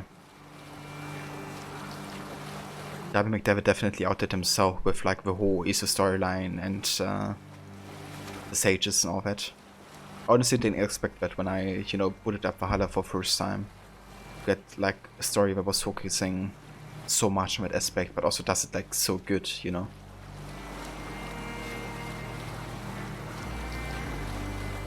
Yeah, Valhalla to me really is such an important game when it comes to like the overall lore and narrative of the series. Stands in our way. Keep moving forward. Do you know the way? As I know my own mind. We will cut through this winter's sheet like swords through straw! Do not worry! To perish on a lonely fjord would be the shame of our clan! Ha! That we would! Yeah, no kidding, Rog. I'm kinda glad I skipped the crossover quest for now. So I can focus on, you know, the good writing for the end of the game.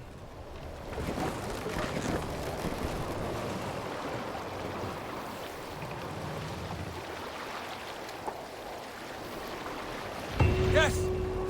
Yes, this feels familiar! Eivor! We will press on! The rest of you, wait here!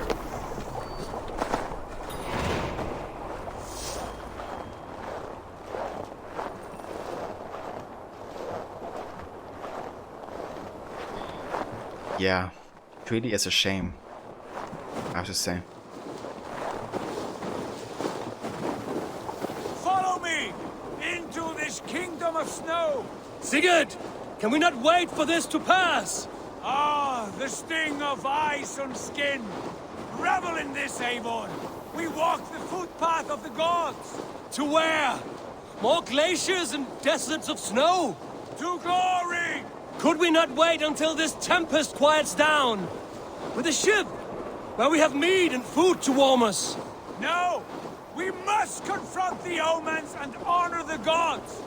They will not seek or find you! We must go to them! We would be poor company, with frozen bones and ice pellets for eyes! You need not fear the cold, Eivor! Where we are going, the winds and snows cannot touch!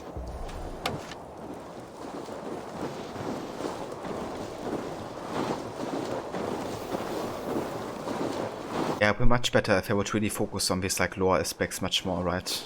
Maybe also like shorten the game playtime as well in favor of like having more of these moments. Kind of like, you know, old AC. Bitter cold as wind from Niflheim! Keep steady! It should not be far now! Because Valhalla has like so many great moments, right? It just takes like 5 to 10 hours playtime to get to one moment, I guess. Then like another couple hours to get to the next.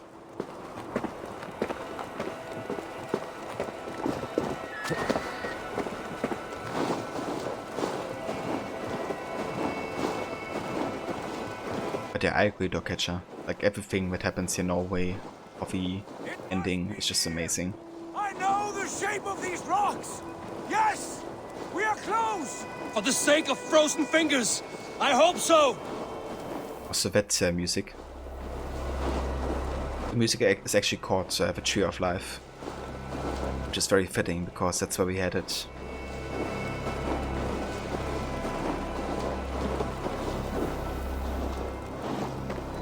There. A frozen lake. This must be it. And ahead lies a cavern. Will you not say where this leads? You will see soon enough. Too late to turn back, I fear. There! The cave! Within hides the sacred gate.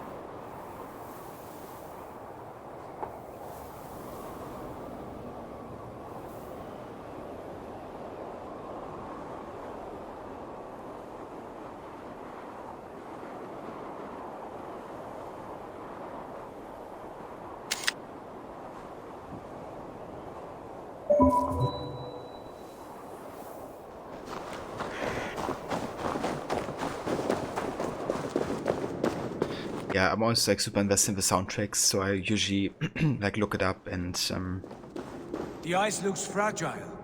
like listen to it like so many times. Like even outside the game, I just listen to the soundtrack a lot.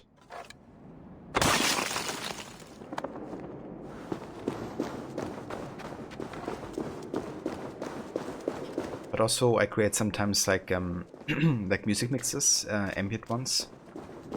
So if you go on my YouTube, you can also check that out if you're interested. This is it. Guards. This door. Have you seen this before? Okay, hold up. I'm gonna go this direction real quick. Because it's gonna be something of interest.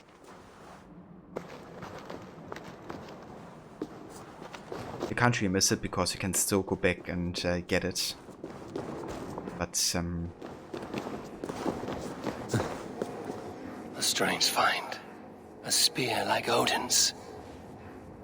Yeah, that's freaking Odin's spear right here. You can even hear that like being sung here. Like this, like Odin, Odin.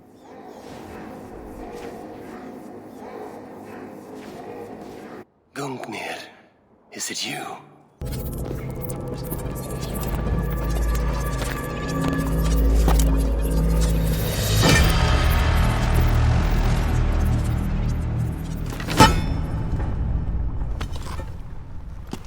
Hell yeah.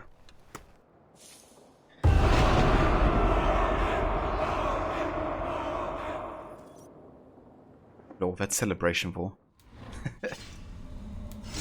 Odin, Odin. Okay, that like auto-equipped weapon for us here. But yeah, that is Gungnir. The spear's reach is extended by a force field. So I still want to keep a Varen's Axe and the Ravenclan shield for this quest, but I'm definitely gonna be using that spear in the Hampshire arc, I think. But the Varen's Axe has a certain importance for this quest line here, so I wanna have that as my active weapon. The Ravenclan shield, of course, represent, you know, our people.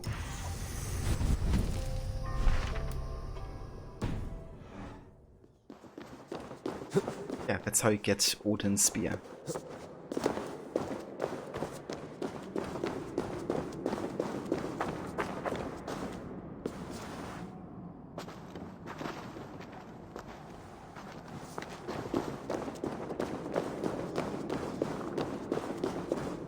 I'm over here, Eivor.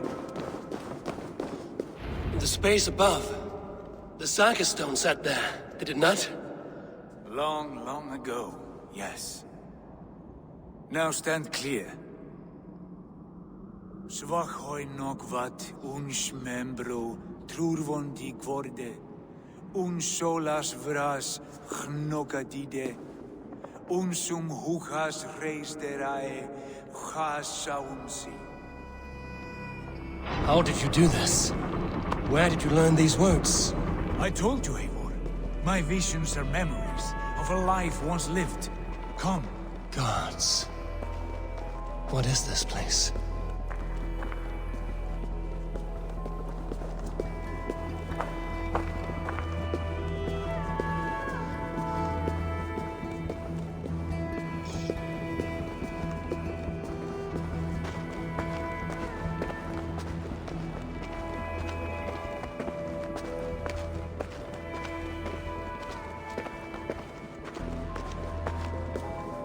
Over here. This blade will lead us onward. So the language that Sigurd has just been speaking was actually, I think, another form of Hungarian or something. Oh, that would... Hoerasi.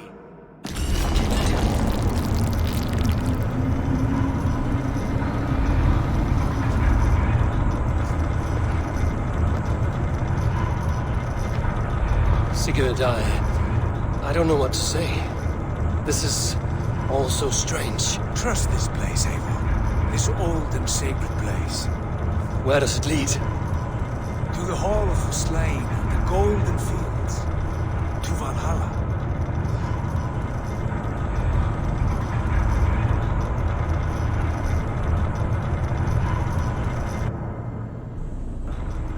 This vessel, was it crafted by dwarves? It is finely made, that much is true. I doubt Gunnar could hammer a piece any finer. In this cavern, so deep and humming with magic.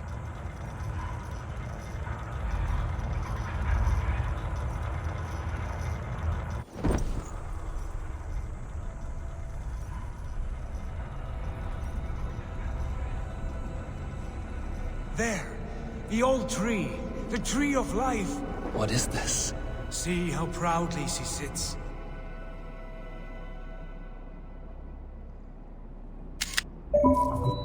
There you go. Yggdrasil. How it really looks like. Tree of life. How beautiful she gleams. Here all the roots of life run together. The Skalds would cry to behold such a sight. And there is more to come. I swear by all the names of the Old Father, this is only a taste of what I have in store for you. For my visions go further, to Odin's Great Hall.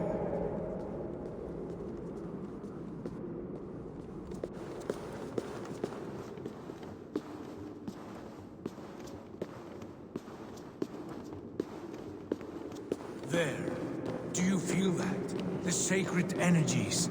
I have never seen something so grand. This shrine is ours.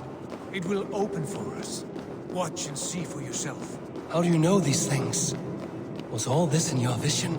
All this and more.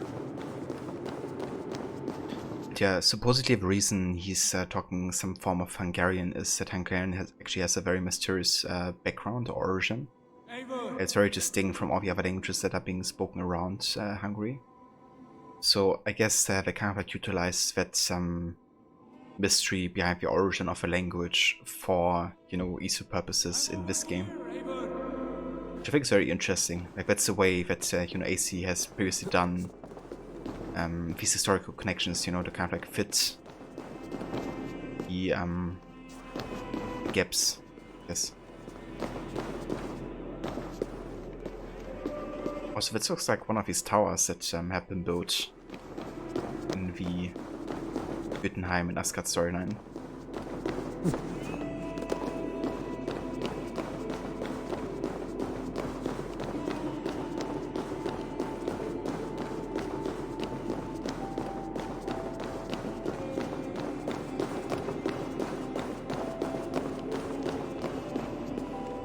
Is that Svala, Volka's mother?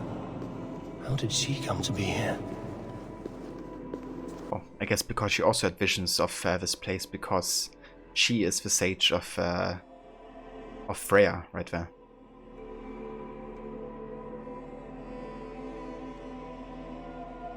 Yeah, she's currently living in Valhalla through this machine. It acts very similar to the Animus, actually, because it brings you into a simulation. But in comparison to the Animus, it's creating something that isn't real. Eivor, where have you gone? Yeah, I kinda wonder if that's actually it, you know, because of like how close it is to the Tree of Life. I'm over here, Definitely be. Especially with the inscriptions and stuff, it looked very, very similar. Thank you so much, Dogcatcher. You have a good one as well. Thank you for coming by and for chatting and hanging out. And yeah, I hope you have a good one. But this is the kind of thing that should have been done with Elysium and the Underworld and Odyssey. Exactly, dude. It's also give us just really a distinction, right? Like, how have things really been like?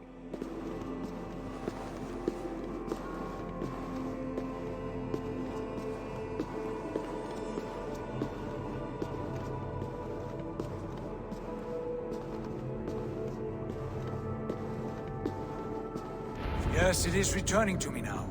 This ancient shrine is set alight by this sphere of metal. And these shining arms, these branches, they will grant us access to the refuse of the gods, to Valhalla. Are you ready? There's danger here. There is. Basim is lurking in the shadows. Sigurd, take great care. We should not tinker with the tools of the gods. You speak for yourself, Eivor. For I am no mortal. I see that now. I know it. Take your place at the center there, and you will see.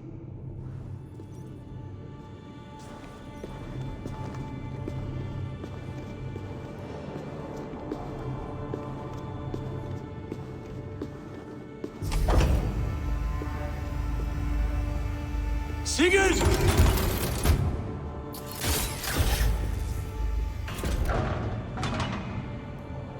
Jesus Christ. Not spooky at all. Being picked up like a machine. By a machine like that. Hill you give us. A guest has come.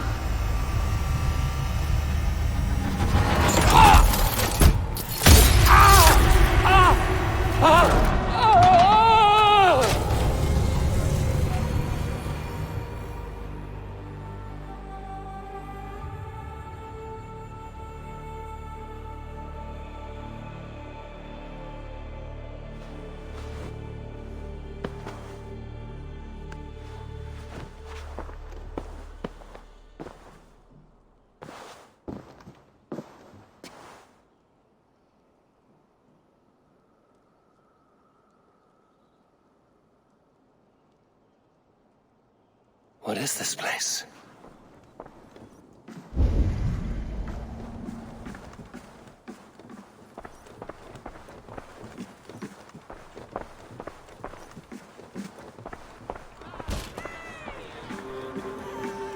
There you are! Hail, Dranger! Welcome!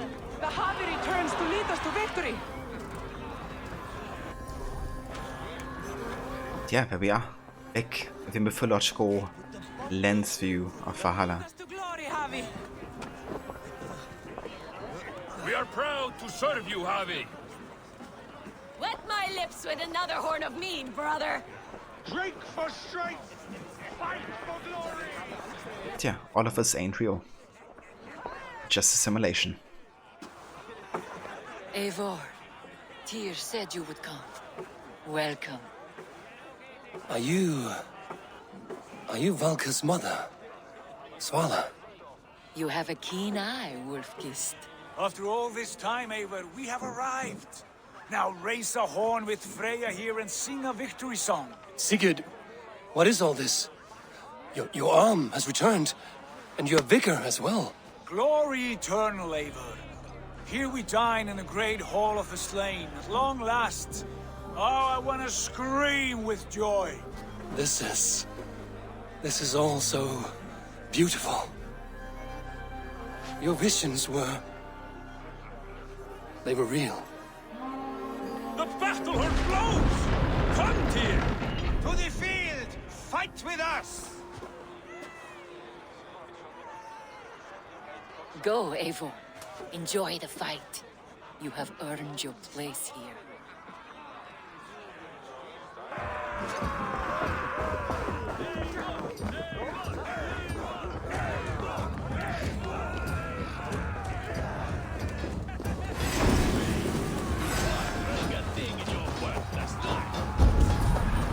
The strength I have!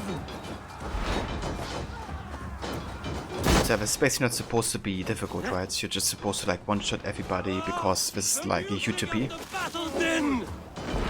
It's also showing like how unsatisfying it is, you know, to be living this in theory. It's no challenge.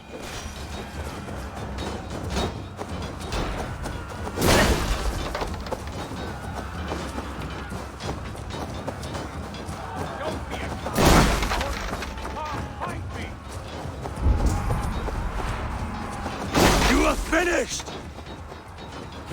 Yeah, that could be it actually, Rod. You know, to kind of like have Valhalla as like a device which keeps you alive and you can just like, you know, feast and fight for as long as you want. Because it still had this whole like culture of like, you know, feasting and fighting. Sigurd! This place is incredible! Enough with those sword flies! You and I must fight! The battle we never had! And hold nothing back, for here we need not fear a thing.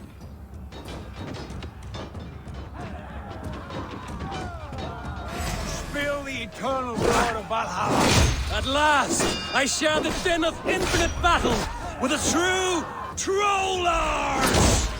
You will taste the meal of iron before the day is out. Come on! Brother! Worry not, Eivor. For we earn no scars here, only battle wisdom. The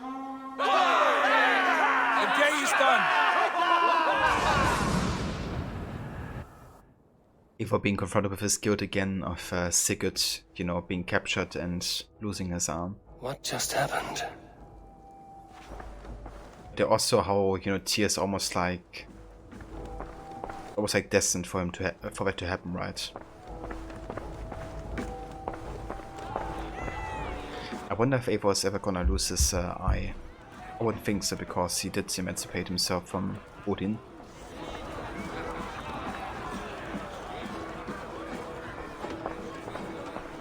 We are proud to serve you, Javi. But like how they use the Groundhog Day effect also as a way to drive home the can't change your fate concept. Definitely, dude. That's actually a movie I love so much, Groundhog Day. With Bill Murray. But yeah, that whole concept of like, you know, having the same day over and over and the unsatisfaction that comes with it.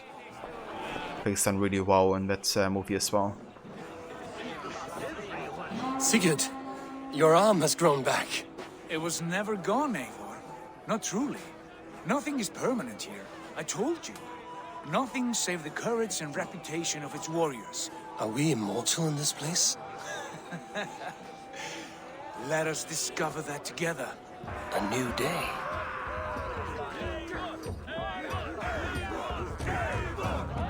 Thanks for taking care of that account, Rod. Such a great movie on the surface. It might seem like a fantasy comedy, but also has some excellent serious themes woven into it. Dude, definitely. Yeah, I mean, there's like so much both ways, you know, comedy and serious parts. Hey, Valotus, welcome in.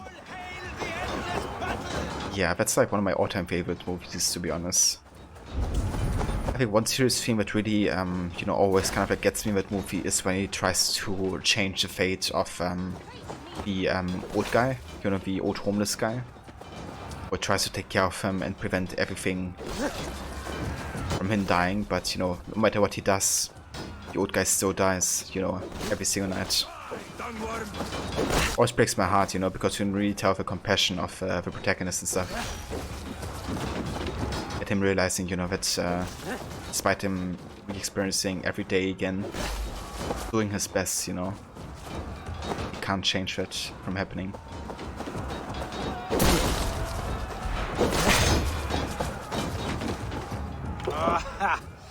Bit to the marrow's bed. Again, you've lost your arm. And again it will return.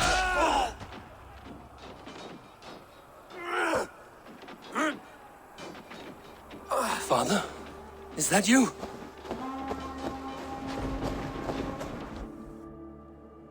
Aren.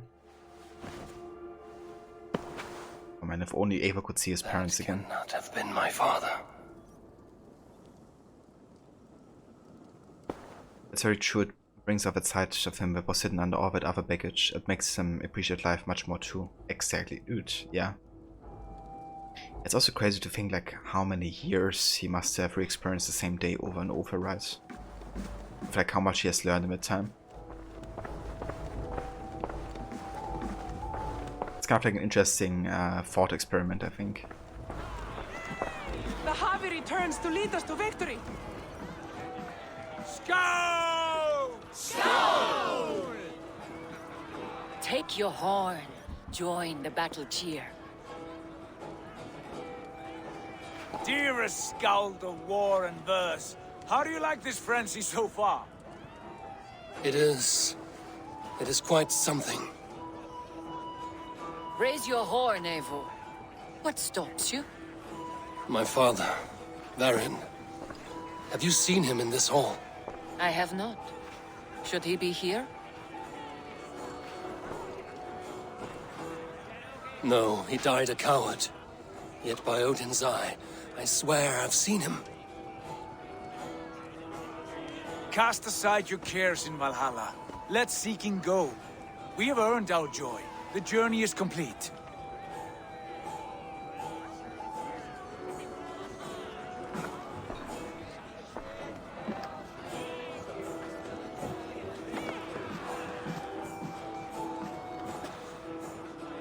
I saw you, Father. Where are you? Show yourself. Lead us to glory, Javi. We are proud to serve you, Javi. In the original draft of the script, he was apparently already deep into the cycle from the beginning. Ooh, that's interesting. I mean, I do like that they chose the plot point that they did in the final movie, but I think that would also have been interesting. You know, him being in that cycle from the very start already. Great warriors, have you seen Baron? Who? Baron, my father. Yesterday is gone. Baron? Father? Yeah, dude, I was actually really surprised with Edge of Tomorrow and like how good it actually was, you know. I wasn't expecting too much. I just thought it was like a, you know, regular action flick movie, you know, not too deep of a story, but it turned out to be really, really good actually. Where is he? I really like the concept, like how they use the concept of experiencing the same day over and over.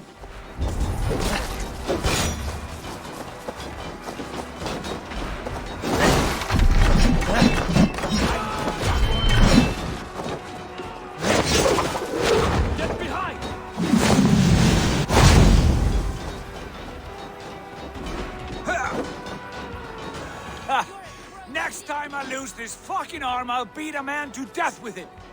Do you not tire of his injuries? Never.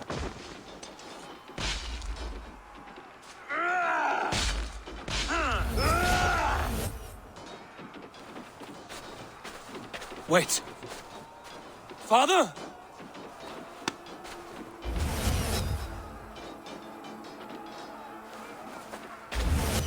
Ah!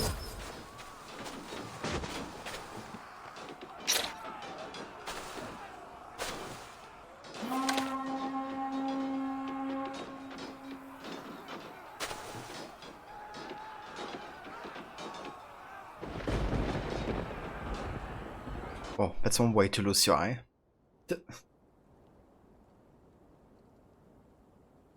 Live Kill Repeal was a great manga. Edge of Tomorrow did a good job at adapting. Ah, okay, I didn't know that it was based on a manga actually.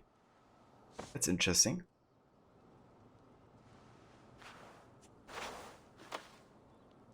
If that manga ever got made into an anime or something? Eivor, you have a guest.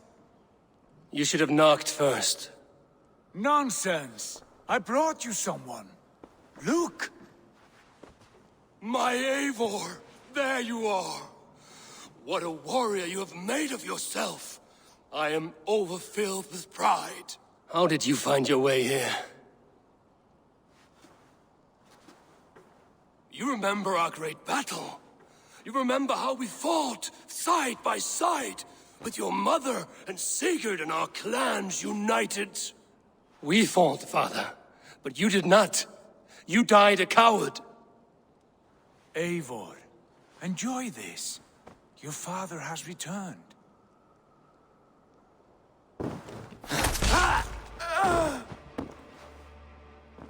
Have you lost all your love for life? That was not my father. That was a lie. That was not a lie. That was my gift to you. I have power here, and I can do as I please. You wish to see your father, I made it happen. As easy as breathing. By Odin's laws, my father is not allowed in this place. I do not wish to see him where he should not be. Your father died doing what he hoped would save you. He died to protect you, and his clan. No. He... This is the end of our road, Eivor. This is Valhalla, the eternal golden field. Now come. Battle beckons.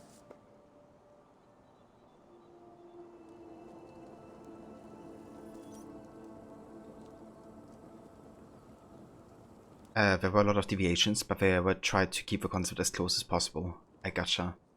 That's really cool. I have to check that out. I had no idea it was based on a manga original. But the irony of the fact that after he has that arrow shot into his eye, which should limit his vision, actually opens Eivor's eyes wide open to what is going on. Exactly, actually, yeah. It's really interesting how they play with the opposites there, in a way. like losing an eye to open your eye in a way. How is all this possible? Just really greatly done.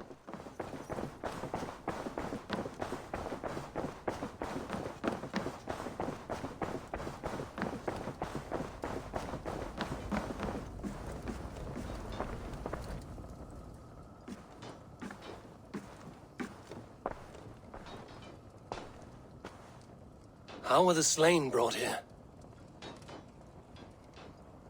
The Valkyries know this. Only them. No, that cannot be true. None of this feels right. Do not despair, Eivor. Look. Your friends are here. Everyone you could ever want is here beside you.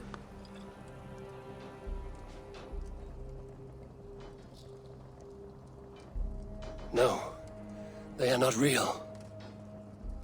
This place is a lie.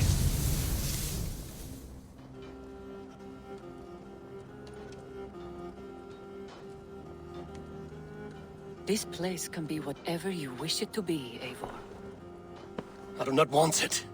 Not like this. You would resign yourself to an empty death? The ecstasy I feel here is an illusion. I would sooner call like a raven than sing a false song. Illusion or not, here there is no death, no pain, no loss, no betrayal. Not like out there. You want this? To live inside a lie? I am an old woman with a broken body. What life I had left was brief. So I bid farewell to my dear Volka, and came here. I wish you well, Swallow. But this is not for me.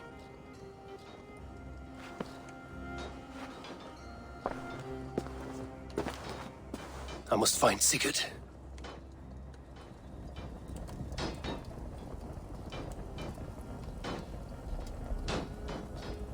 But you guys could also say that his third eye became strong after the loss of one of his eyes. Definitely, yeah. Like that realization, right, that came from losing it.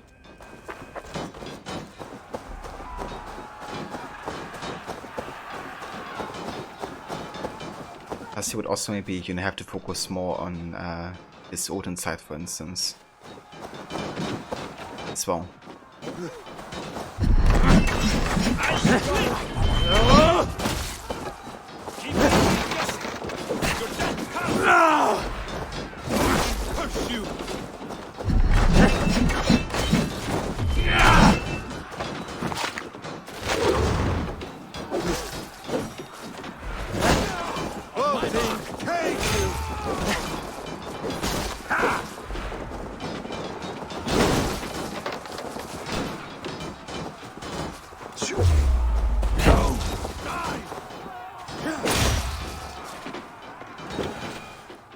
The arm!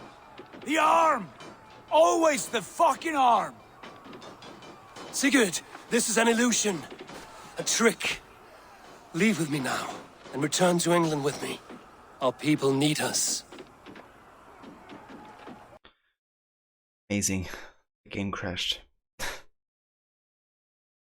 Come to England with us. Nope. Nobody's coming to England right now. Okay, I wonder if the game closes off by itself or if I have to do it myself, because if I have to close it, then the stream is probably gonna time out for a couple seconds. So, just a fair warning. Yeah, let me go ahead and do that here.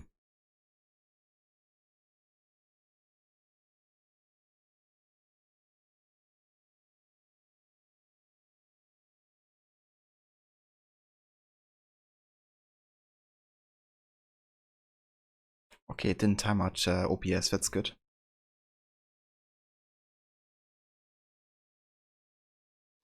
Right, I'm gonna restart the game. Let's do that, shall we?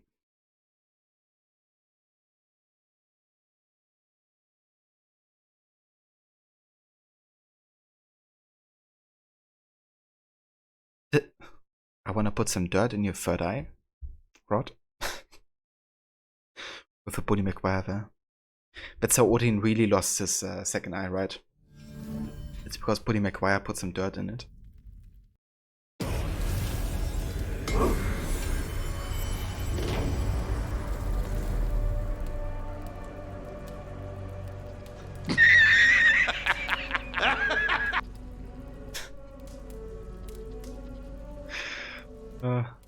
Yeah, someone needs to make like a Valhalla Buddy McGuire overlay or something. I'll be down to watch it.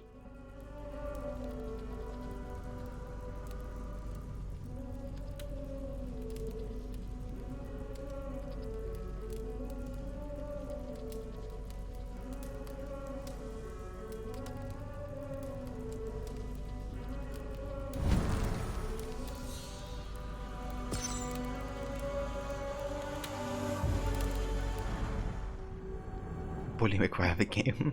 Oh yeah.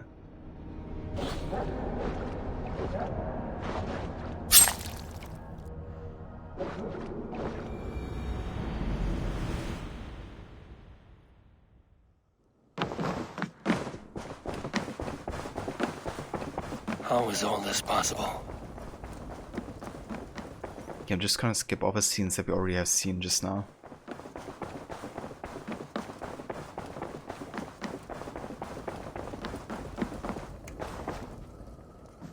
The Val No, do not no, this I don't know. you The no I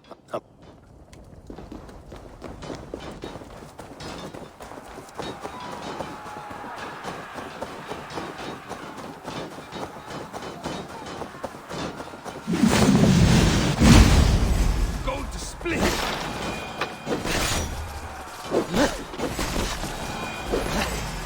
On my mark.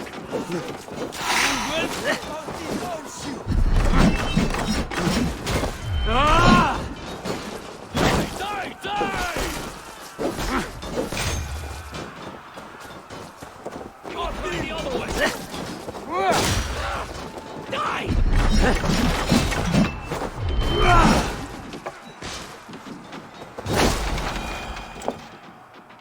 The arm!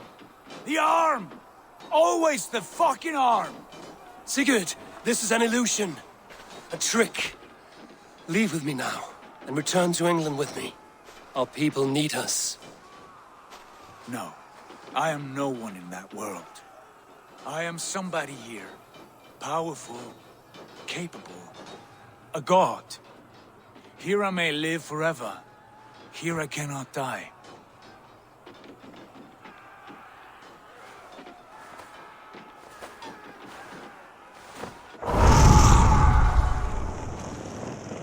Cows die. Family die. You must die. The only thing that never dies is the reputation of the one who's died. In here, you have no reputation. But out there, it's not too late. Every day the same empty war, the same hollow victory, spilling blood that tastes of water and smells of grass. You have known real battle. Real glory. But this is not it. You know this. I know you do. Brother, it is time to leave. Am I destined to follow you everywhere? Till the end of my life? All right. We go.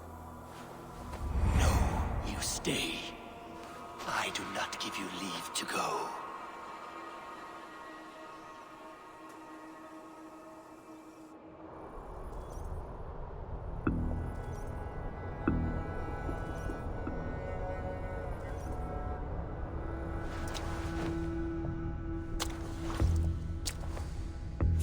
Why leave this place? A glory you fought so hard to find.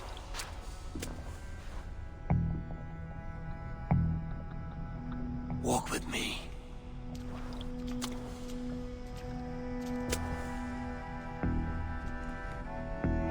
I am humbled to walk with you, Eivor. Your reputation is a song warriors will sing forever.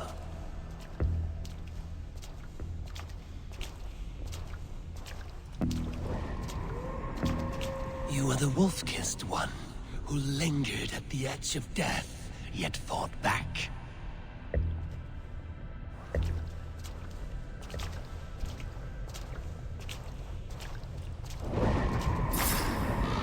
You spilled the raven wine of battle to paint whole kingdoms red.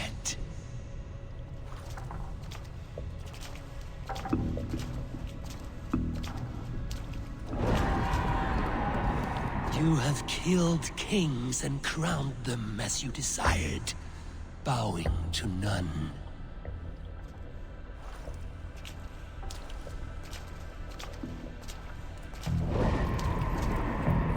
You stood tall where your brother stumbled, yet still you came to his aid.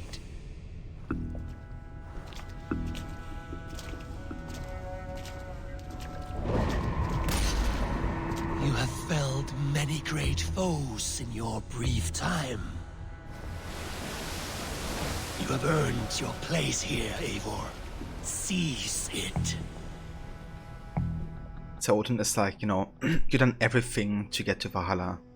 You've been a good warrior, you know, you have bowed to no one, you have been pursuing your own dreams. So now take Valhalla, you know, but in reality, Odin just wants to have a way of, like, you know, getting into his body, because now that it's connected with a machine, you know, Odin would find a way maybe to, you know, get the body of Eivor and get rid of Eivor's consciousness almost completely. So that's Odin's aim here, really, right? Like, he wants to be reborn, he wants to have his own body, but Eivor doesn't agree with it.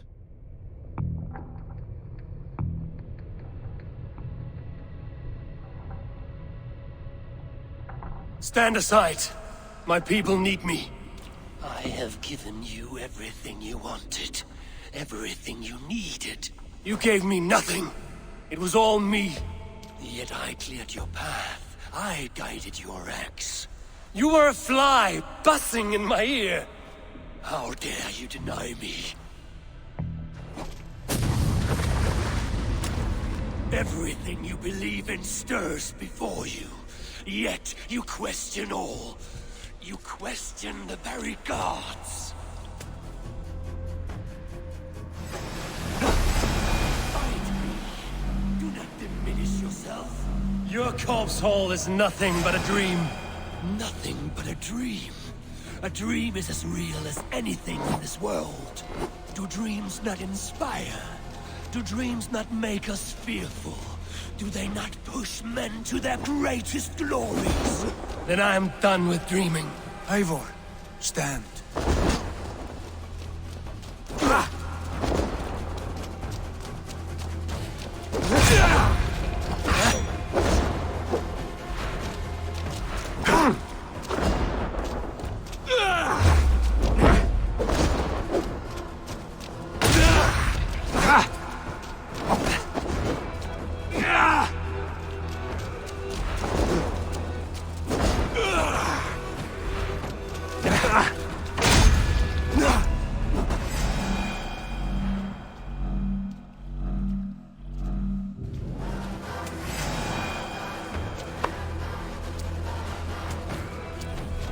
R&B is fair.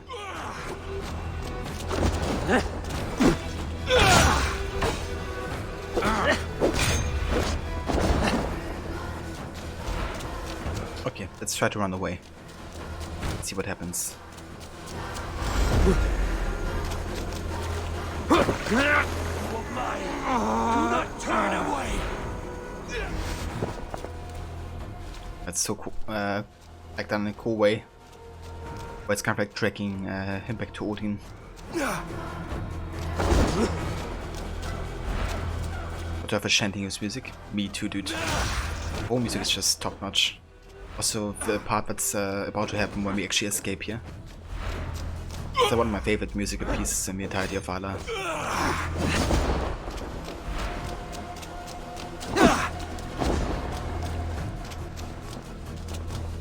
Okay, let's watch him to kill us once more.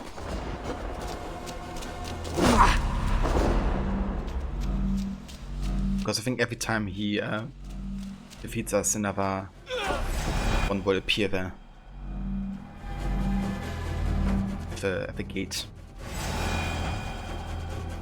Now there's Gunnar. So I'm gonna keep on fighting until everyone has appeared, I think.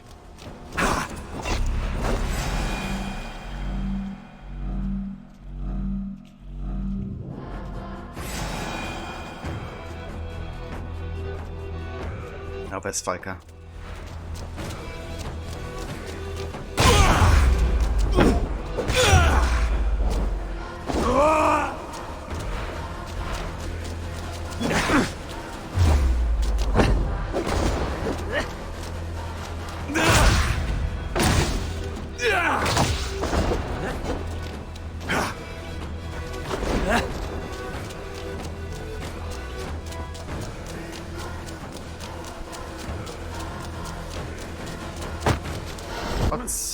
I was about to say.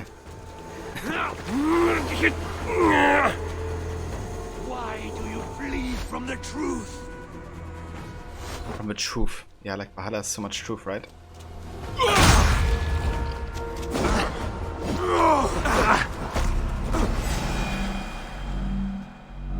Indeed, right. Now another one should have appeared. Not. Maybe just repeated that. I'm gonna get myself killed one more time to see if our parents also appear.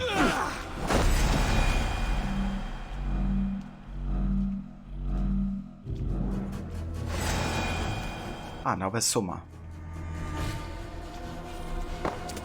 Yeah, let's see if more people appear.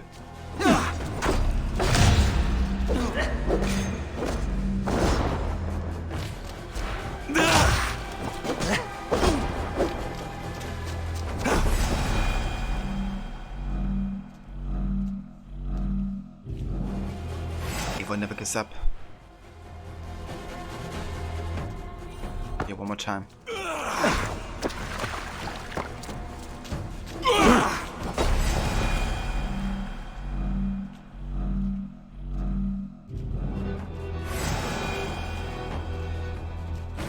Okay, doesn't seem like more people are appearing right now.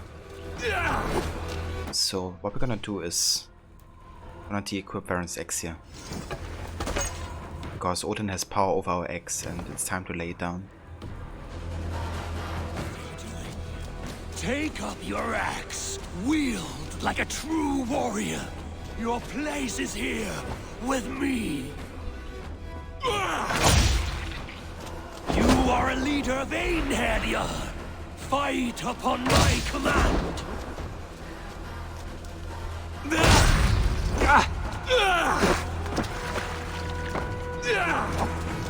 Alright, let's run. Do not flee. Take off your axe!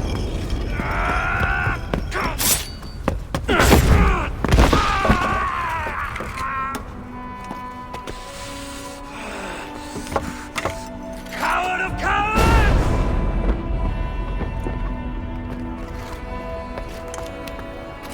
Beggar's bastard! Stand and face me, you feeble-down thrall!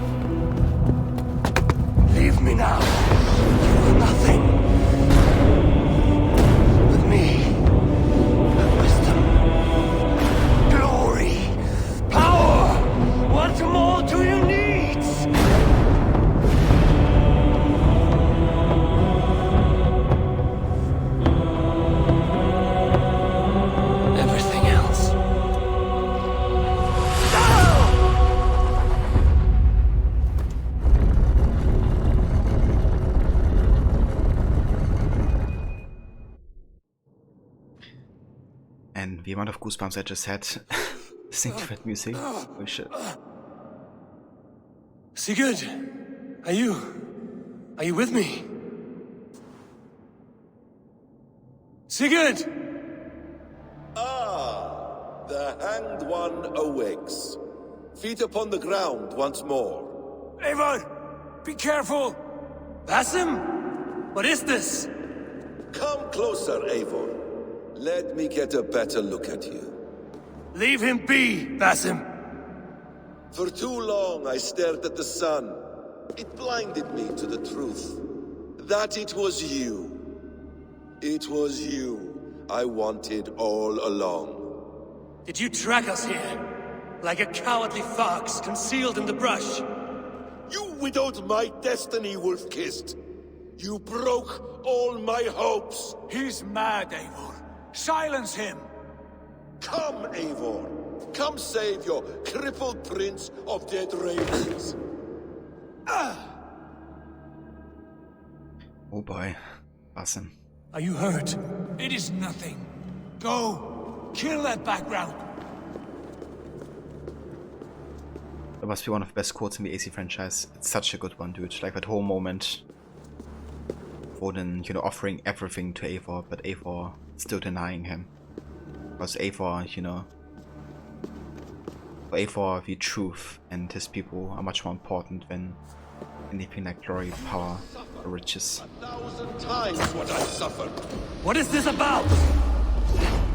My son, Eivor. This is about my son. You speak nonsense, Basim.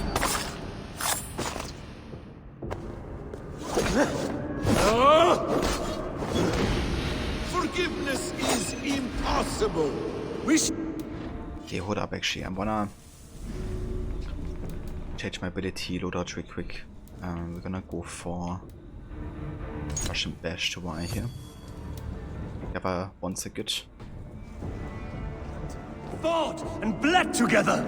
Dig, Eivor, into the wellspring of your memory.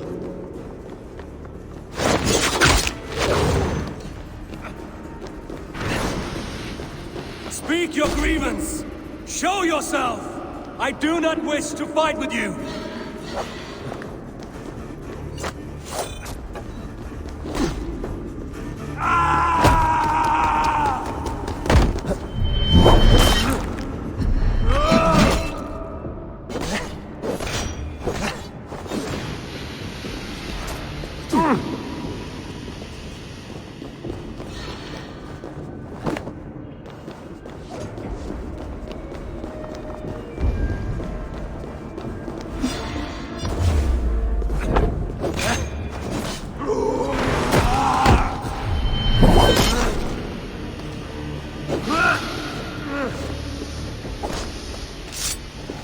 Show me your neck. Show me. The kiss of a wolf takes my prize. Of course. Yeah! Rise.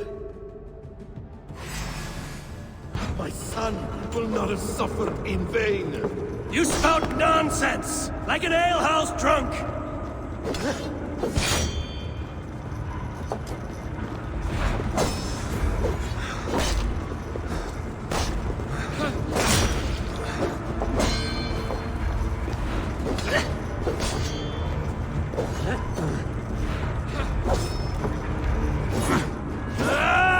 You will not die in peace. You will never see your home or your people again.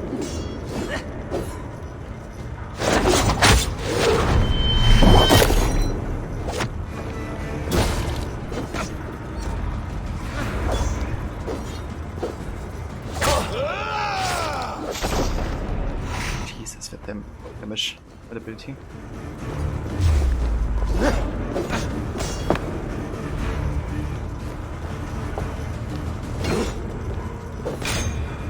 If you are resigned to this, so be it.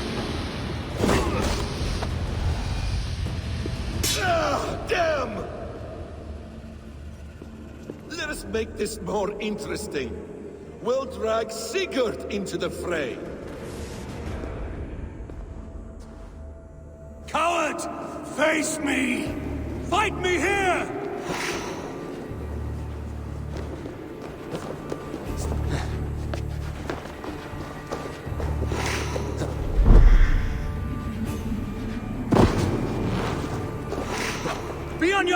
Sigurd!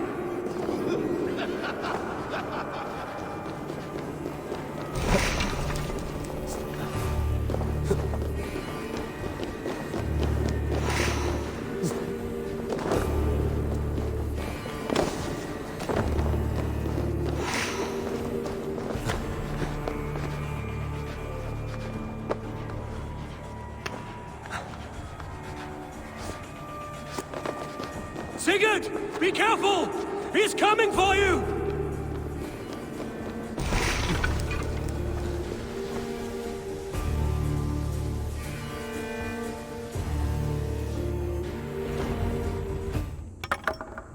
Oathbreaker! You'll die here! This brings me no joy, Justice Bringer. You were always so kind, but you chose the wrong side. I am your prize, Basim. Come. You are indeed. I think it's really interesting how, you know, Basim says Sigurd, Justice Bringer. Not by your hand. Sigurd to Basim, Oathbreaker, because it really seems like, you know, they're much more in line with Isu consciousness in that moment. And they're like, you know, current identities. Once, you will again!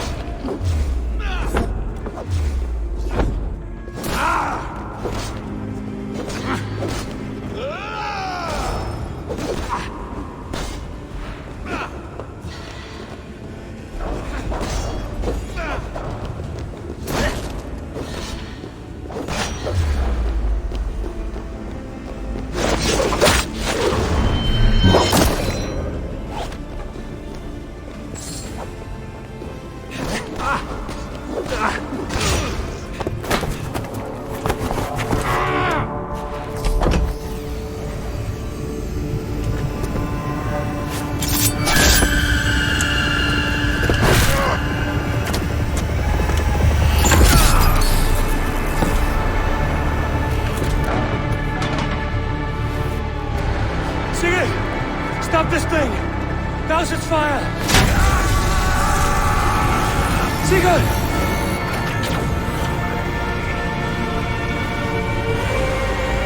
Does he still live?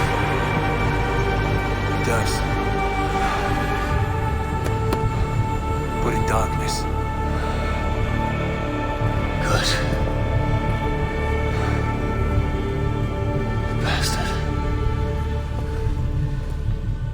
For how long had Basim been planning this treachery? I dare not guess. Gods! Am I to be hounded by a parade of blood-minded traitors the whole of my life? There is no end to this.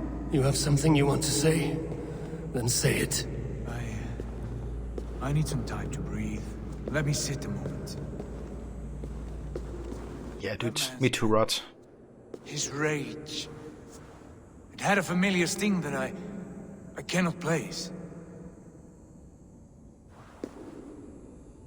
He was raving, Sigurd. Without sense or reason. Paid no mind. I am not mad, Eivor. These things I see and feel, I know they are true. I know, brother. Now more than ever.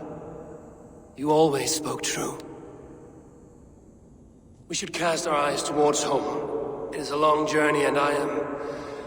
not well. Home. Eivor. On our journey here, I had much time to think. On the ecstasies and the agonies of our friendship. I am not the man I was. My time as the Jarl of our clan has run short.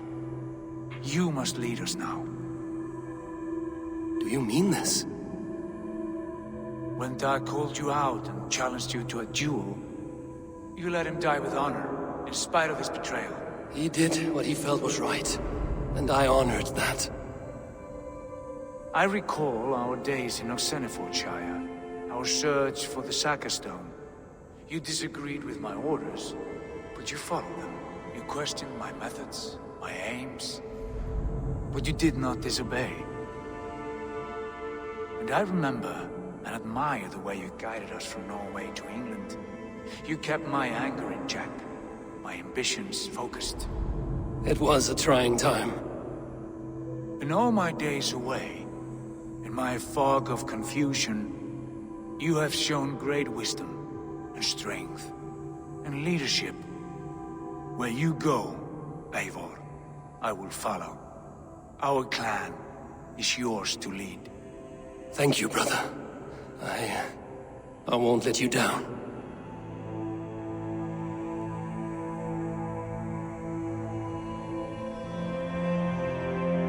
You have a stormy look. Years ago, before we left for England, I saw a vision. A vision that foretold a betrayal. That I would betray you. I refused to believe it. I would never do such a thing, I told myself. But in the years since, I have robbed you of your dreams. Of England, of Valhalla. If you feel I have wronged you, brother, I will make it right. We cannot unweave our fates, Eivor. All is laid before us, from the day we are born. To be angry at this would be like wrestling the ocean. A pointless struggle. We two racket ravens. What a saga we have inscribed together. A tale for the ages.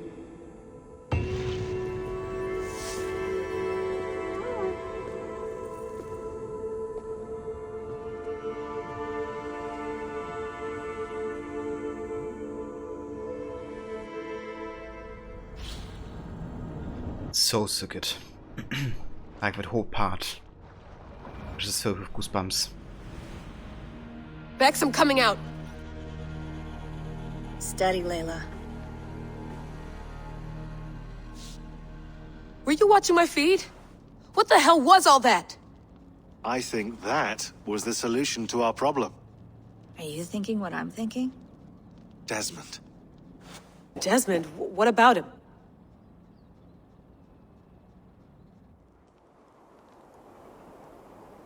He was just a bartender before he joined us.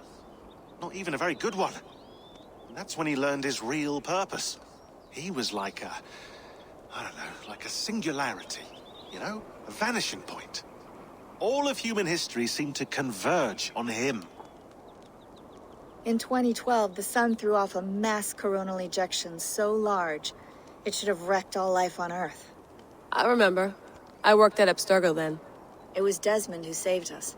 He knew how to stop it. Abstergo claimed credit for that. Something about their satellite network. That's bullshit.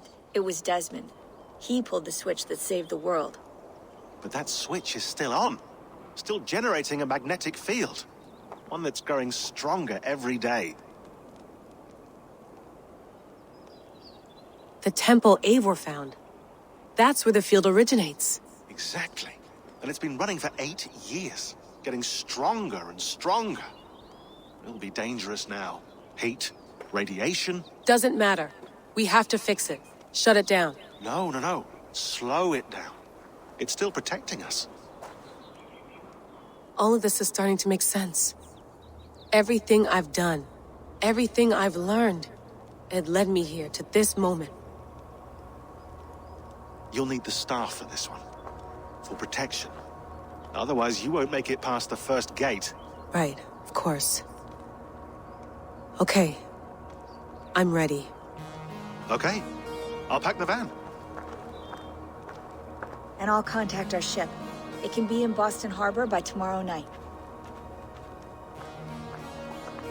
Thanks, Bex.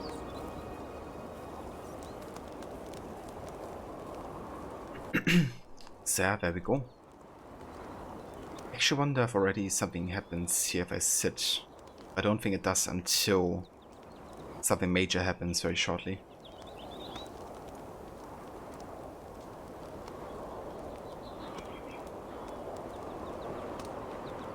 But yeah, let's sit here for a second. But since meeting Sigurd in Constantinople and recognizing the Easter mark on his neck. Yeah, dude. I remember reading about that. Was like set in like one of the comics, I think, or like books or something. But it's an interesting pre-story to the very introduction of Valhalla, right? Once you get to meet Basim and Hytham and why they're in Norway in the first place. But Classic Templar move want to use the power of Isotech in combination with satellites overworld to induce mass control of the entire planet's population. Planet is under threat from annihilation. Desmond sacrifice saves the planet. Templars be like, yes, our satellites were what saved humanity. Yeah, of course, you know, gotta take credit for all the good things, obviously. Because the Templars always have the best intentions.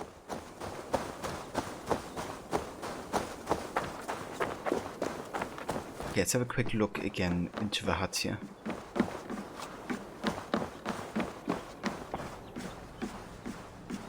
Thanks for keeping it steady in there. You surf this thing better than anyone I know. That's not true, is it? Well, nearly. Be careful out there. And come back in one piece. Thanks, Bex.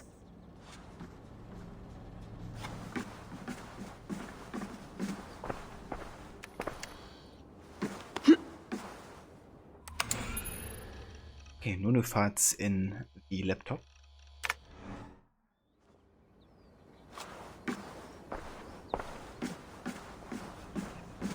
Yeah, I mean, obviously, Rod, you know, obviously we should be, Templars should be in charge and everything, because they know what's the right path of action. I'm ready. It's a long way to Beantown. Hop in.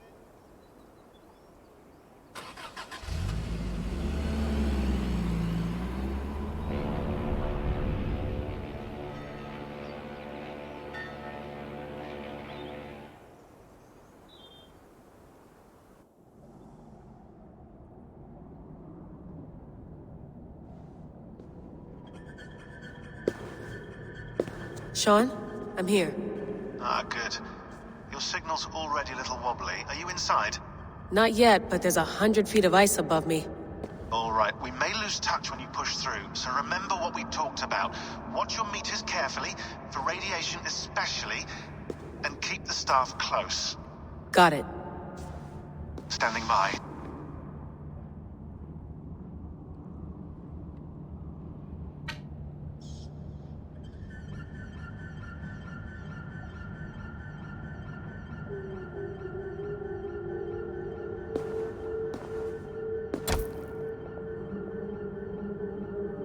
Zawaho en nakwat, unsme borturwan di guarde.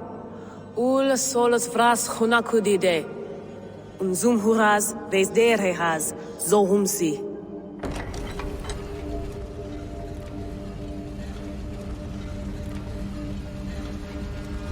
I'm in.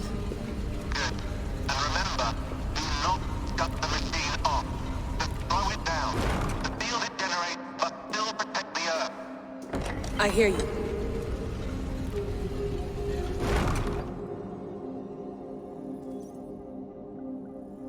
The elevator still works. 75,000 years. What's another millennium or two? Yeah, Rob, it's like, Yes, by our reckoning, it's gonna go up by about 16 degrees Celsius. How does it draw so much power? Tectonics is our best theory. The movements of the Earth's crust, the churning lava beneath. Huge source of energy. That's tech humans should have. Energy, not pieces of Eden. Well, when all this is over, we can get a startup going, you know? Get a little workspace, buy a van, just the three of us. Shit, you're breaking up, Sean. Say that again, please. You're breaking up. Forget it. I'll call you when I'm topside. Why don't you try calling us when you're topside? Something like that. Here we go.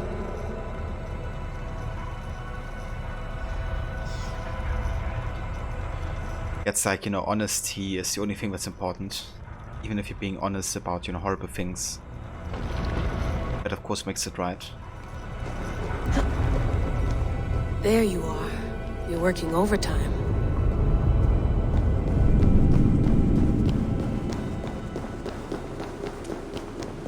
Must have collapsed when the ice melted.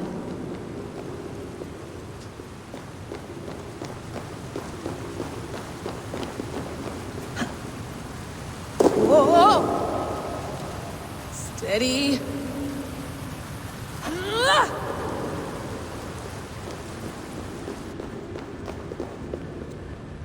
Yeah, dude, definitely.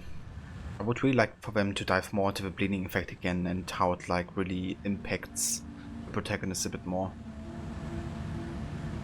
But yeah, being able to like remember what Sigurd said, or maybe even water from all that melted ice. learning some words or languages. It's quite interesting. I kind of think that she actually just retold what Sigurd said. I'm not sure if she actually did learn the language, since she wasn't experiencing Sigurd's memories but Eivor's. But who knows? Okay, so...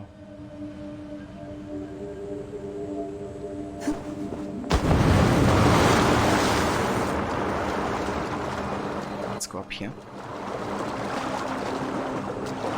Yeah, I can't, never mind.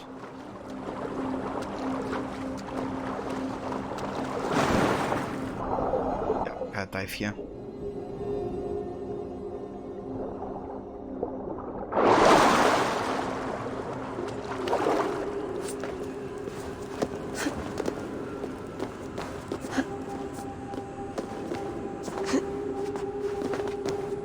Yeah, those parkour skills you definitely did learn for the bleeding effect though. Down. Don't look down.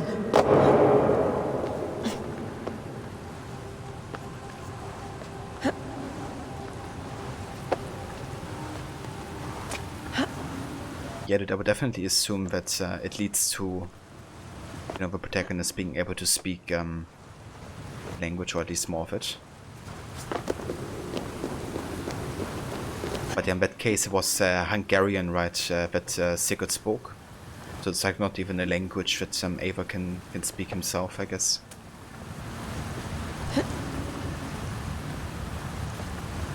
I would believe that Layla would pick up on some, you know, of the Norse languages. But Eivor definitely did speak that in theory. Yeah, I think Access the Animus also did like a video on the language that Sigurd was speaking to open the door. But yeah, as far as I understood, it's like some form of Hungarian, and the reason they chose this is because the origin for the language is actually quite unclear. Like, there's a lot of mystery still surrounding it, and it's very different to the languages being spoken around Hungary.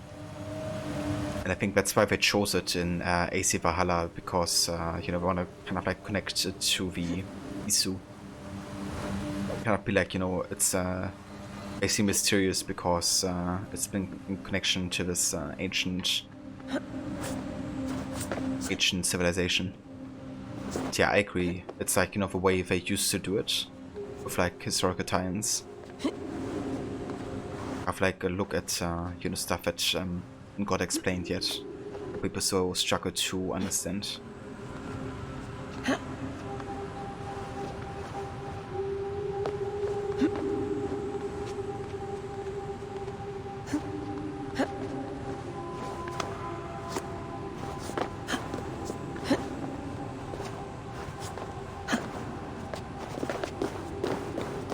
Why would anyone want to end their life here, unless they felt it was just beginning? After 1,000 years, you're not looking so well. Yeah, Basim look better.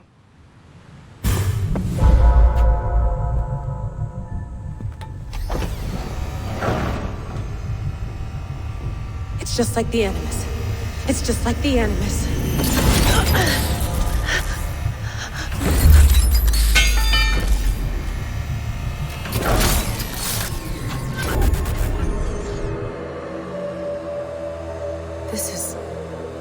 This is Eivor's Valhalla. Or a simulation of it. So what am I looking for? Will I know it when I see it?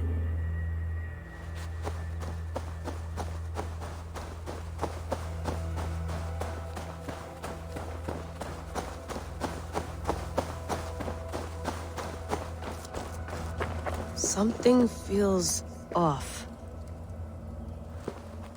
Let's something feels off. I mean, like, the statue's glitching? Ah, that's nothing. You like how we show the stuff landing where it does, given who it's close to now. Exactly, dude. And realizing, you know, like later on, there was a plan of Basim and Loki the entire time. Actually crazy. You know, for that to happen. Like, with their own kind of calculations. What is this?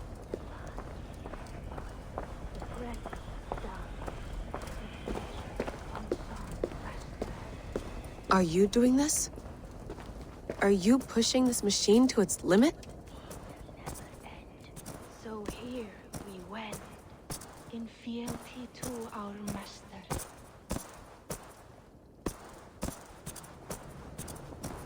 Narnia, spinning the weaves of destinies. So it was in the very beginning in Norway as well. And of course later in the Asgard dream. Who's your master? Is he here?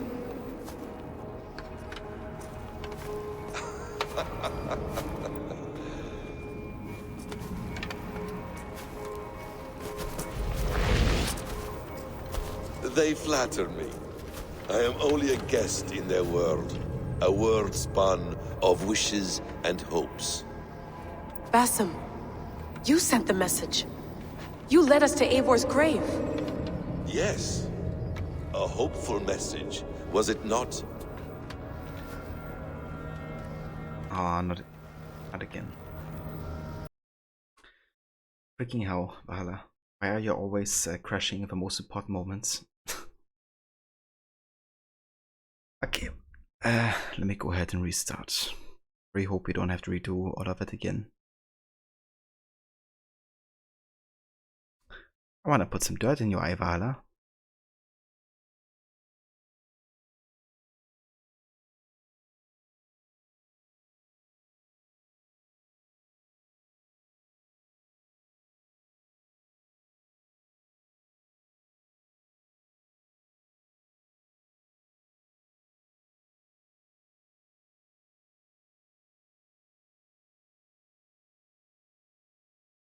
Dear God, Basim will have my head for this!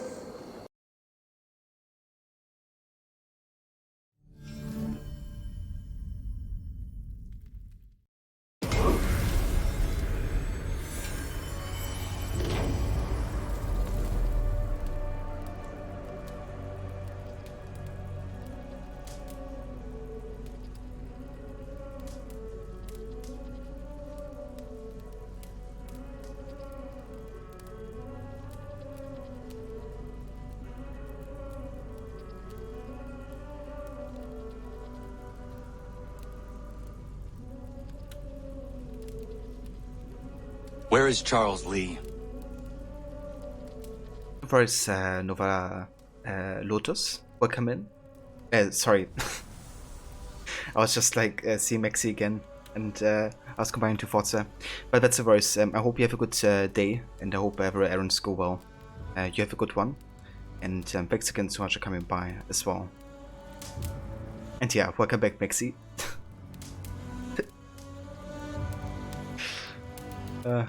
Got off my brain sometimes.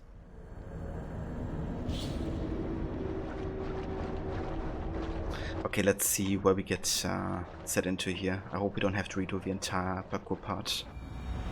Modern day. Okay, cool. Get a checkpoint here. What is this? Very nice.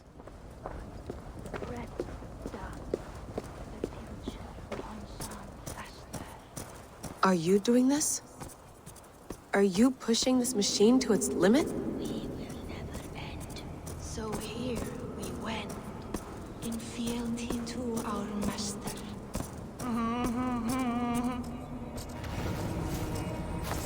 Who's your master? Is he here?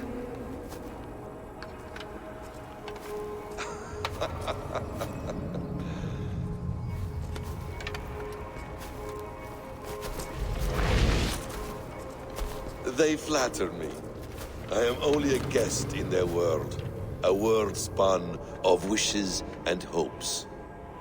Basim, you sent the message. You led us to Eivor's grave. Yes. A hopeful message, was it not? How? You've been trapped here for a millennium. Eivor put you here. Indeed. But I'm not alone in this place. Not always. I have a friend who helps me. Together, we read the calculations. After we located Eivor's probable resting place, I contacted you. Through the digital lasses that enwebs this earth like a spider's nest. In our day, all the world was connected like this. A superorganism of technology. The staff you carry, the temples you have visited, all of it speaks as one. May I show you something? I imagine you can do anything you want in this place. Not as much as you might think. I am tethered to my body in a most uncomfortable way. But you can slow this machine down. You know how it works. Yes. We'll do it together. For another catastrophe is near at hand. This node of time has an ugly way of correcting itself. Go ahead. You're a hard man to trust. You must know that. You're not obliged to trust me. But this is all I can offer. God damn it.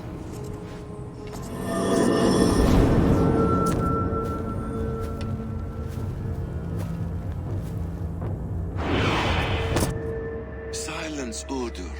Verdandi. Skald. Be at ease. Your day of rest has come. At peace. At last. We rest. Is that it? Is it done? Basim! Where are you? What is that?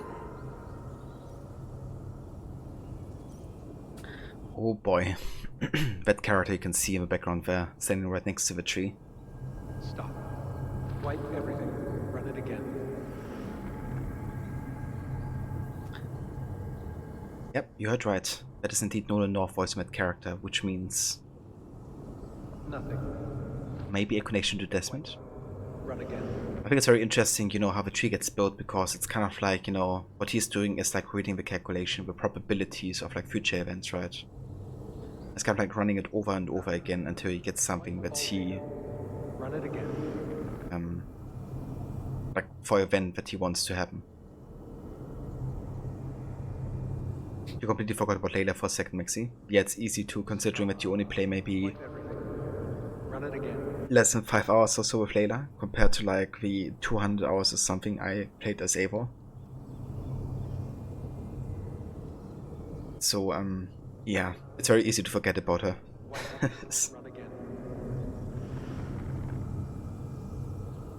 Thank you for being here, Maxi. But you love the actor who plays Basim Loki and Kalorota to be in a Prince of Persia game. I think it would be very fitting, actually. I can definitely see him, you know, being Prince of Persia game and doing a great job as well. Stop. Wipe everything. Run it again. I really like how his voice is like super distinct as well. It's like very unique.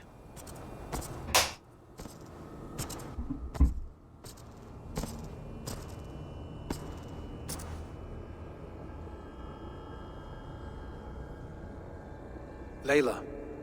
Hello. You know me? Yes. Through the calculations I read here in the gray. 8 years ago, the odds of your arrival were 15,055,003,276 to 1. As the years passed by, those odds improved. And as of yesterday, near even. It's a pleasure to meet you at last. Who are you? And what is this?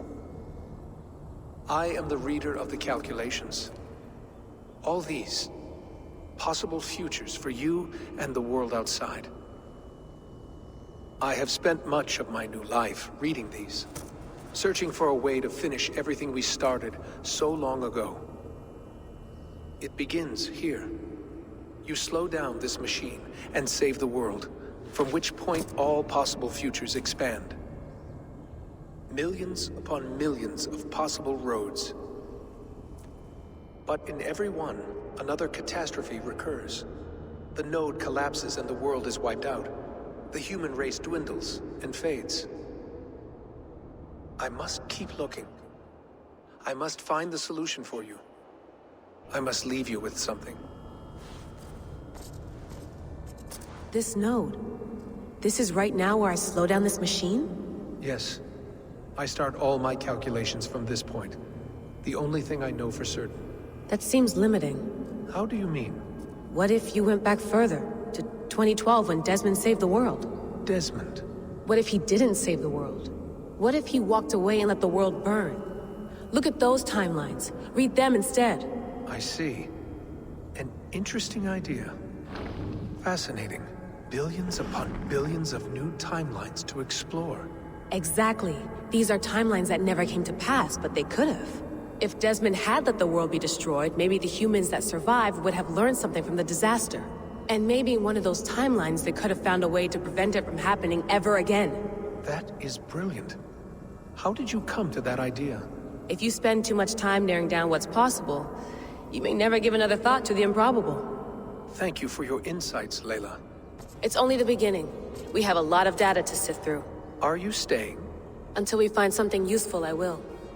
I don't want this to happen ever again. You may not have much time, Layla. The machine is powered down, but the radiation, it will linger for decades. By my calculations, you have 73 seconds before your exposure is lethal. I'm not worried. I have the Staff of Eden. It heals and protects. No. You do not. What? How? Of course. Of course? Fuck! All right.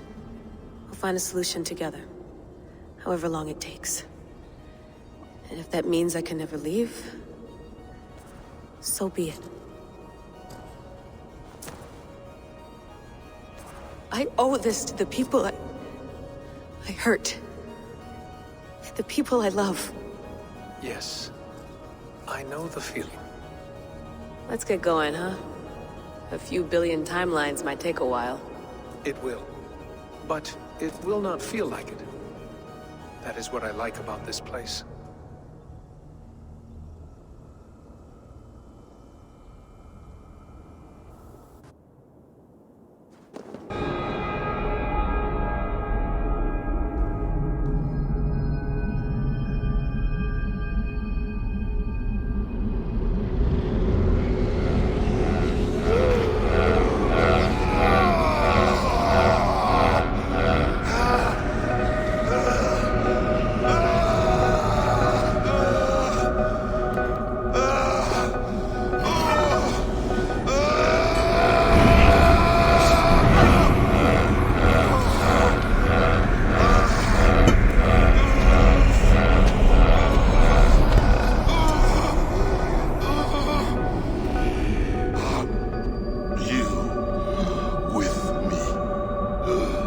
I'm with you.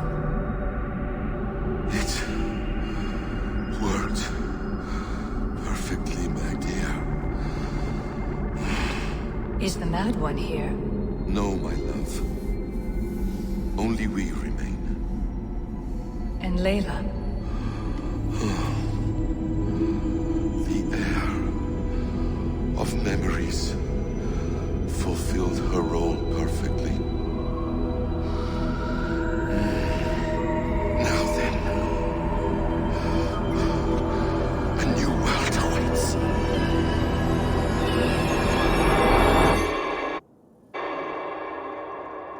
Sean, Bex, I had a choice. And I chose to stay. You'll wonder where I am. You might wonder if I am. I don't know how to answer that. But I'm not afraid. And I'm not alone. We have work to do. Work that may take us days or years. It's impossible to say. But we'll finish it. What I mean is, don't come looking for me. It's too dangerous and too late. Take care of yourself. Take care of the world we still have. And take care of... You see, she's fine. In a manner of speaking. A manner of speaking. Jesus, we have to find her. You heard her. She doesn't want to be rescued. Bullshit. In any case, there's nothing left to save. Not after this long.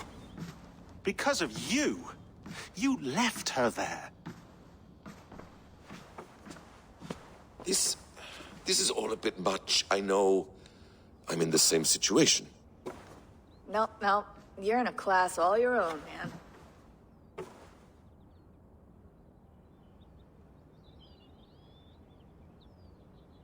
We're assassins now? Not hidden ones? From the Arabic, Hashishin. Ah. And do we have a mentor? Is that still the practice? We do. Name? William Miles. William Miles. I'd like to meet William Miles. Would you bring him to me? We can call him. Encrypted line. You can talk to him right now. No technology. Face to face.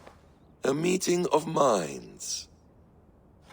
It's time to take the fight to these Templars, as you call them.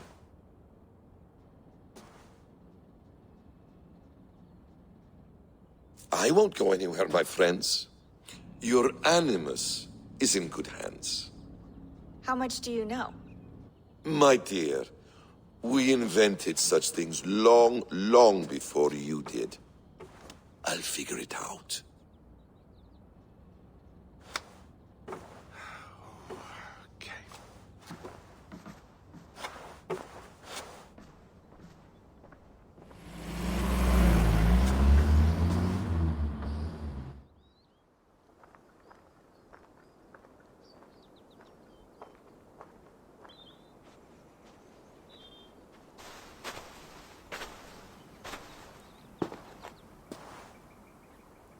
It's a nice place to die, Eivor. Not everyone gets to choose. You bested me. I don't know how, but you did. Yet, I'm the one left standing. And now, I can take from you anything I want. Your memories, your skills, your secrets. They're all mine. And when I have them, I will put them to good use. To find my children. And bring my family back together.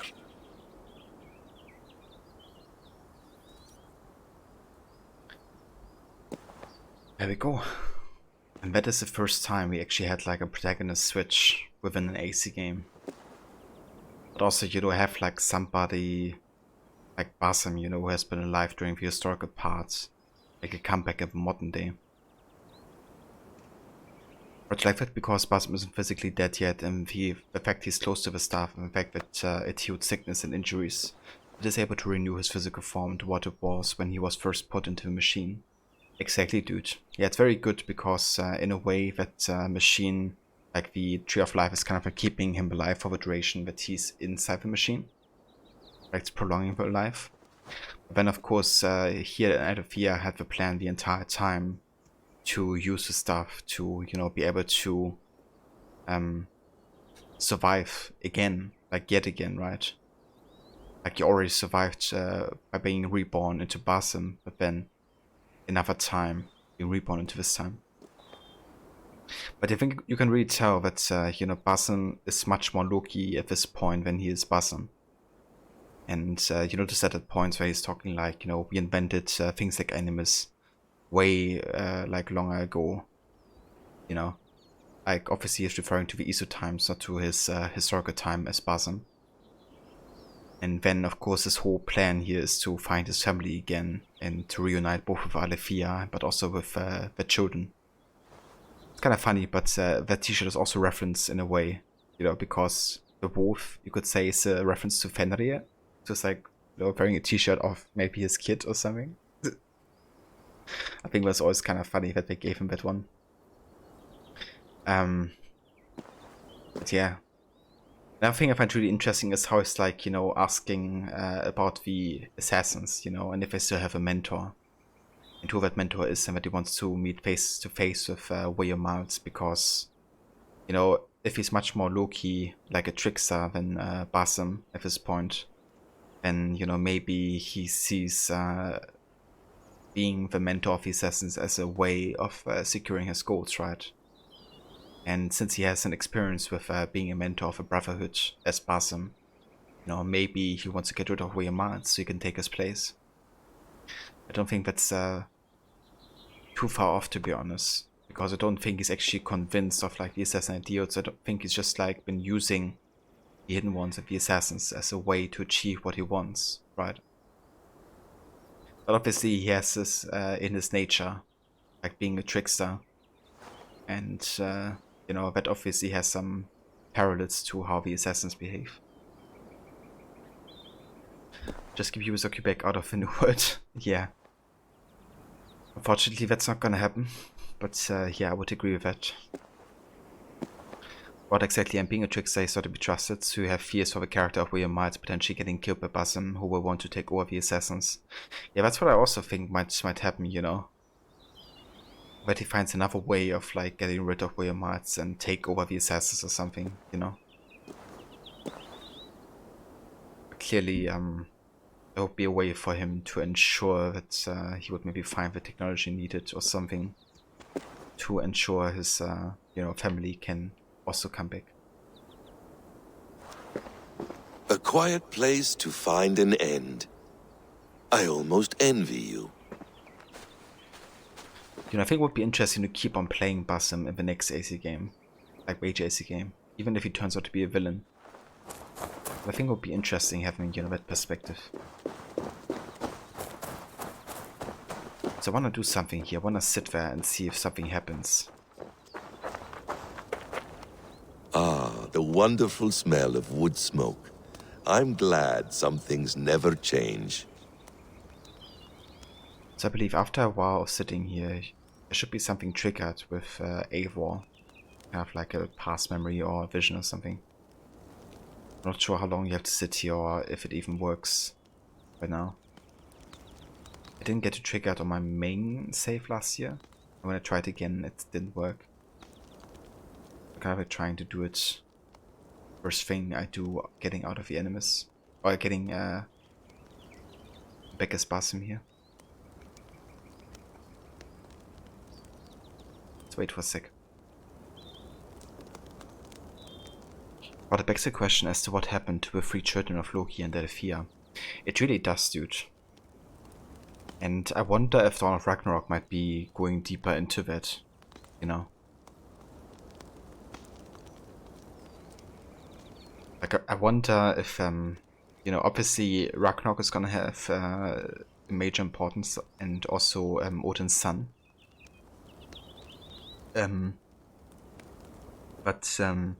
Yeah, also, like, you know, they could definitely tell us about what really did happen to his children. Once Ragnarok is kind of like unfolding.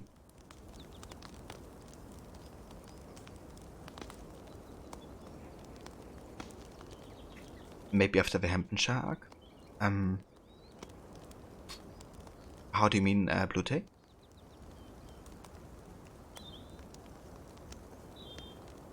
Ah, you mean like the cutscene plays after the Hamptonshire arc with Eivor? That could be it, yeah. I mean, I tried it, I think, after the Hamptonshire arc as well, and nothing happened last time. But it should already have happened, I guess. Maybe I have to sit again without him saying anything. Let's try that.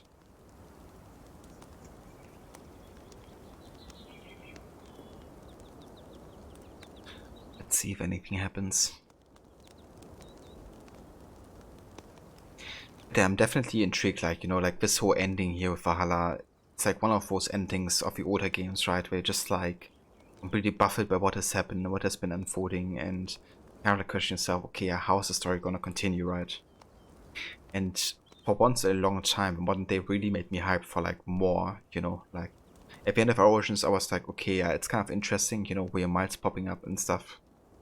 Then obviously Odyssey didn't regard that whatsoever at the start of modern day. I just skipped a huge chunk of time, so I was like not really hyped. Especially with the ending of Odyssey, you know, I was like everything but hyped. But now with Valhalla, like they really open up so many possibilities of what could happen. It's very interesting. But yeah, it doesn't seem like anything happens here, so maybe we're just gonna try after the Heavenshire arc next time.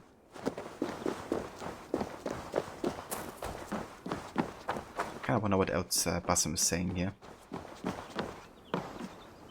Beautiful.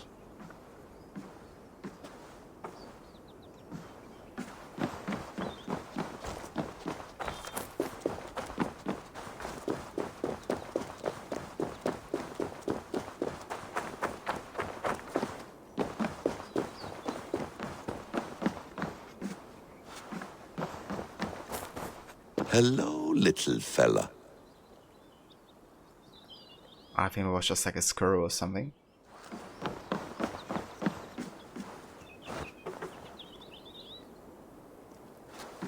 The way Basim just jumped back from a toilet there.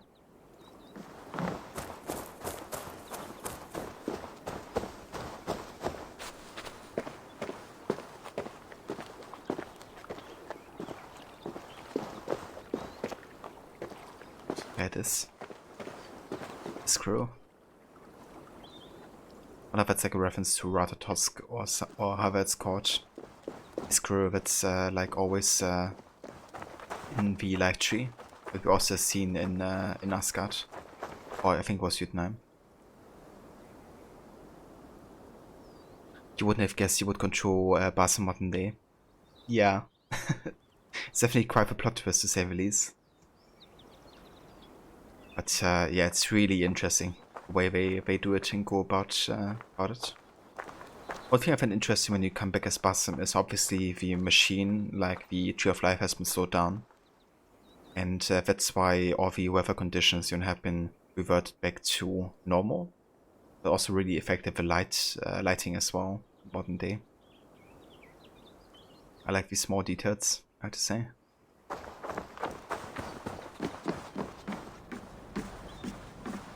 Yeah, Sean and Rebecca aren't here anymore. They took the van and drove away. They were all by ourselves, you know.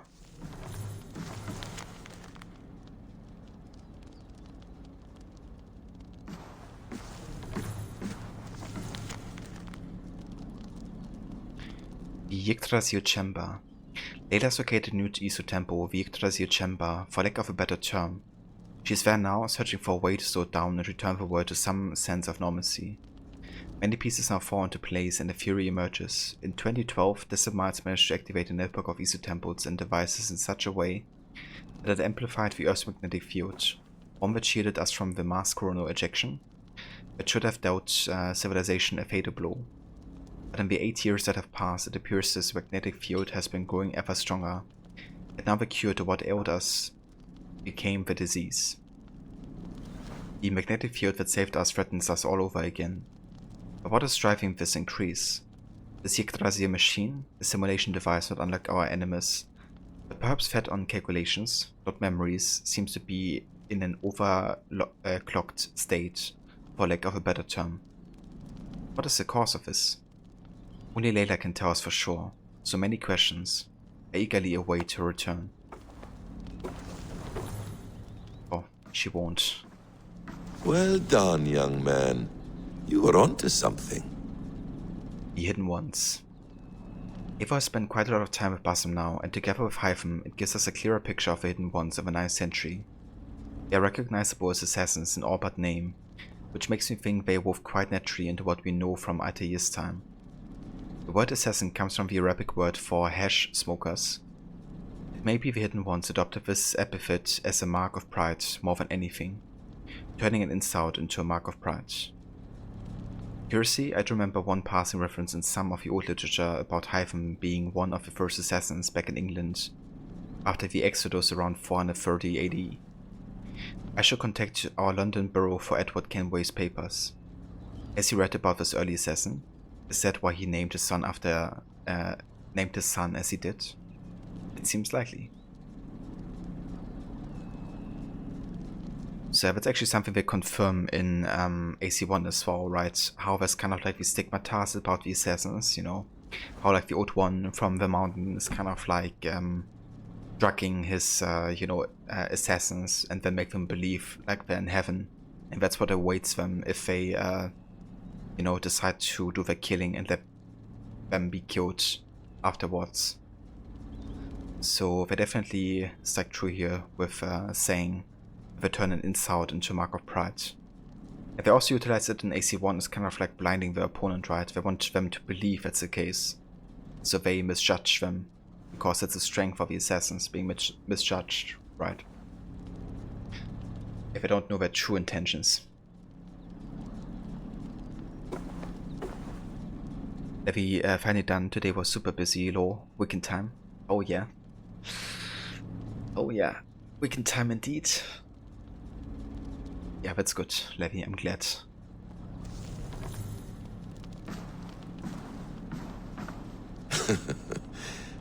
Hold tight, love. A new world has opened to us. Once I get my bearings, there is nothing we cannot achieve. It's interesting he says, once I get my bearings right, like he has hidden something somewhere. Like maybe Loki hid something for Basim to find. Right. Magical. True voice of a villain. Is it wishful thinking to believe this device has a thought interface? Do I really have to use my hands and voice? You do.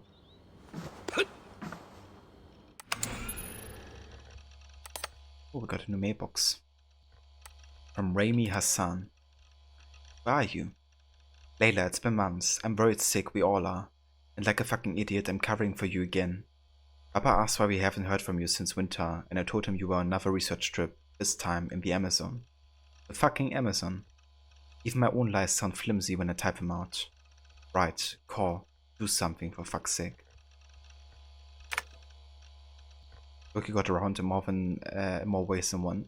You sure did, dude? You'll wonder where I am. You might wonder if I am. I don't know how to answer that. But I'm not afraid. And I'm not alone. We have work to do.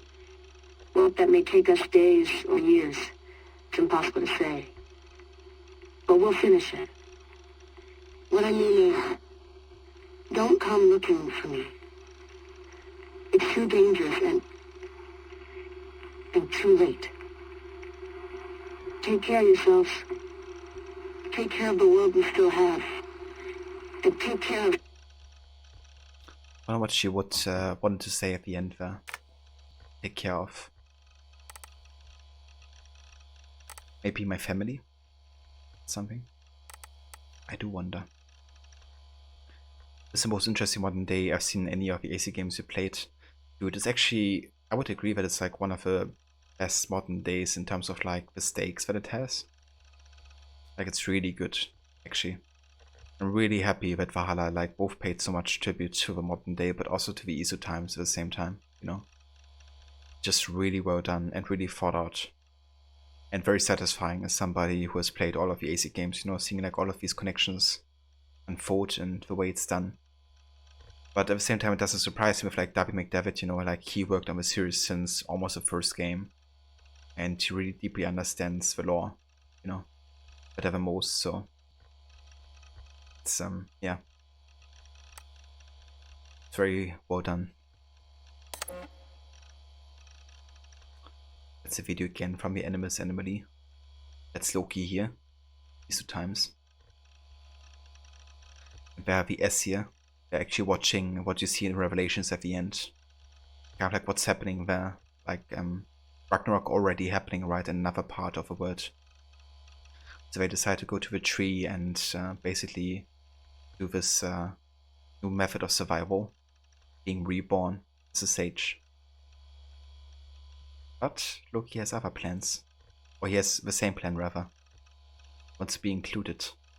To be reborn as well. Kinda wish you could hear this again with like the actual in-game sound.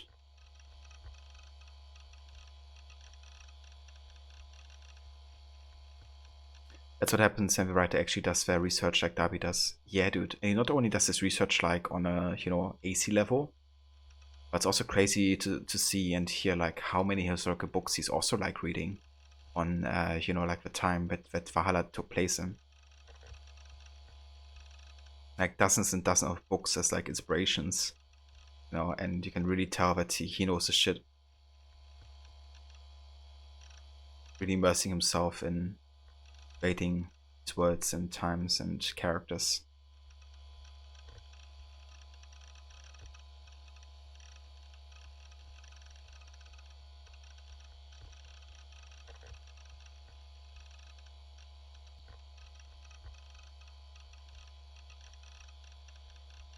Okay, Rod, so how far have you come actually in your Valhalla stream last time? I'm actually not sure when you stopped, because you also got to Norway, right? And started all of that.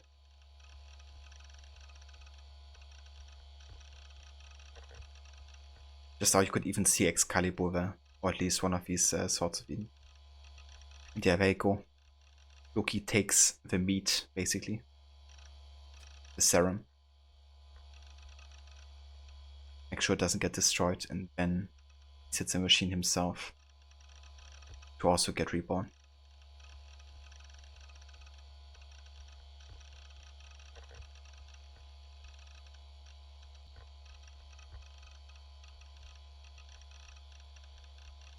There's some who say the story of Valhalla is crap. Yeah, it's always funny to me to see that, because a lot of people that say that as well, like on Reddit, for example. I noticed, like, it's not even about, like, the writing in itself, right? It's more about, like, the narrative structure.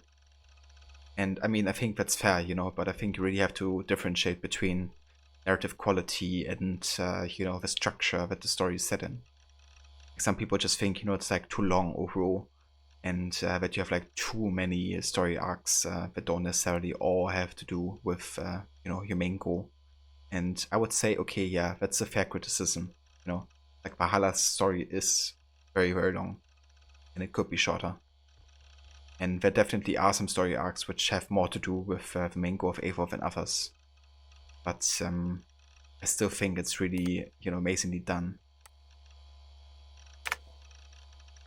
And yeah, I barely see somebody like really, question or criticize actual like dialogue quality or something like this, So it's more about people just getting tired of like having to do all the story arcs in England.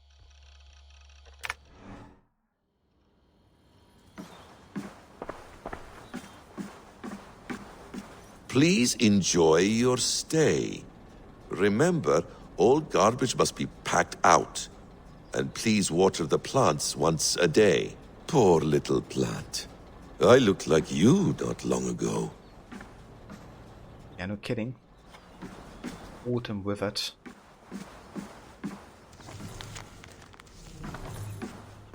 Yeah, that was everything. Yeah. I wonder what he says to music. It says anything. He's just digging it.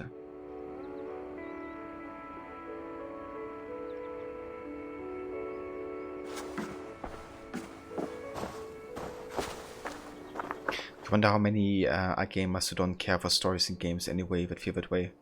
Yeah, probably a few, Like, there's just so many people, and I think it's also fair, I just really care much more about gameplay, satisfaction than story or narrative. But for me personally, like, story always is the most important thing, except it's like a genre where, obviously the focus already is on gameplay a lot.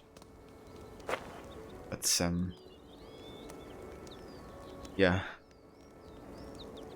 this type of game does work great for you, so unless you only get a couple of hours a week to play. Yeah, I mean, it's such a long endeavor, right, to get through. But you already have come quite far, right? I mean, like, you shouldn't have too much left in Valhalla, I think. It's definitely understandable, you know, getting tired of it after a while, especially when playing it over such a long time. Hey, the Waffle. Welcome in, dude. Welcome, welcome. How's it going? How are you feeling today? But yeah, guys, this will also be where we call it for today. I didn't get to fully finish the game because I still have this like last story arc left in Hampshire in regards to Alfred and the whole reveal about him. But we will just do that next time and also take care of the last deliveries for the hunter and fishing. It shouldn't take too long.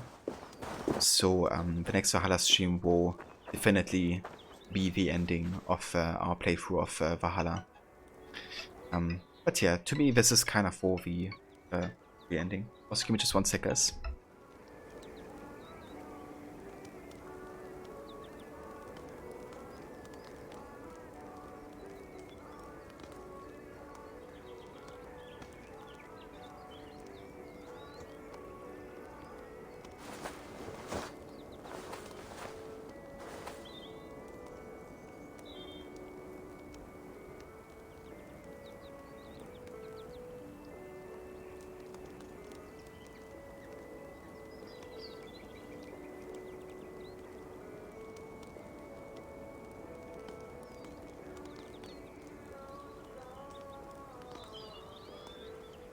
Okay, just got a quick call.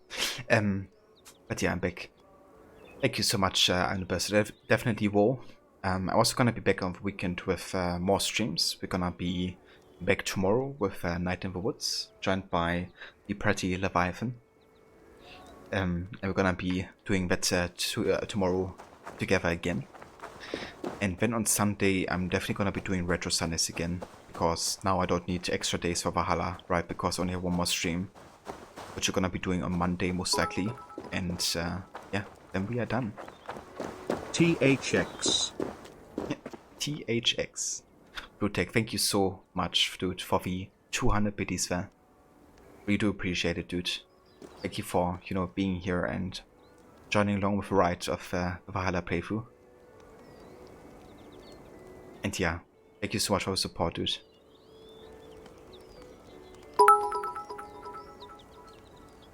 And I'm in the bear suit. Thank you also so much for the 99 bits. Reminds me of that German song, 99 Luftballons. Thank you so much, I'm in the bear suit. Rod, thank you for stream, Sandy. Hope you enjoy your weekend and catch you next time, dude. Definitely. Thank you so much for coming by, Rod. Work is also getting quite late for you in Australia as well, so I hope you have a good night and rest whenever you go to bed.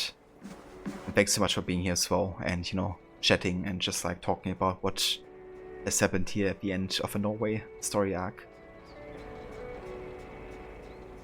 You love a song? You as well, Waffle? It's always really funny to me like how popular that song has gotten, you know, outside of Germany as well.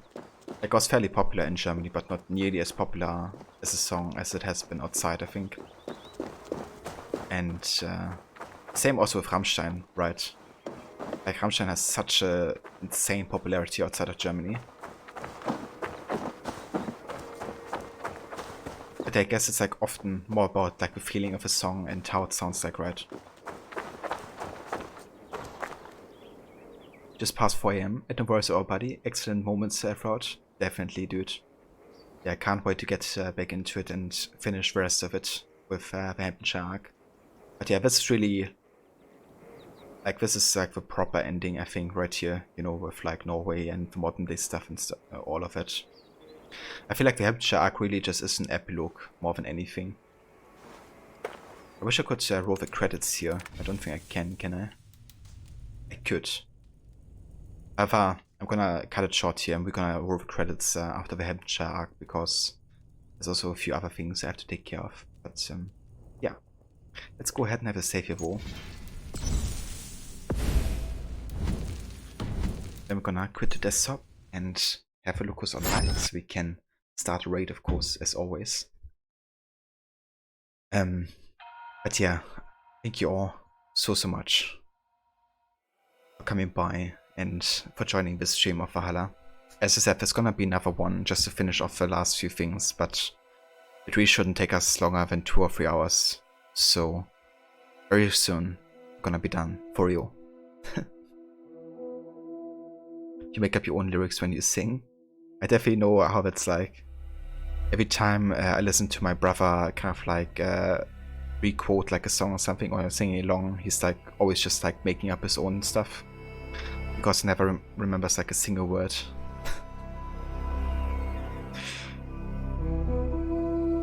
But Shay, I make my own lyrics. Indeed, dude. Indeed. I make my own luck. Yeah, we make our own luck, not playing too much of Rogue. Yeah, no worries, Waffle. Thank you for coming by, dude. I hope you have a good day. And yeah, thank you for being here as long as you could. But yeah, we're gonna find ourselves a raiding target now. Let's see who's online.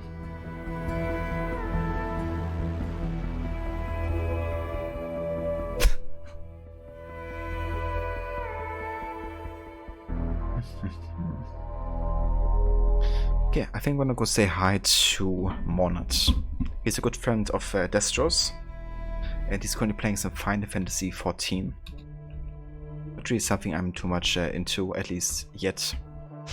I'm probably gonna play some Final Fantasy eventually at some point. But yeah, I'm curious to see how he's doing today, how the game is treating him, and all that. So if you decide to come along with Raid, feel free to use these raid emotes. Showcase that you're part of the raid train there. And yeah. But you're off to put some dirt in someone's eye. Hell yeah, dude. Best of luck with that. But make sure it's not Odin, otherwise you're gonna, you know, get like rid of 2 of his eyes. Odin McQuire already took care of the other one. But yeah, I'll catch you guys next time. And yeah, take care and stay safe.